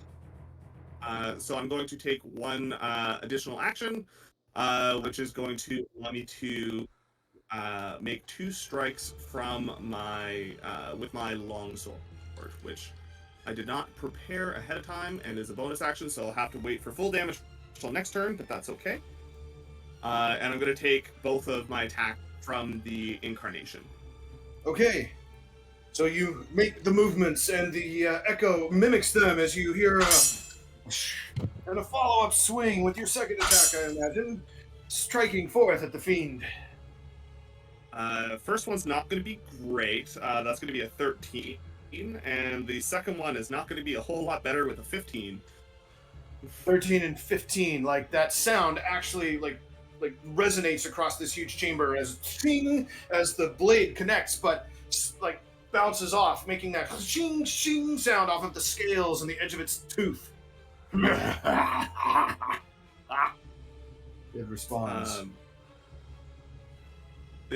Felix just looks up. You have too many eyes. And that'll be the end of my turn.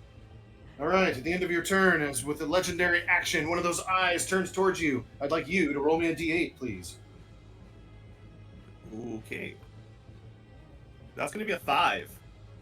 A 5.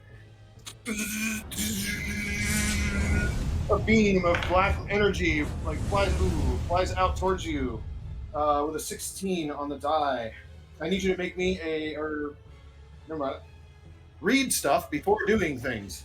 I need the beam flies in your general direction. You see, and it locks with your eyes as you look upon it. I need you to make me a Constitution saving throw. On saving throw. Okay. That's going to be a bunch.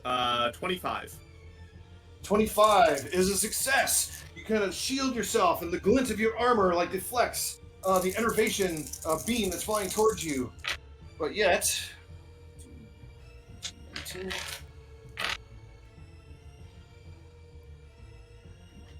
11, 3, 38 points of damage, but you made your saving throw, so you'll take half that, which is 17, 18?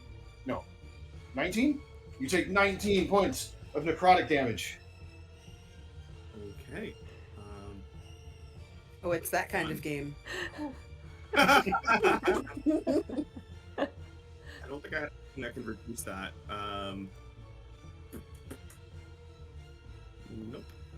Nope. All right. Yeah, that's fine. All right, Bo. Bo kind of snarls and starts to kind of rev up. I'm gonna go ahead and move my full movement and then dash to get up close on this thing. All right. And I'm gonna use my goring rush when I get up there. Okay. Next to this creature. I think I shout over my shoulder at Mora, I dreamt of this once. I was successful, so here I go. All right, so 60 feet doesn't get you quite close enough. It does get you here. If you have a 30-foot movement, is there anything that you have to increase that, or? No. How many feet am I away? You are currently 10 feet away from it. Okay, so I guess Bo just gets up there and shouts at it. Hell yeah. Ah! Okay. Yeah. A terrifying roar so that it knows that she's not fucking around. And at the end of your turn, one of the eyes turns towards you. Roll me a d8. Can she get advantage because she's so intimidating? Roll me an intimidation check. The DC will be 15. I got a natural 20. Oh! I have Okay. plus 0 in intimidation. Yes, like just seeing the form of you grow and grow as you move forward, like with all its eyes and not triangulation, I mean decangulation. If there's 10 of them, right? Like anyway, like seeing that, just still the massiveness of your approach. You get bigger and bigger and bigger as you get closer and closer and closer, and it just sort of like waylays it a little bit as it fires off the beam. So you will have advantage on the saving throw versus whatever this is, but roll me a d8. 4. 4. Okay. All right. Go ahead and roll. Why is this thing? 2 seconds. 2 seconds. Technical thing going on here. His eye Very machine is quickly. broken. Yeah. It was very intimidating. I'm so glad you got a natty 20. That's great. Yeah. You'll need it. Okay. So scratch that. Roll me a d10.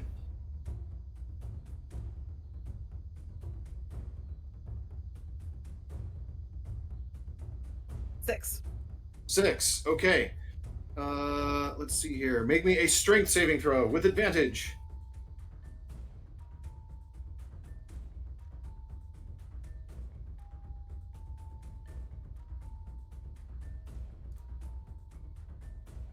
$25. I'm sorry, what? 25?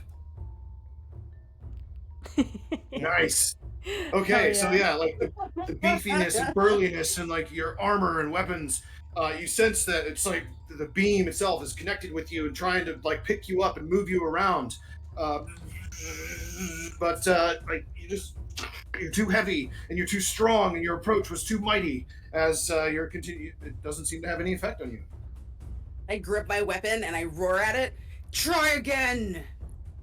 It looks towards you. But that's its legendary action. Number 2. Mora. Real quick. It made an attack against a target other than me while it was within 5 feet. I'm going to use my reaction as part of Sentinel to take a melee attack against it. Do it! Hell yeah. Come on. Apparently my echo just can't hit for life. No, that's going to be a 10. No, you know what? I took 2 feats for a darn reason. I'm going to use a lucky to reroll that. Nice. All right. Time to draw first. That's going to be an 18 to hit. An 18 is enough. The Echo's blade like swings through up underneath one of its scales and like a little squirt of blood from underneath, like dark purple, splatters under the floor. Go ahead and roll damage. That's going to be good. That's going to be math. 11 points of damage. 11 points. Okay, you have drawn first blood. Your reaction, nicely done. Mora, you're seeing the battle unfold. Slow-mo, it's like kind of like kicking in as your senses are heightening. This is the moment that your brother called on you for. What do you do? She's going to, in response to Bo's statement about a dream, kind of like shake her head and say, a dream. A dream. If only this were a dream. Stay away from my friends, recent hires, but people I genuinely care about, even though we met like 4 minutes ago. Ah! And she's going to cast Hunter's Mark on it as a bonus action. Okay. So again, this spectral flock of birds appears around her and forms a kind of like a flying V and swoops over this creature's head, kind of buzzing the top, and then flies back and sits near her, marking it. And then she is going to take out her longbow, which has a lot of feathers on it, kind of almost woven together like cloth. And she's going to attempt to strike it with her longbow. I think that's optimal. Yep, have to do that next turn. All right, let's do it. Oh my god. Okay, that's the fine. little bird just stuck to the top of me is just too much. It's an 18 to hit. 18 to hit is enough. The arrow flies into like its gums, it's smiling. As there's an arrow sticking out of its face. Go ahead and roll damage. All right. That is 11 points of piercing damage. Nice. And then I'd like to get some cover if I could before I take my other attack. Like I want to get near some cover and then pop out. I want to kind of get a feel of this place a little bit. Yeah. So can I move? There's a couple of different areas in the immediate surrounds where you could seek cover, such as in front of these strange glowing statues. Nope, not going near the glowing statues. Can I go? Oh, I guess they're kind of near a pillar. The blue things, are those the glowing statues? Yeah, there seems to be like some effervescent light that is emanating from the front of these. Darn. All right, I'm going near the glowing pillars. statues. Okay. So she kind of runs over there with the birds in tow, and then she'll pop back out and take another shot for extra attack. Extra attack! Fire! That is 24 to hit. It strikes true! You nail like the other side of his gums, like he looks like he has two toothpicks sticking out now. Roll damage. That is 12 points of piercing damage. Okay. And yeah, that's all she can do. She'll pop back behind the wall, kind of pressed up against the glowing part of it and say, "Oh, please don't be a trap." And that'll end her turn.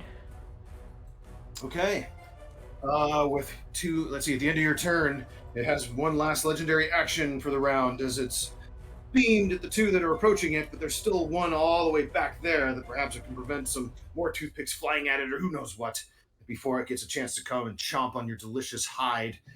There, Mar, I'd like you to roll me a d10. Dun, dun, dun. There we go. That is a 6. A 6. Okay, so let's see here. Same thing as before. It seems to be like grabbing onto you. You feel yourself lightening up and trying to be lifted. I need you to make a strength saving throw. So, do I feel like a strength or like something from this creature trying to grab me? There's a beam of energy erupting forth from one of its eyes, and it just seems to be like resonating on you and like trying to lift you up, like some sort of telekinetic beam of some kind. Oh, stop it right there. Don't touch me. Do not get anywhere near. Stop that. Kiari rolls a 20. You said A Kiari. 20. That's your other character. With a 20 on your strength save, again, you're pushing forth and digging in your heels. It's trying to lift you up, but you're kind of grabbing onto with the tip of your feet the little carvings in the the stone tiles, and it's stretching on you, pulling, but it's not able to pull you away. It doesn't seem to have any effect as he finally gives up in frustration. Kiari, sorry, different character. Mar gets like pretty like messy. Like now that Mar has spread herself from this grab, that she like makes really like deep eye contact and like with her hair or like disheveled. She will use one of her actions to cast Dissonant Whispers. So she'll I see that this gets activated like verbally. So hold on, it's not your turn yet. I was having you roll a Okay. saving throw. Yeah. Because the legendary action for the Beholder was going at the end of Nora's turn. Gotcha. Right? So, hold that thought, because it's almost time, assuming that you're still alive. Because it is now the Beholder's turn. Damn. Deca Damn. Oculus, Got this, seeing Mar. 3 targets, fires its 3 eye beams that it already has fixed on you, but a couple of the stalks move to meet the gaze, rather than using the same ones that it used before. So each of you, Mar, Felix, and Bo, I need you all to roll me d10s. And we'll start with Felix. All right. I want to make a quick point of clarification. Is it going to be like, I guess it matters on what I roll. So that's a 4. And if it's a line, is it aimed at, if it's not a line, is it aimed at me or my echo? Let's see. I know we've line right now, so that's obviously a thing. All right, so 4 is not a line, it is a target. Okay. So, like a energy beam of a different, it's kind of grayish in its color, like seems to like fly towards you and envelop you. I need you to make me a dexterity saving throw. And that's against me, not the echo, right? That's against you, correct. Perfect.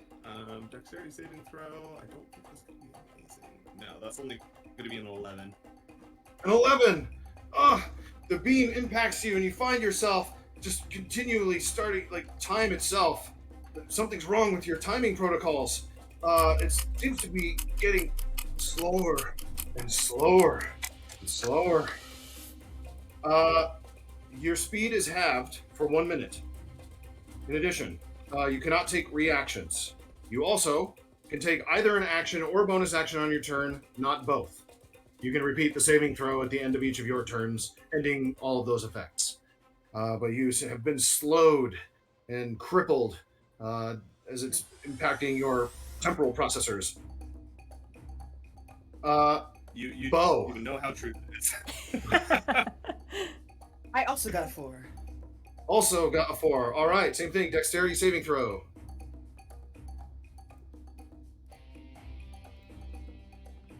14. 14. Also, you weren't quick enough, and by doing so, you also remain slow as your approach is like... Same effect. Your speed is halved for 1 minute. You can not take reactions. You can take either an action, a bonus action, but not both. And finally, Mar, what's your D10? A 6. A 10. Oh, sorry. I thought that was me. I'm Mora. Yeah. Sorry, Mar, what was it? Mar, it's a 10. A 10. Yes. It seems like 3 of the stalks themselves are pointing towards you and just like into one beam of black energy that flies right towards your soul. I need you to roll me a DC or a dexterity saving throw. Oof. Dodge it. Total of 26. 26. You make it. It seems like this black beam, like you definitely dodge out of the way just in time as it impacts upon the stairway up behind you to no ill effect. It kind of is obviously frustrated from missing. Perhaps it's been down here so long it needs glasses. Like, where would you find beholder glasses? And anyway, Mar, now it's your turn. Huh. So Mar now will cast. Oh, I guess my first time casting this. Dissonant Whispers. Dissonant Whispers. Okay. Yes. So she has to activate this verbally, I believe. Yep. So let me see what type of melody we're gonna go for.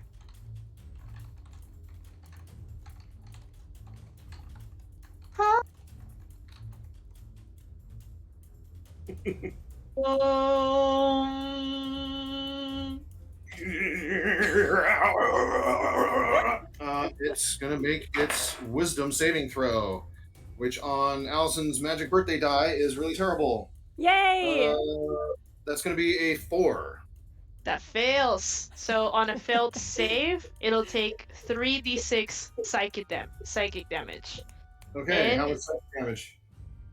3d6. Let's see. And it must immediately use its reaction to move as far as it can away from me. Okay, its speed is, it flies 20 feet. It slowly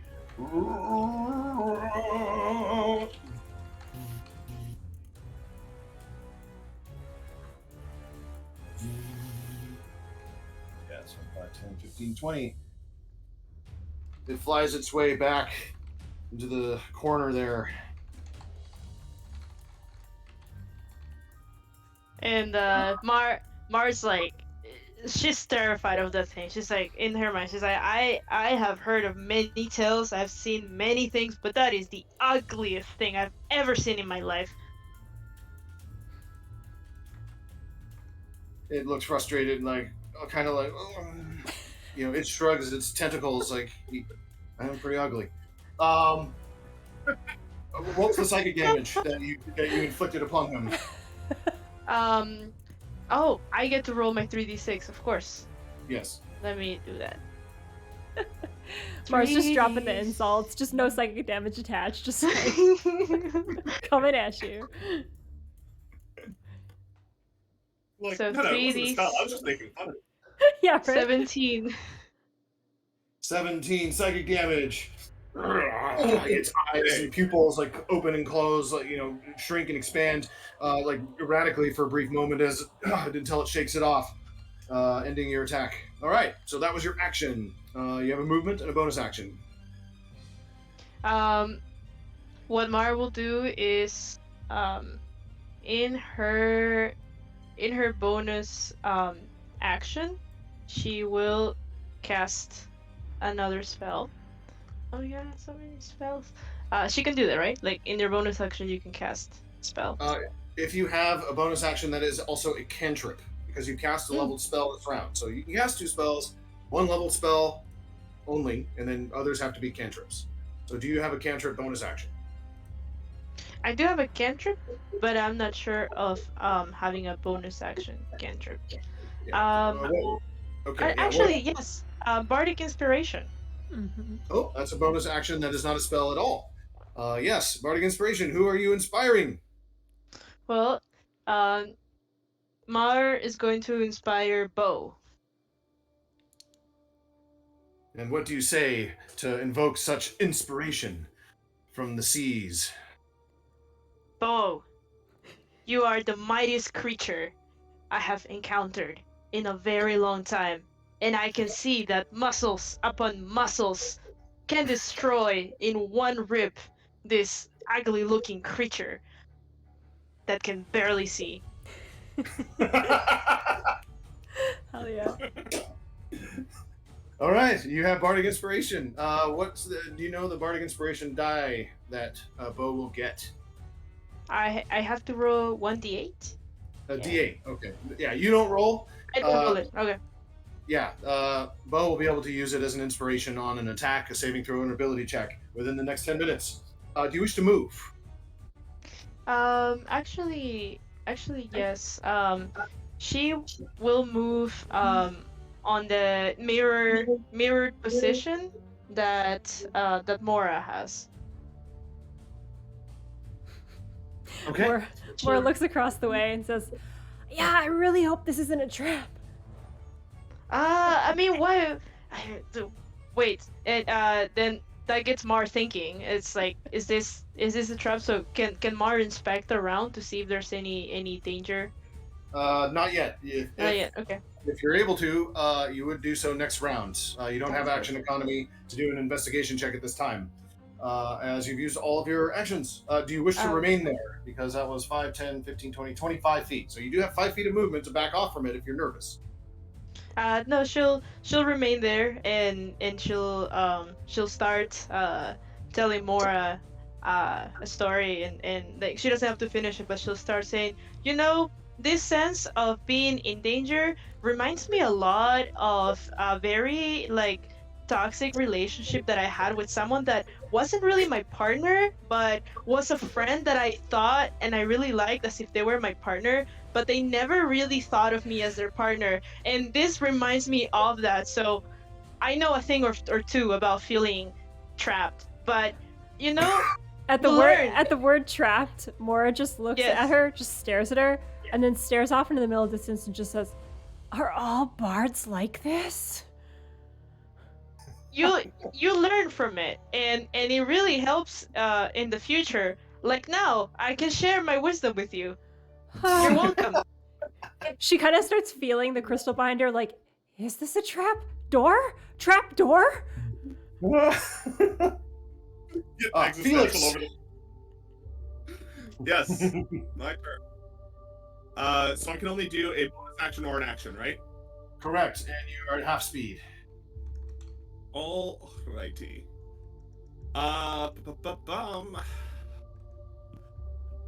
Quickly visual without like spending, like I don't want to necessarily spend action on it, because looking at the center obelisk there, I know you mentioned something or other about a dragon stone, and it looks like there's, I imagine there's kind of like force field around it. Is that what you're looking at?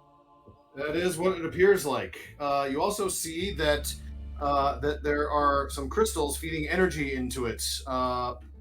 This one, however, seems to be like faint and weak, as if some energy has been siphoned from it. There's one behind.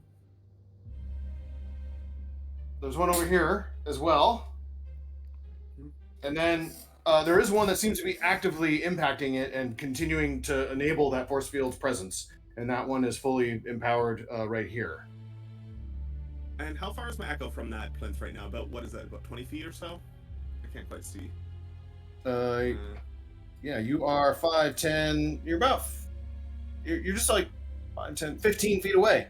So within your half distance range. With 15 Would I feet, be able to... the echo would be able to move here, basically. Would I be able to walk up to where my echo is and revamp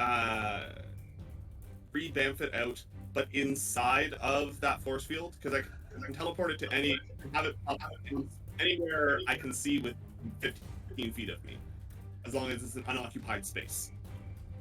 No, the big force field with the orb in the center of it. Not that crystal. No, I mean, what's your distance of casting it? 15 feet, right? 15. Yeah, 15. Yeah, 15 feet. As far as forward as you can move, 15 feet would put your echo right in front of it. Just in front of it, eh? Okay. Yeah. Then, you know what? I'll instead of doing that, I'll tuck up beside the pillar so that I'm not in direct line of sight with the beholder. I'll leave my echo. I'll leave my echo there because we share a movement speed for the time being. So I'll leave it pushed forward like that. Okay. And then I'm going to bonus action activate my flame tongue longsword, so the sword bursts into flames, and that is gonna be nice. The end of there. So I got to make my saving throw for that time stop thing again. Yes, against the slow beam that has you enveloped. It's a dexterity saving throw. Yeah, I'm gonna re-roll that one. Yeah, okay, that should. I hope that does. I hope that does it. That's gonna be a total of 16. 16 is enough. As you Yes. you break forth, and it's almost like a shattering glass of an hourglass around you. Ethereally, just shatters around before disappearing back into the ethereal plane, and you return to normal speed. Nicely done. And I have a reaction available for this round now, right? Yes, you do. Correct. Okay, good, perfect. All right. Bo, with a legendary action being the main visible component here. Roll me a d10. Legendary action, I-beam, coming your way. 7. 7. I need you to make me a wisdom saving throw. 21. 21. Things are slow.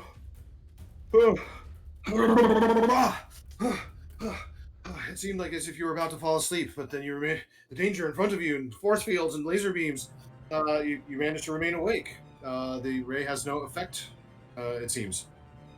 But I'm still slowed from the last one? Yeah, you still have the slow beam on you. And that was a legendary action on the end of Felix's turn. Bo, it is now your turn. You are still slowed, however. Bo, I have to do my action and then roll my con save, right? Yes, so the con save to break out of the slow, the slow ray is a dex saving throw, and that happens at the end of your turn, correct? Cool. Okay. So Bo kind of braces and hunkers down, ready to dodge as their action. Okay. And then I think I'll just roll my dexterity saving throw. Okay. Go ahead and roll dex. 15? 15.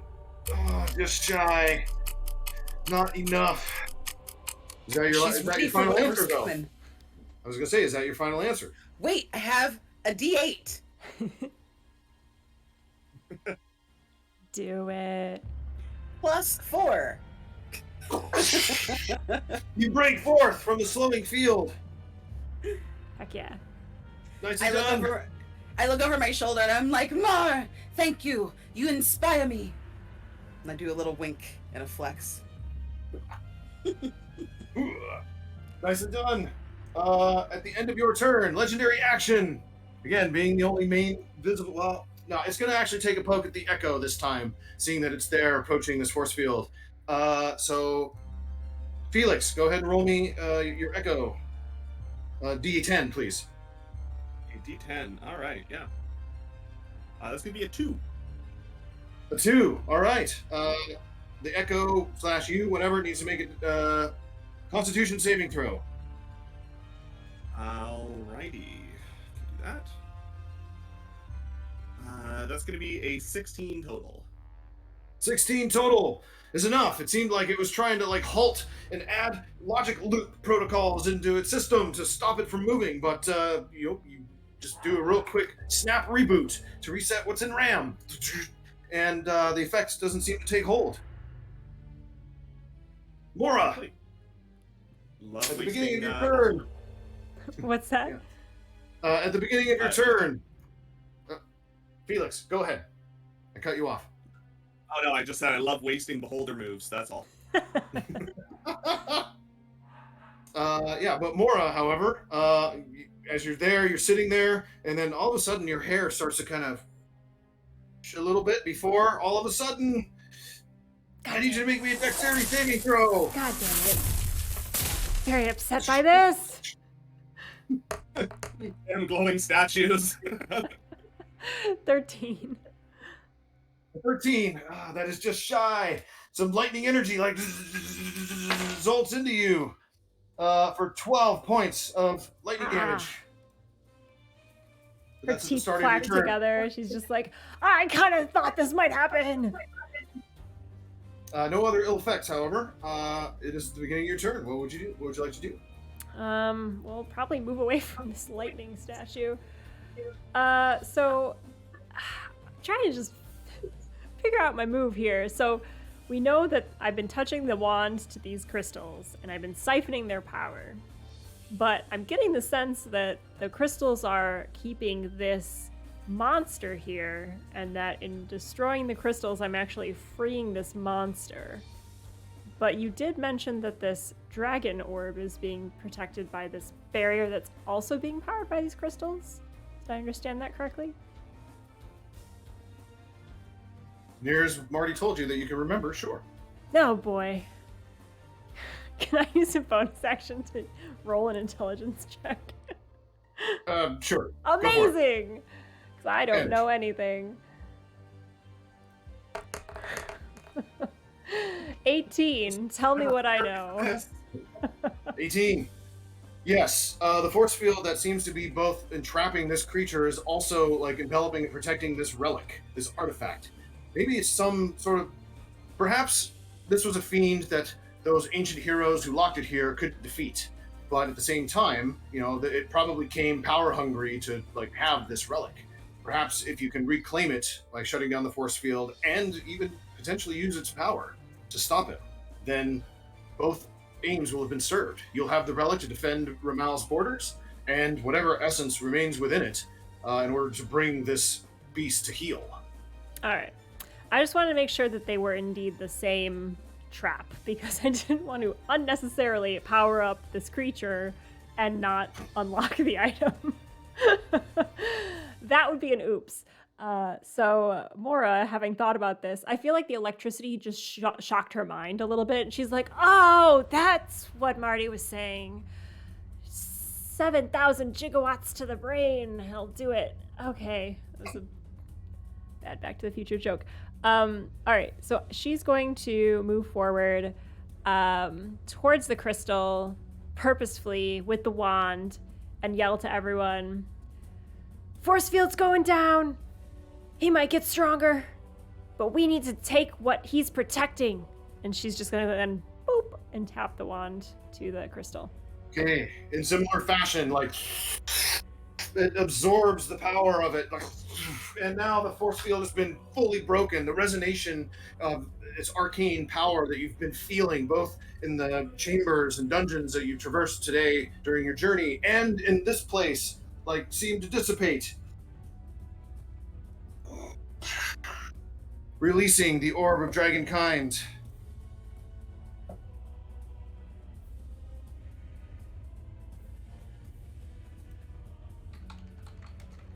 Nicely done.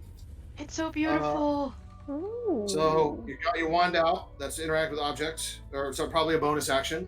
Interact with object. You touched it to the crystal. You also moved 5, 10, 15, 20, 25 feet. So bonus interact with. You have 5 feet of movement and an action remaining. I'm going to take a pot shot at the beholder because it scares me. I don't think I Okay, can be... you fire up over the lip of the dais where these relics are being stored and fire your bow. I don't think I can do anything more useful. All right, here we go. I'm shooting. That's what I do. It's garbage. It's a 13. 13 versus armor class is a miss. Your arrow ting, flies off the edge of one of its scales. Extra attack. I fire again. It's 15. 15, same thing. You kind of try, you're just aiming for the lower gums this time, but instead there's like little horns down there, and he kind of lifts up. There's those horns down there as he kind of like swings them with his chin, like deflecting the arrows off and away from his dental cavity. All right, and then my swarm of like spectral birds is going to it's going to swarm around the creature and attempt to push it. It needs to make a strength saving throw. Okay, it makes a strength saving throw. That is 18. That saves. I'm trying to think. I did cast Hunter's Mark on it. What does Hunter's Mark do? 1d6, I think. Oh, that's just for damage, though, right? You want to throw that onto the arrow shot? I don't think it goes to hit. Never mind. It's just damage. Yeah. So Okay. Never mind. Just wanted to check. Yeah, my poor birds. I call them back to me to roost on my shoulder. It's all right. Sometimes we fail. It's okay. Yeah, they seem freaked out, so they're actually on your head. Perfect. That'll be my All turn. right. Legendary action at the end of your turn, returning in force, like kind of like gnashing its teeth and knocking the arrows out of its gums and seeing you. It looks, one of its eye stalks turns your way. Roll me d10. Meep. That is a 5. The 5. All right. I need you to make a Constitution saving throw, as like black, brackish energies, like you kind of feel like the cells in your arm just starting to shrink as this thing is enervating you. Don't enervate me. 14. Oh no, 14's not enough. No, the enervation. Let's see here.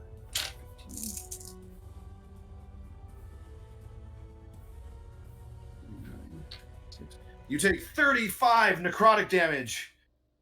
Ah!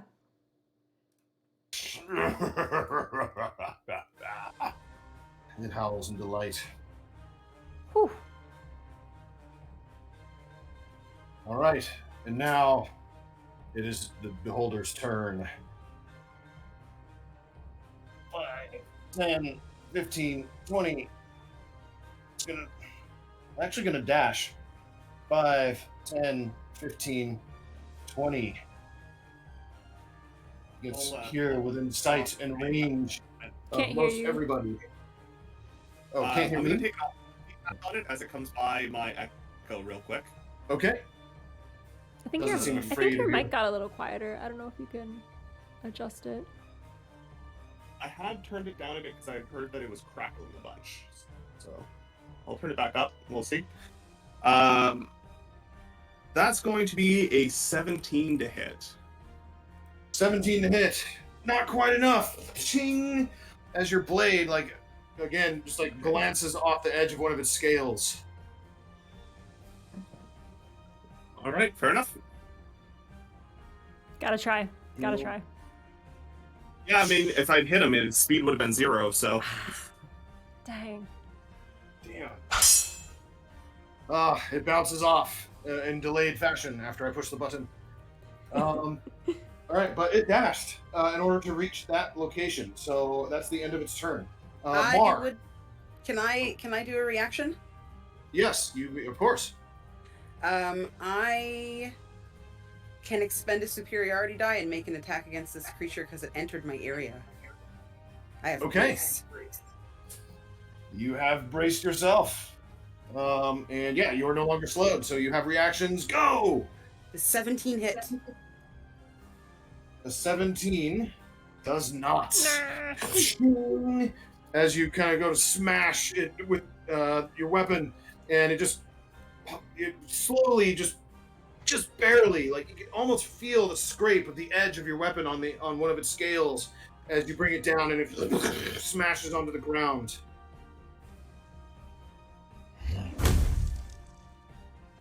I narrow my eyes and glare at it. That's the correct Right. response.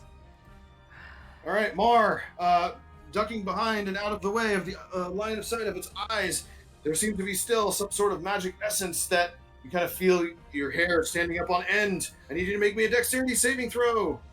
Oh, not again, this. Ugh. Oh, that's an 8. No, no. Oh. we both got fried.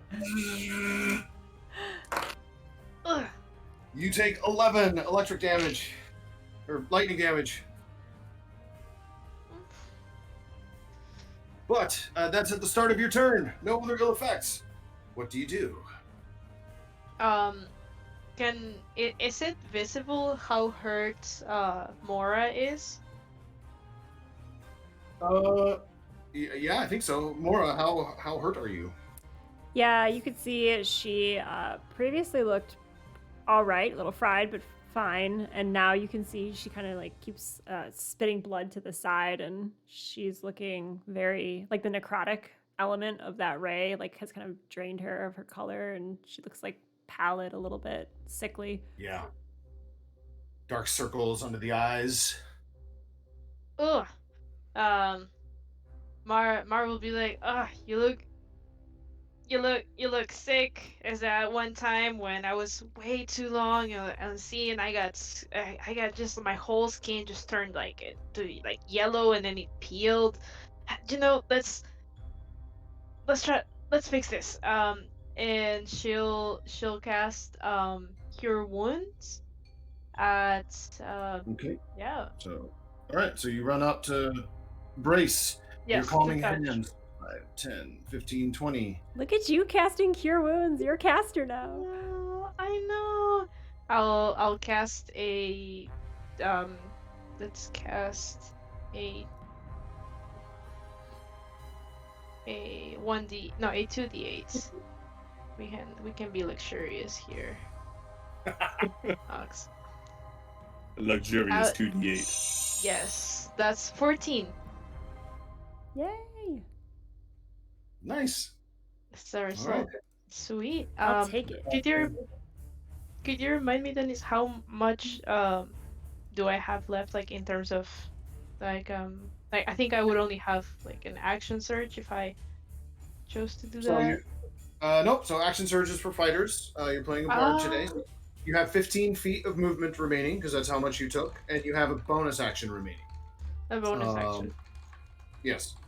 Ooh. Which you can cast any spell. Well, no, it again has to be a cantrip because you cast a level spell with your action already. That sounds good. What Mar is going to cast is a floating hand. Like, wait, how far is the orb away from us? From where you're at, Yeah. floating orb. Are you talking about the creature? The floating orb. Yeah, that would be. This is an orb-like creature. The If you're dragon talking orb, about probably. The the orb or dragon- dragon. Sorry, it's not floating. It's nestled inside this reliquary here. Its distance away from you is. Well, let me count it up real quick. 20, 25, 30, 35, 40, 45, 50, 55, 60, 65 feet away from your current position. Gotcha. You still have Okay, 15 feet of movement. That's gonna be a little too far. So change of plans. I am going to.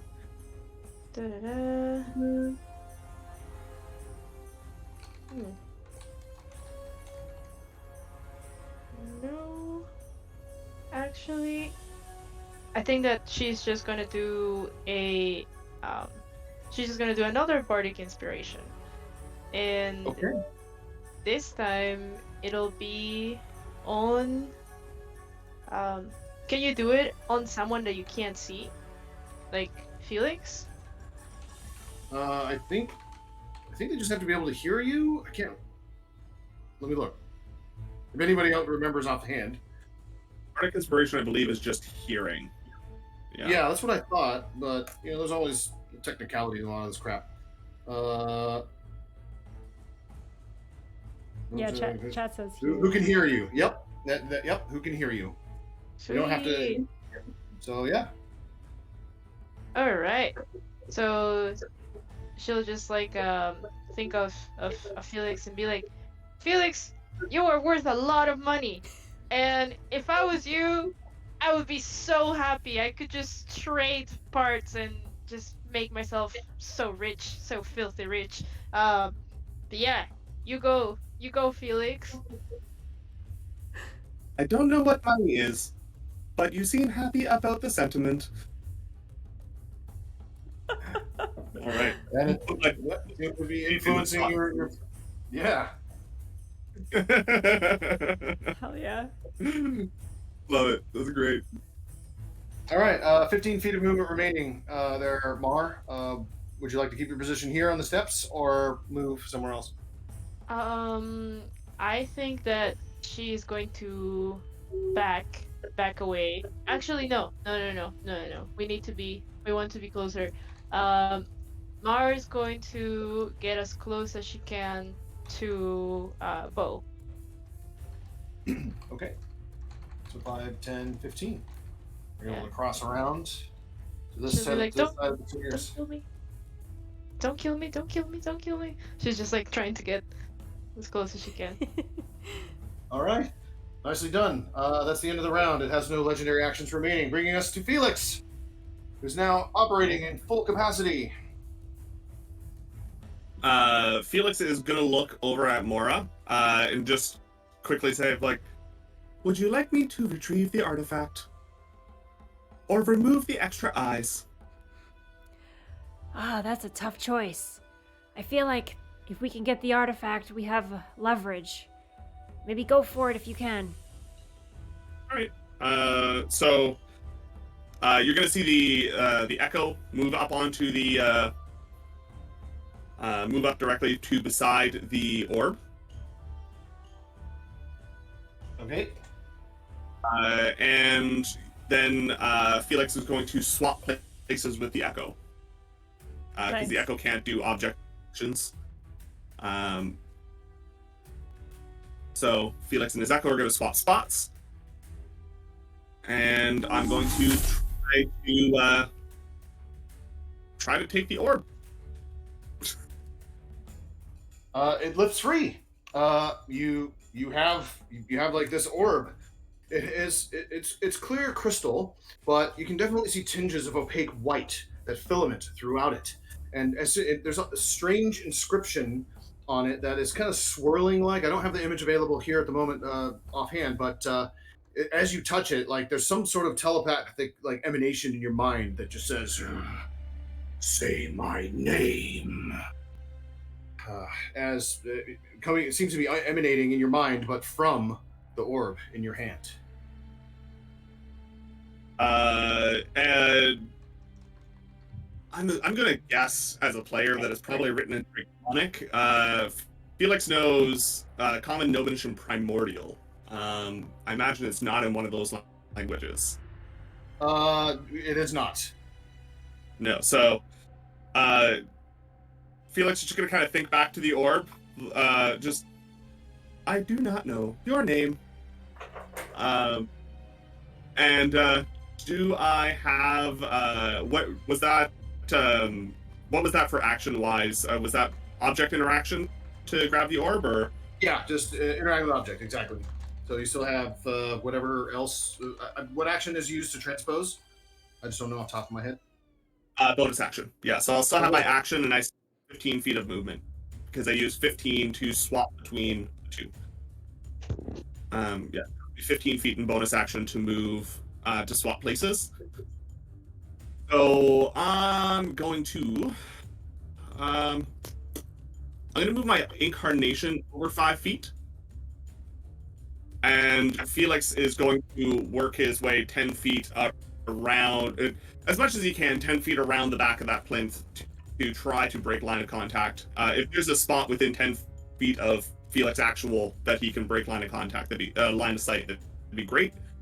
If not, then, I mean, you know, it is what it is. He is short, so he might be able to get away with using the 15, 20. How much movement do you have? I'd only have 10 for him. Okay, so 10. Yeah, so basically from where you were at, because you were here, so 5, 10. That puts you around the side. So you are still visible to the beastie. All right, yeah, that's fine. And then I'm going to take the attack action from my Echo. And I'm going to also use Unleash Incarnation, which gives me an extra attack from my Echo. So I'm going to make 3 attacks against the Beholder. Nice. Let the blades fly. Okay, that's first one's not bad. That should be an 18 to hit. It strikes true up underneath its scales. Second one is a nat 1, which sucks. And the second one, the third one is a math 16. 16. Shing glints off the side. Not enough, but one struck through. One hit. Okay, that's fun. 3 attacks with 1 hit. Love that. Oh man, my dice hate me right now. So for slashing damage, it is going to be 5 points of slashing damage, and then it is going to be 8 points of fire damage. 8 points of fire damage. That's right, because your blazing sword is blazing. Nice. Yes. Hell high, thrust into the fiend. You smell the cooking meats, kind of, with the one blade that was able to connect. Nicely done. All right. So we've got target-rich environment here. Let's see. I'm gonna roll a d8, or no, just a d4. So on a 1, it's gonna be Felix. This is with the legendary action, random eye beam. Felix, Bo, Mar, and a 4 will be Mora. 4. Felix action. What was that? Actual? Or Felix Echo? Probably would have been okay. I have to roll a d6 and then just not do a 6 then, because I didn't count that. Yeah, so, sorry, I just because they are still 2 different targets. Not trying to complicate life for you. No, it's fine. I like to play by the rules. It's all good. So okay, Felix, Echo, Bo, Mar, and Mora. And Marty, if he wants to shoot through the floor. All right, 3. So that's gonna be a Bo. One of the beams beams down. I need you to roll me a d10. Bo.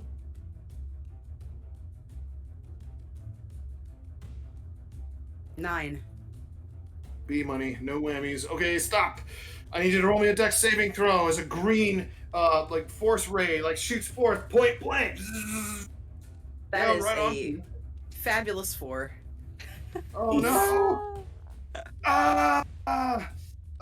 Something is tearing apart the essence of your molecules in your body, like pushing you forward towards the ground on a failure. Oh my gosh, this is a lot. I'm sorry. All right. 21.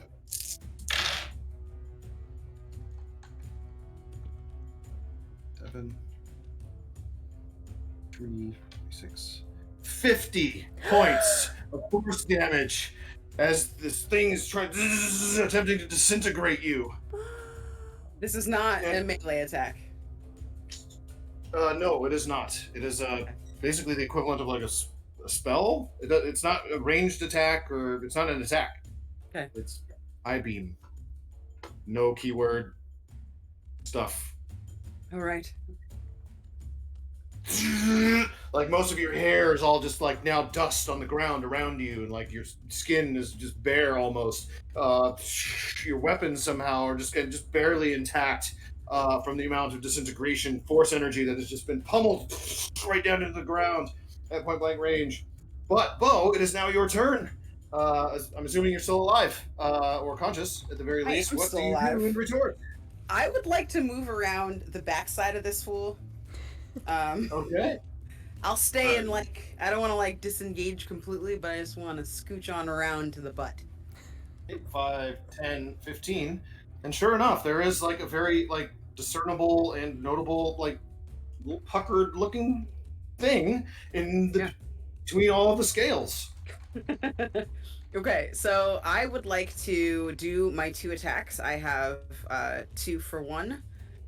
The first one is a 24. Hit. The second one is an 11. An 11, however, is not. You go for like a kind of like an up thrust of some, but the first one just like it kind of puckered up a bit, preventing your up thrust from actually poking through. Is it? Unfortunate language. I'm gonna do. I'm gonna roll my damage, but I would like to do second wind as my bonus action. I'm saying that now, so I don't forget. All right. Your first strike was true though. Roll damage. That is 8 damage. 8 points of damage. Wait, I rolled the wrong thing. All right, and it's still 8. second Doesn't wind. matter. Oh no. Yeah, my second wind. So point of order. regained 12. Nice. Yeah. You reinvigorate. You just like focus and squeeze, and your muscles, like some of the hair, like starts to poke back out. It's all little stubble though, remaining. Point of order on the attack you missed. I didn't give you an opportunity to say, "Is that your final answer?" I don't know if you have any abilities or, because I don't think you have bardic inspiration or anything. I just wanted to put it out there. I do not, but thank you. Okay. All right. Felix, the inspiration.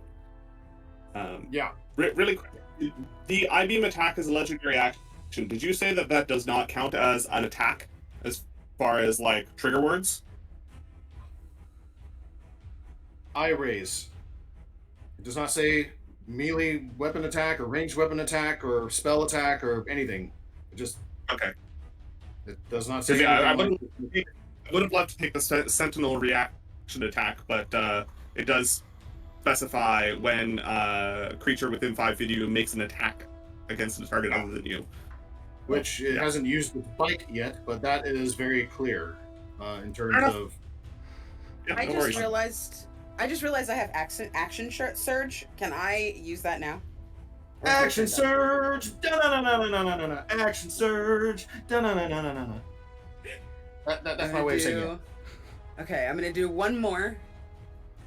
I'm gonna try and get him in his butt. 24. 24 is a hit! Bam! Alright, the up thrust actually worked. You just had to, like, push it. That is another 9 damage. 9 points of damage. Alright, and your next attack?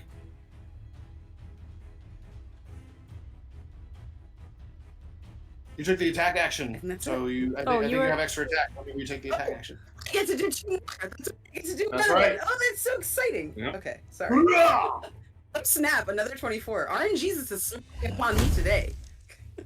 Heck yeah. Bam! Nailed him. That's another D8.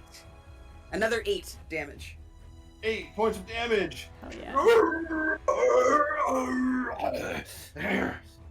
I mean, it doesn't turn, but like one of the ice locks turn, looking at you. You can see like one of if it had an eyebrow, you know, they're starting to. It looks angrily at what's going on back there. I'm, Nicely done. crouching down like under the butt. Like no. Oh, all right. But with target-rich environment, again, it's random.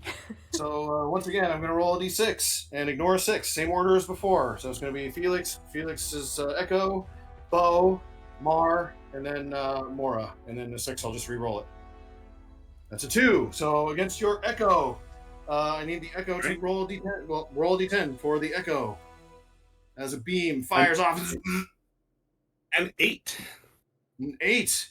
Okay. The Echo needs to make a dexterity saving throw. All right, I'm sure that's going to go well. That dex throws are not my super stuff. Yeah, that's going to only be a 12. A 12. Like where the Echo is definitely like ethereal in its essence. It's a projection, you know, like R2D2 and Princess Leia, right? But this now has like some sort of corporealness to it as it seems to harden and turn gray, like the stonework around you. It is immune to all status effects. Okay. Well then, it is not restrained. It seems to just sort of like phase its way through that restrained effect. That's awesome. It's immune to petrify as well. So today's your lucky day. That was legendary action at the end of Bo's turn. Mora, you're up. Oh man, I was trying to make snarky jokes in chat. Okay, so I'm not it's not quite sure what the game is right now. Felix has the orb. Nothing very impressive happened with that, so I think she's just gonna go for plan B, kill this thing. She can't really see Bo under the butt, correct? Correct. Bo's image is fully obfuscated by crystals and orbs and things. Okay. In that case, shoot. I wish I had more exciting action economy. My bonus action is not very spicy. Okay. I'm going to cast Zephyr Strike on myself as a bonus action. Okay, you begin like moving fast, like the wind. Yeah. She slices the air in front of her with a feather and says, "Quickly now." And she will run up to the beholder, stand right in front of its face. Okay, 5, 10, 15, 20, 25. Perfect. And I'm going to use my action to... do I get flanking? You do not. You are not directly opposite of anyone else that would be otherwise in flanking position with you, unfortunately. Nuts.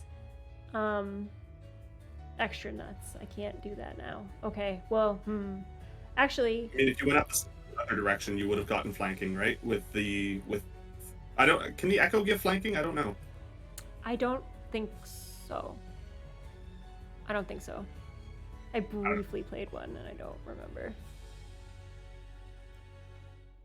Is there a way I could get flanking on the other side? Or I have to be somewhere weird? I think that would only really affect. Can do it, You'd and I have don't know to if be it where can. the crystal is. You'd have to be where the crystal is currently at in order to get flanking with Bo. Can I use my ring of jumping to jump on top of the crystal? Sure. Roll me a dexterity check. All right. Acrobatics if you're trained in it. I am not, but I can do basic dex or acrobatics, either one. Preference? I mean, dex and acrobatics are going to be the same if you're not trained in it. So That's yes. correct. You are correct. Here we go. That's a 21. 21. Ooh. You are balancing on one foot on top of the crystal.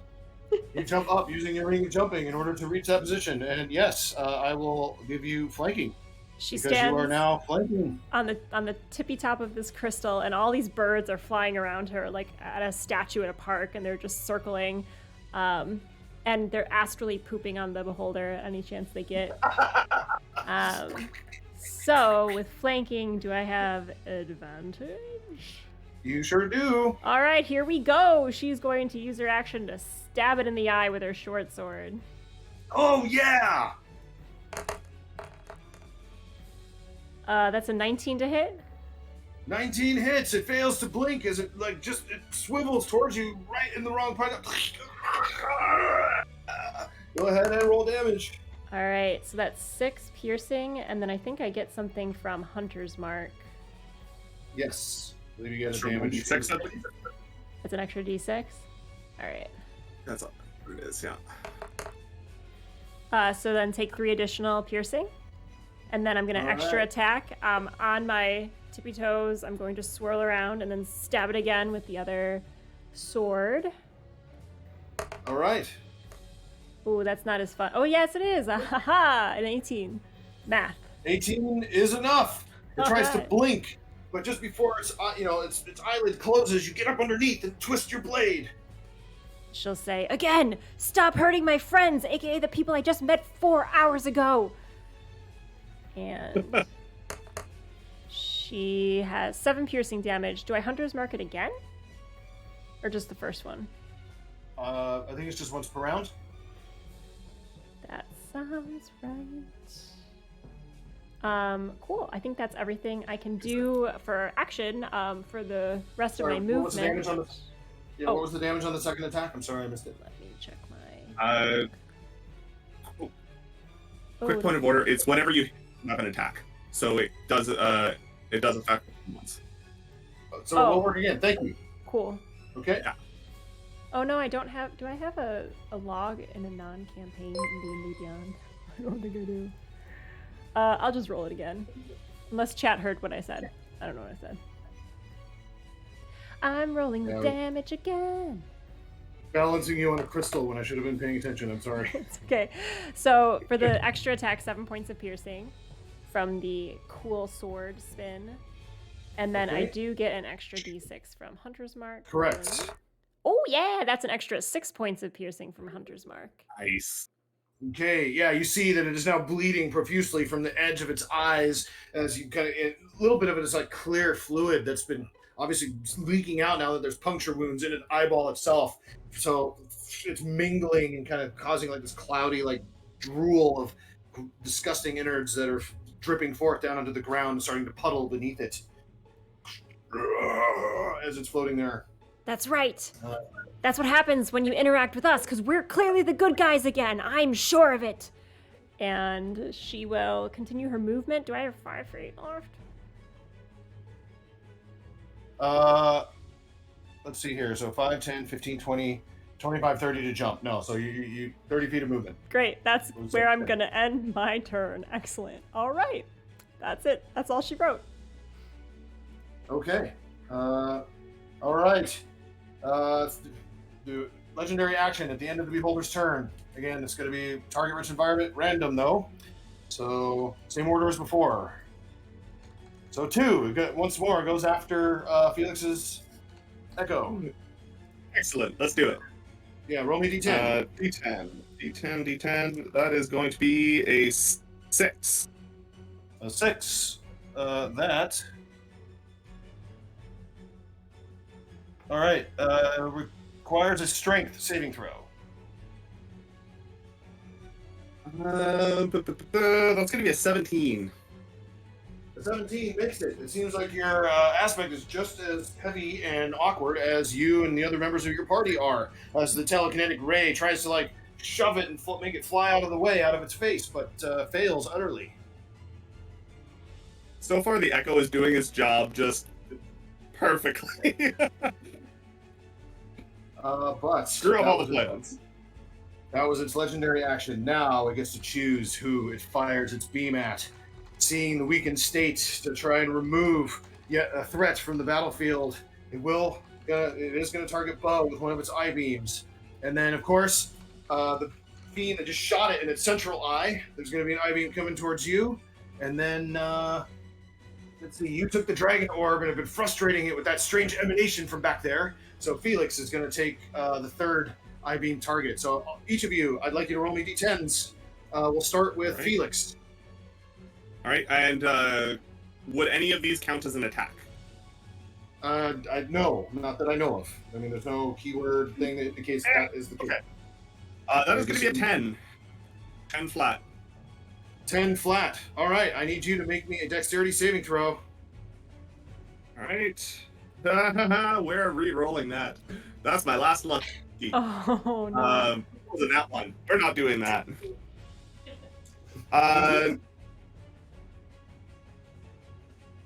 That was a 2. So yeah, that's good to be a no. Oh no.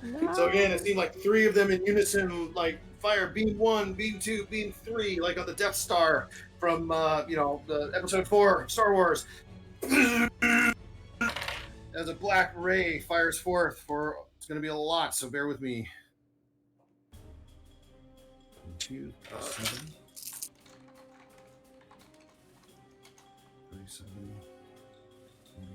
46 points of necrotic damage as you were hit with its death ray. All right, Bo, D10.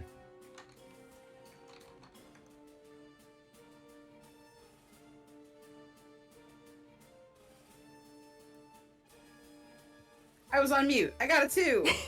A 2. Oh, you too. Okay. All right, I need you to roll me a Constitution saving throw. 16. A 16 is just enough. Instead of trying to kill you outright, it seems like it's trying to maybe hold on to you after having seasoned you a bit with its disintegration ray to hold on for like a juicy morsel that it can chew on if it can paralyze you, which it does not. Again, you feel the effects as you squeeze your muscles and break yourself out of it.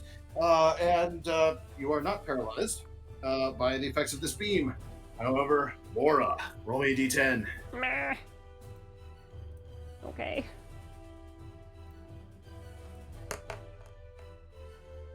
4. 4. Okay, roll me a dexterity saving throw. Come on, I'm so good at these. Oh god, 15? Is it a 15? Mm-hmm. Okay. You find and feel like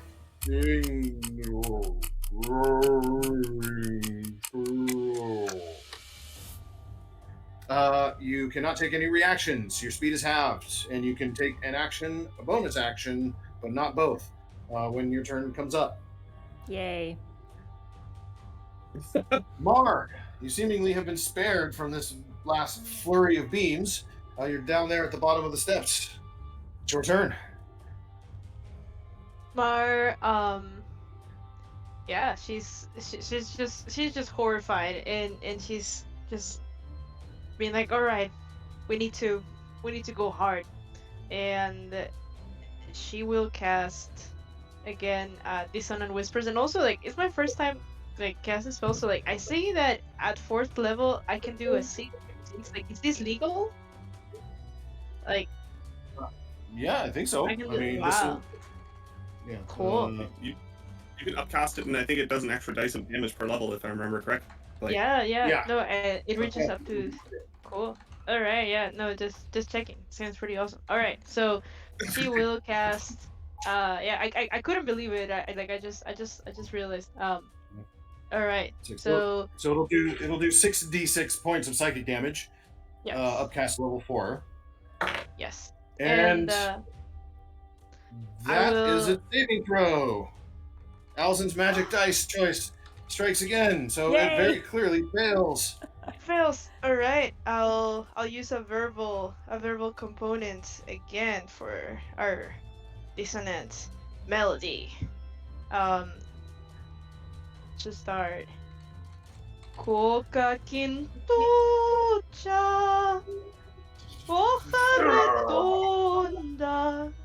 Coca This is a horrible song. quintucha, Shut up, shut up, shut up, shut up, shut up, hoja shut up, shut up. redonda. Now I'll roll it. Oh my god. 20. It moves back as far away as it can move from you. And it's going to take 6d6. Hold on, 3d6, 4d6, 5d6. Yeah, 6d6 points of damage. Okay, that's 17. 17 points of psychic damage is like that beautiful song. He is not a beautiful thing. He wants ugly, dissonant things, not beautiful, harmonizing stuff. And blood is starting to now come out of his ears holes. You don't really see ears. Well, there's like these holes that are now all getting clogged up, and that in and of itself gives him some relief from not having to listen to that horrible tune. To him, I thought it was beautiful. Nicely done. There are reactions takeable by Felix's aspect and bow as it moves away out of your threatening reach.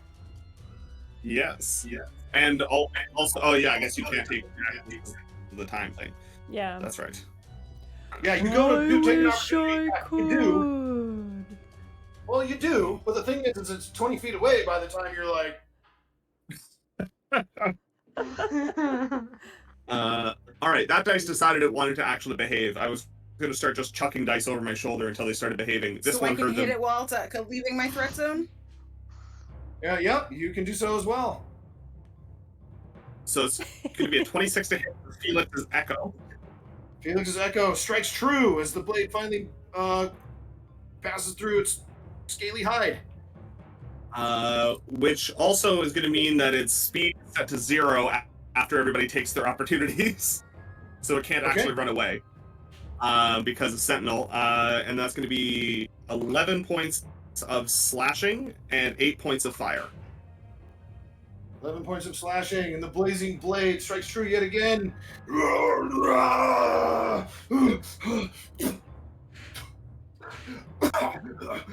As it flees, and then bow strike flies in towards it. I got a 24 to hit. Yes! It turned and swirled about a bit, and you found that nice little pucker target. Whack once more as your bludgeoning weapon makes purchase. Roll damage.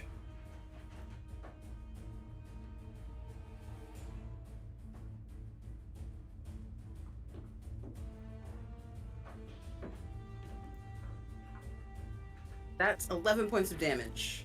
11 points! You hear the sickening crunch and crack from whatever bony structure is underneath it as it kind of gets concave now with the force of that blow, and blood, like again, it's like dark purplish and Icarus almost, like splatters all over the ground. Nicely done. All of that was opportunity attacks on the forced move from the Dissonant Whispers, which was an action from Mars' turn. So you have a bonus action and you have movement remaining. Amazing. And the Beholder would still be in front of my Echo because of Sentinel. Okay. Yeah, because it says movement speed to 0, right? Yes. Yeah. Ooh. Sentinel. Yeah. So I was hoping to try and keep it alive. That was kind of my Now, just point of order, if its speed is 0, it's not leaving threatening reaches for a bow and other stuff, but I don't care. It's Allison's birthday, so this is like birthday time warp. Birthday What's Sentinel happening? time warp! Everyone in chat, do the birthday yeah. Sentinel time warp dance. Any rules lawyers in the chat, I know what's happening. It's okay. It's Allison's birthday. it is definitely a weird one. I'm not sure because like I guess it comes down to like when are reactionary attacks resolved? Are they simultaneous? Are they sequential? Yeah. It'd I be agree. when he leaves your threatening reach, so he wouldn't. If you did that and you stop him, then technically speaking, he never leave Bo's threatening reach. So that is not possible. Anyway. No, I get it. Yeah, great. Back to Mars' turn. Movement. Okay. Bonus action. I will move as close to Bo as I can. Where is Bo? Bo's threatening the backside. There we go. Seemingly, like, very proficient at it. You want to move as close to Bo as possible, you said? Yes. Yes. Okay. 5, 10, 15, 20, 25, 30. That gets you right there. Awesome. With my my bonus action, that can only be a cantrip, right? Yes, you cast a leveled spell with your action this turn. Alright, well, let's see. Open. And right now Felix has the orb, right? Yes. Yeah, my Felix has act- the orb. Sweet. Alright, well, my intention is to get closer to Bo so I can heal, but that'll be in my probably in my next turn because that's as much as I can move. Okay. Very good. Any bonus actions you want to take? Trying to think if these would be. Yeah, Bardic Inspiration comes to mind immediately. Ooh, that's true. Oh my god, I'm still learning about all of these things. Yeah, let's do that. We all start at the beginning, so all good. All right, Bardic Inspiration. Who are you inspiring? Inspiration for Mora. For me. She will. Mar takes out a mandolin, and she starts like. I have a song without lyrics. And then she goes. Yeah. Mora is still spitting up blood a little bit. Just like spits blood to the side. Bards. And then she kind of smiles. She's like, I don't know. They're growing on me. They're growing on me. You feel inspired. All right, that brings us to the top of the round. Felix, as your main self is flanking around the edge of the reliquary, holding on to the orb of dragon kinds, what would you like to do? Yes. Has the dragon spirit in the orb responded with its name to me? No, it is not. No. It has asked you to say his name. Yeah, I kind of figured that was going to be the case. So Felix is going to call out, does anyone here speak dragon? Looking for response from anybody on the field. No. I Undercommon. play bird pipes. And I assume we don't have a minotaur that speaks draconic?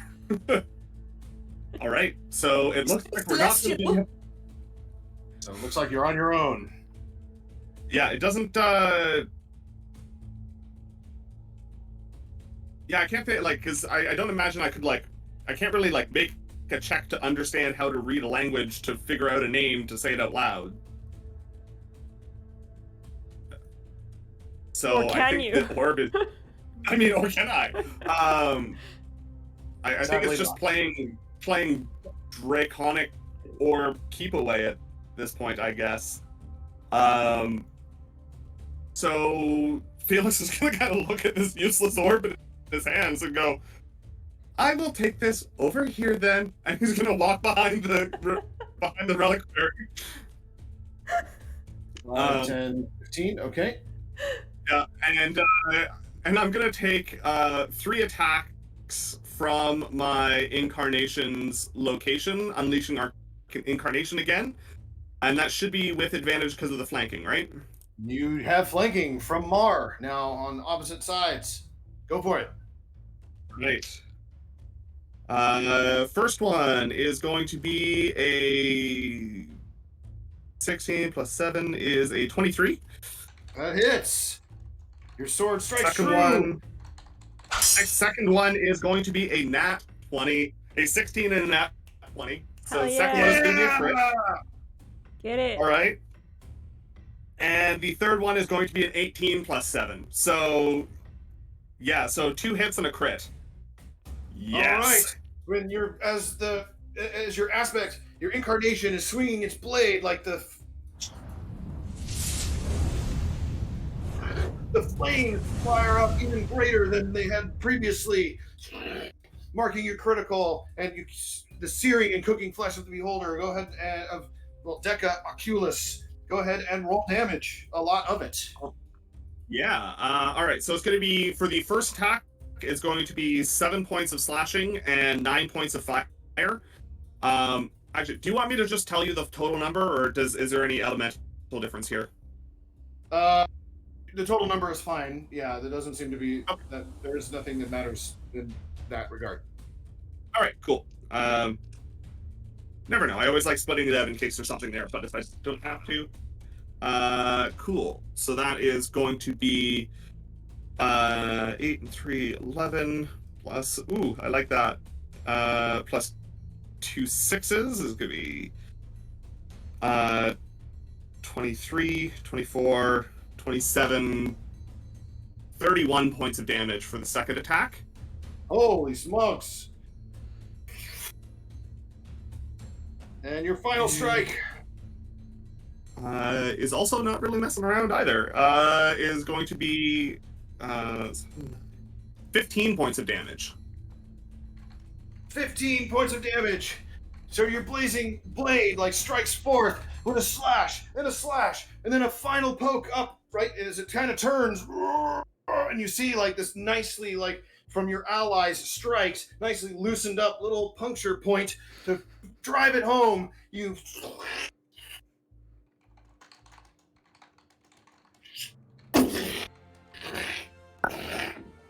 boom! With a blazing fury, the beholder explodes and is destroyed.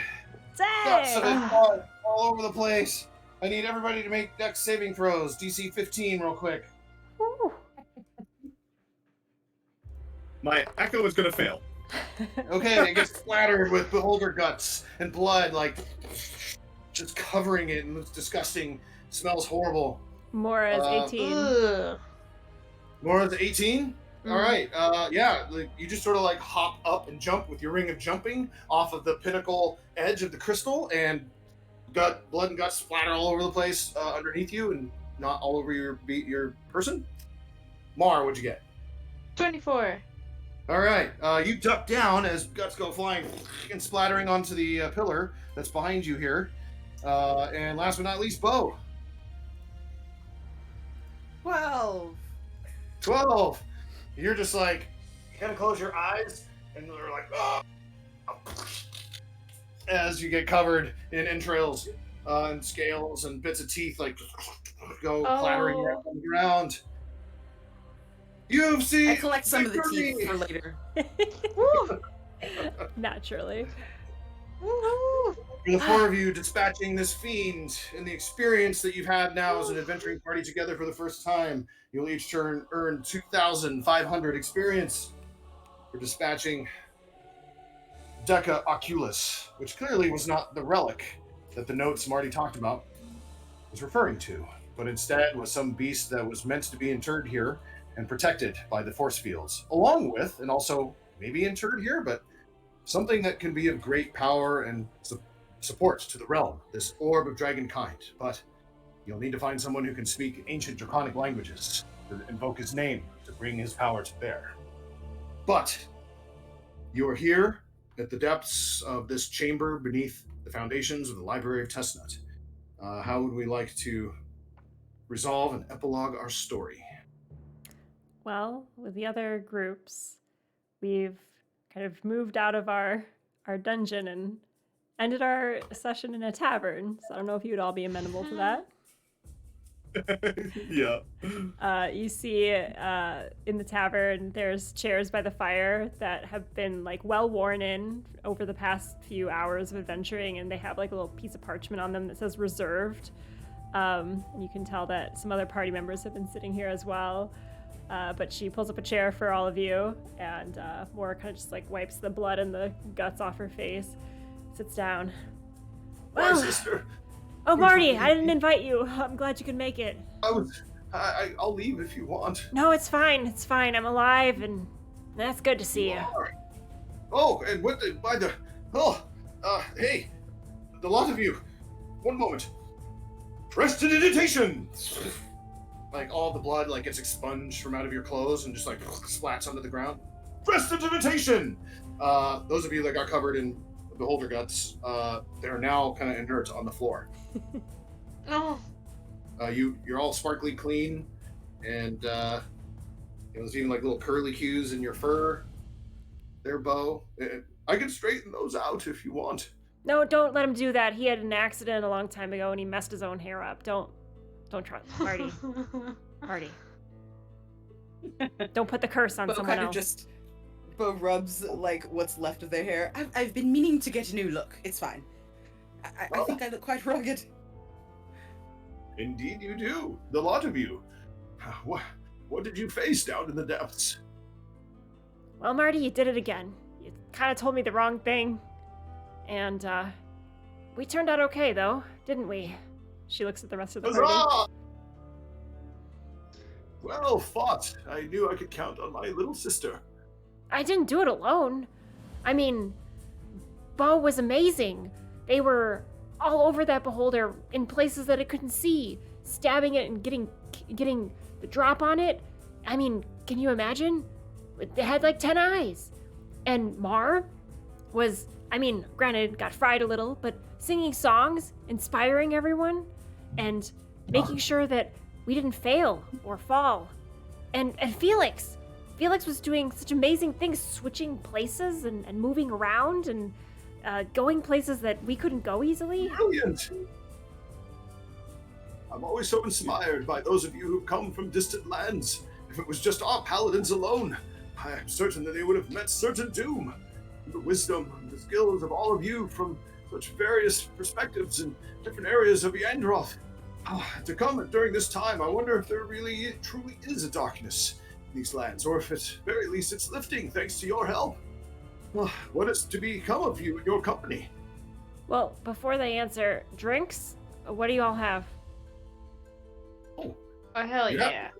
You have to try Theron's Light, a new brew that was made by a gnome, a visitor. Actually, best I've ever had. Felix is gonna look and go, I don't understand food. And then go back to what he was doing, which is saying the name of every single person he has ever met at the little orb. So you just hear him just like, Fred, Alfred, Bob. Like, just, he's been doing that the entire walk up. How about for you, Bo, Mar? Mead, please. Mead. All right. There's a barmaid who comes by. She has kind of like, a bob of curly brown hair. She looks a little disheveled, like most wait staff do in a busy establishment. And, yes, of course, coming right up on the house for, Mr.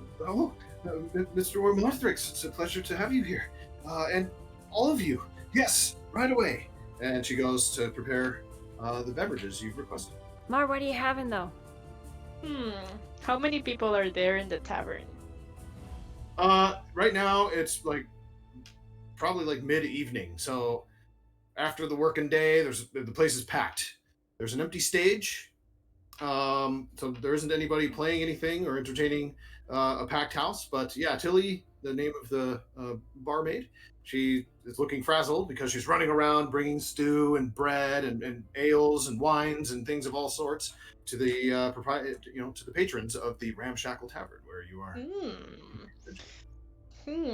How much, Mora, of my share of the coin?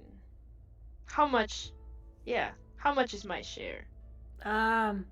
Well, she takes the big bag that she'd been carrying earlier and dumps it out on the table and just kind of divides it into 3 different piles.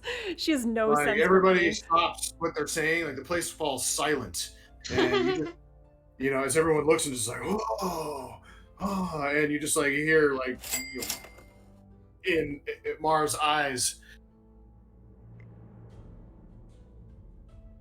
There must be thousands of gold. There must be thousands of gold pieces here. After about 30 minutes, the lot of you counted out. There's probably about 8,000 gold pieces. Ooh! Oh my god! All right. Well, is this good? Is this enough? I don't know. This is all Marty gave me. I You know what? How much? How much is a drink? How much is a drink here? I mean, it's on the Come on, house. Tilly. You're a hero. Oh my god. Everybody gets a shot! Everybody gets a drink! The whole tavern around. Everybody gets a drink! Yeah! Bards. Tilly is like, looks and her eyes just. When she goes and starts grabbing, cleaning, and getting ready to start serving up all this stuff as everyone rushes the bar. Worry not, Tilly, worry not. And Mar like stabs grabs like a whole like a handful of like gold coins and just like stabs Tilly's pockets. Worry not, Tilly. Give us the best of the best that you have. The thing that you have in the bag that nobody knows about, that your grandfather gave you. Oh, I've never. He passed, rest in peace. That. I don't know Give if us my that. family has ever had so much money before. Thank you.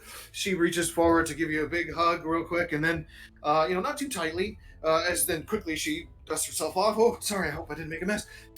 And she takes off, reinvigorated by such a generous gift. And start to slam mugs of ale together. And she delivers all of your drinks, of course. I'm sorry, Mar, what did you ask? What did you want? Well, we I want had everything. Oh, sorry. Our Everything. names sound very similar, so like sometimes I answer when she's talking. I don't know. Mar, what did you want? One of everything. One of each. Coming right up. I'll take whatever she doesn't drink. Marty just. My little sister.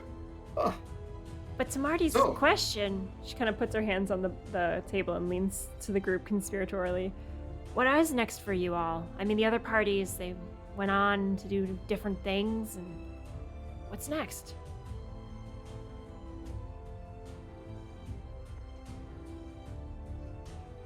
I mean, for me, I have a business and a partner. Bastian and I, we like to go on adventuring together as well. But if you have more jobs, I suppose I could spare myself a little bit.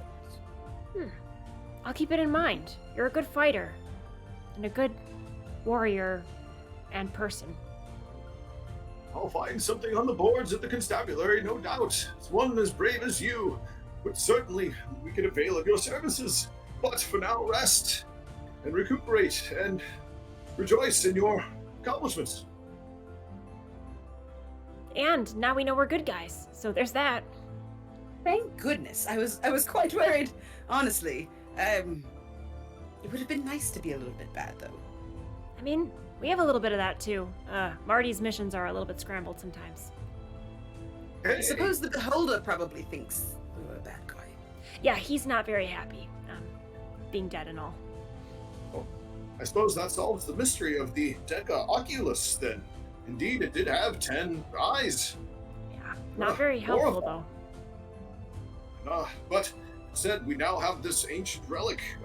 The orbs of dragonkind are legendary. The names of the dragons are lost, but perhaps there's someone out there that knows, and we'll have to find them. Perhaps that's where you can help us, locating someone who knows the ancient dragon language or can translate it. But that, I'm sure, will be for another day. Of course. I'm happy to help with that, Marty. It's pretty straightforward. Mar, Felix, you staying in town? I need to find a time wizard to fix me. And you see him just kind of like shimmer and shudder a little bit. Oh, sorry.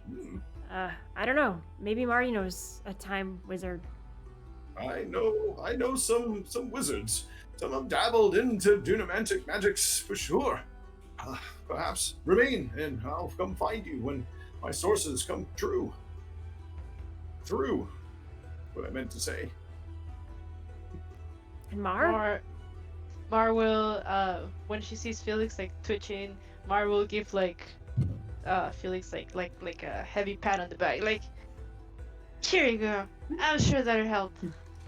Hitting the old computer monitor, trying to make it work. It flickers slightly, but then goes back to what it was doing before. Just saying names to the dragon orb.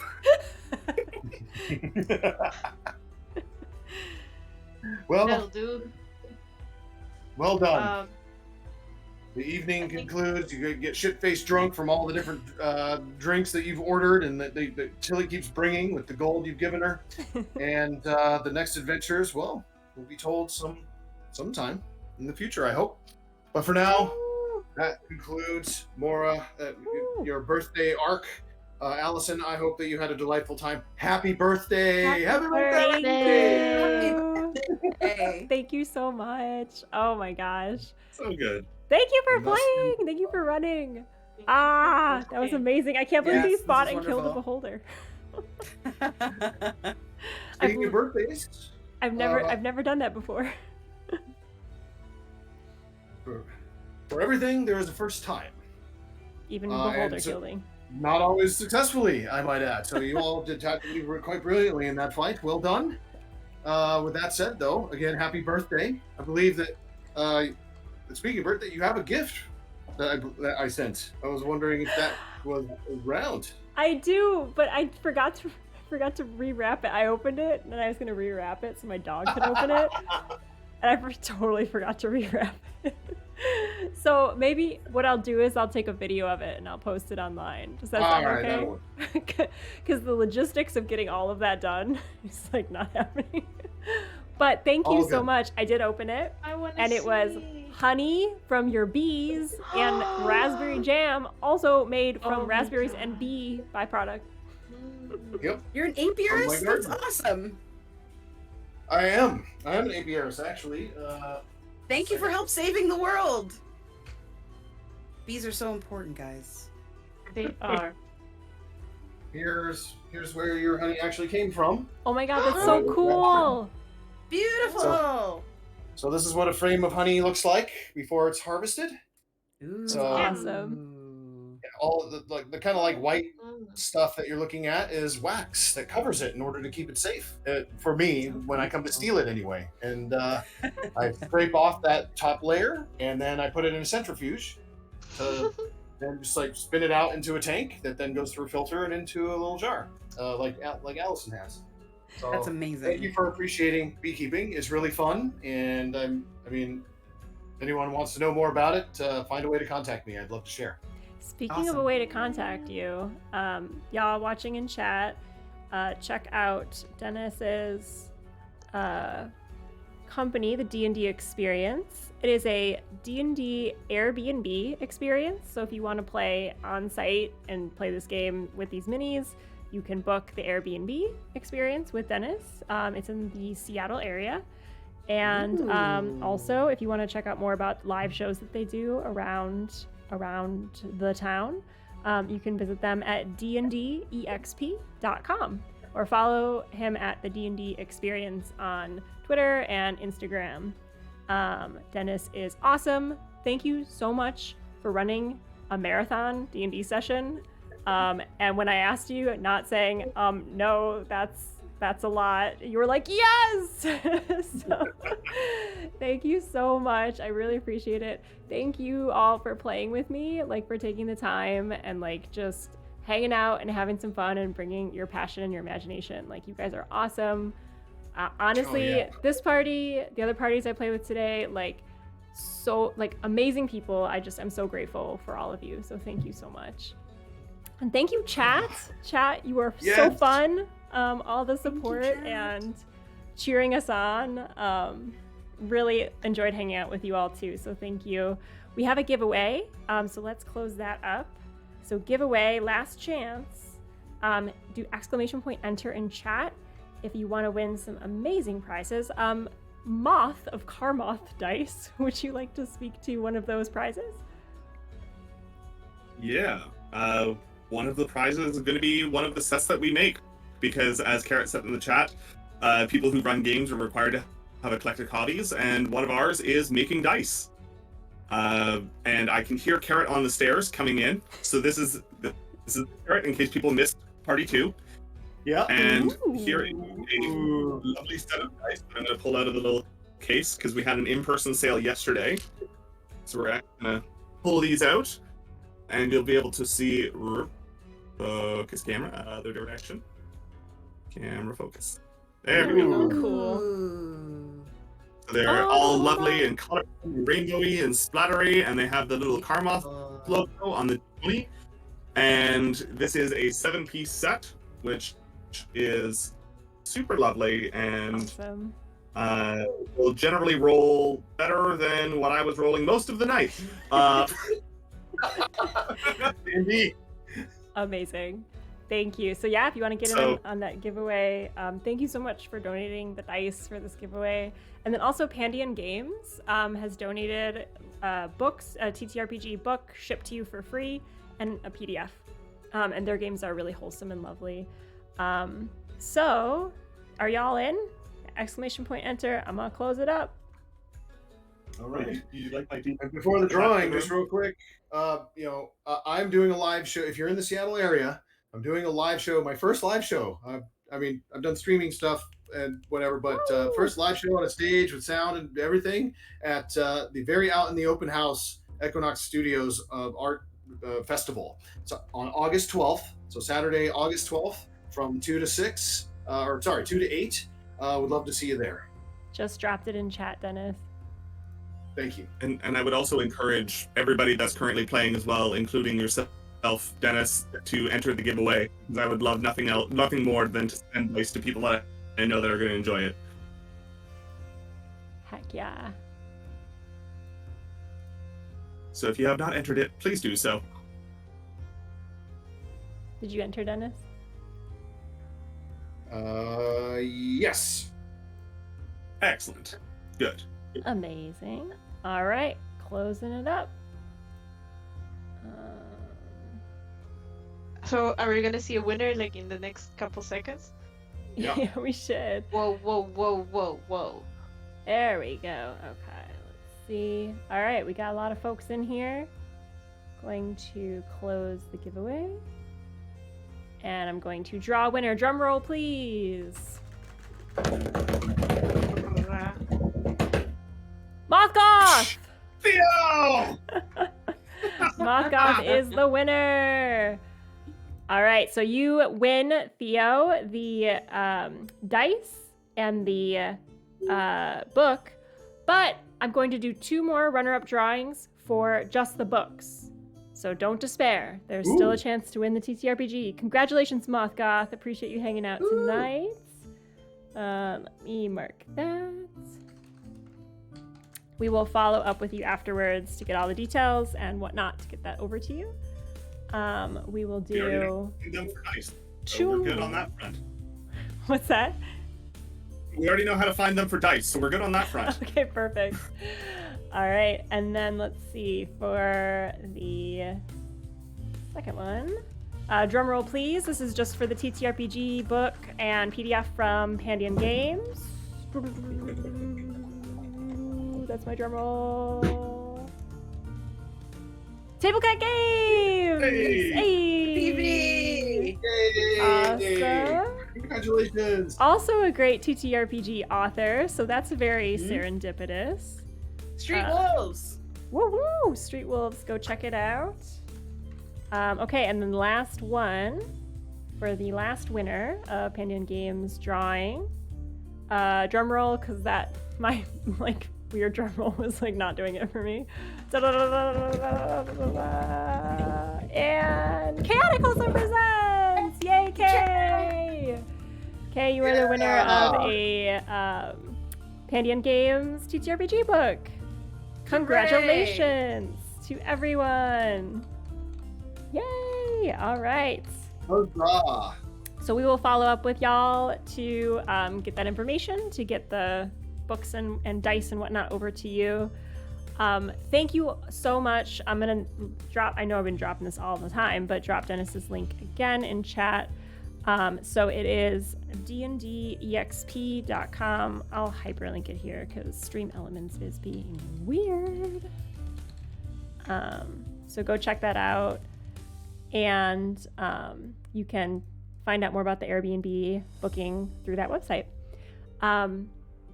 Y'all, thank you. I'm still 36, so gonna be 36 for the foreseeable future, but very lovely way to celebrate that milestone.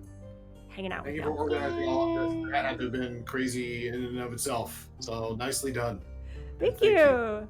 I'm a good wrangler when people want to be wrangled. So thank you all again for your availability. And Dennis, thank you for setting it all up. Chat loved the sound effects, so definitely set the bar for fun sound effect stream. I think we should all go eat, sleep, and take care of our bodies.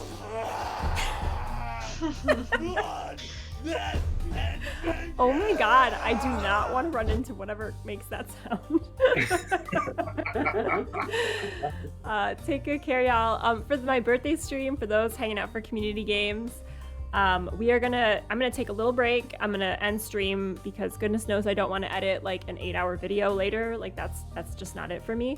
So I'm gonna end this stream and then we're gonna come back for some community games. So if you wanna hang out and play some Fall Guys and just kick it for a little bit, that's what we'll be doing shortly after a little break. So thank you all again, and we will see you soon. Bye. Cheers. Have a good night. Thank you, Dennis. Thank you.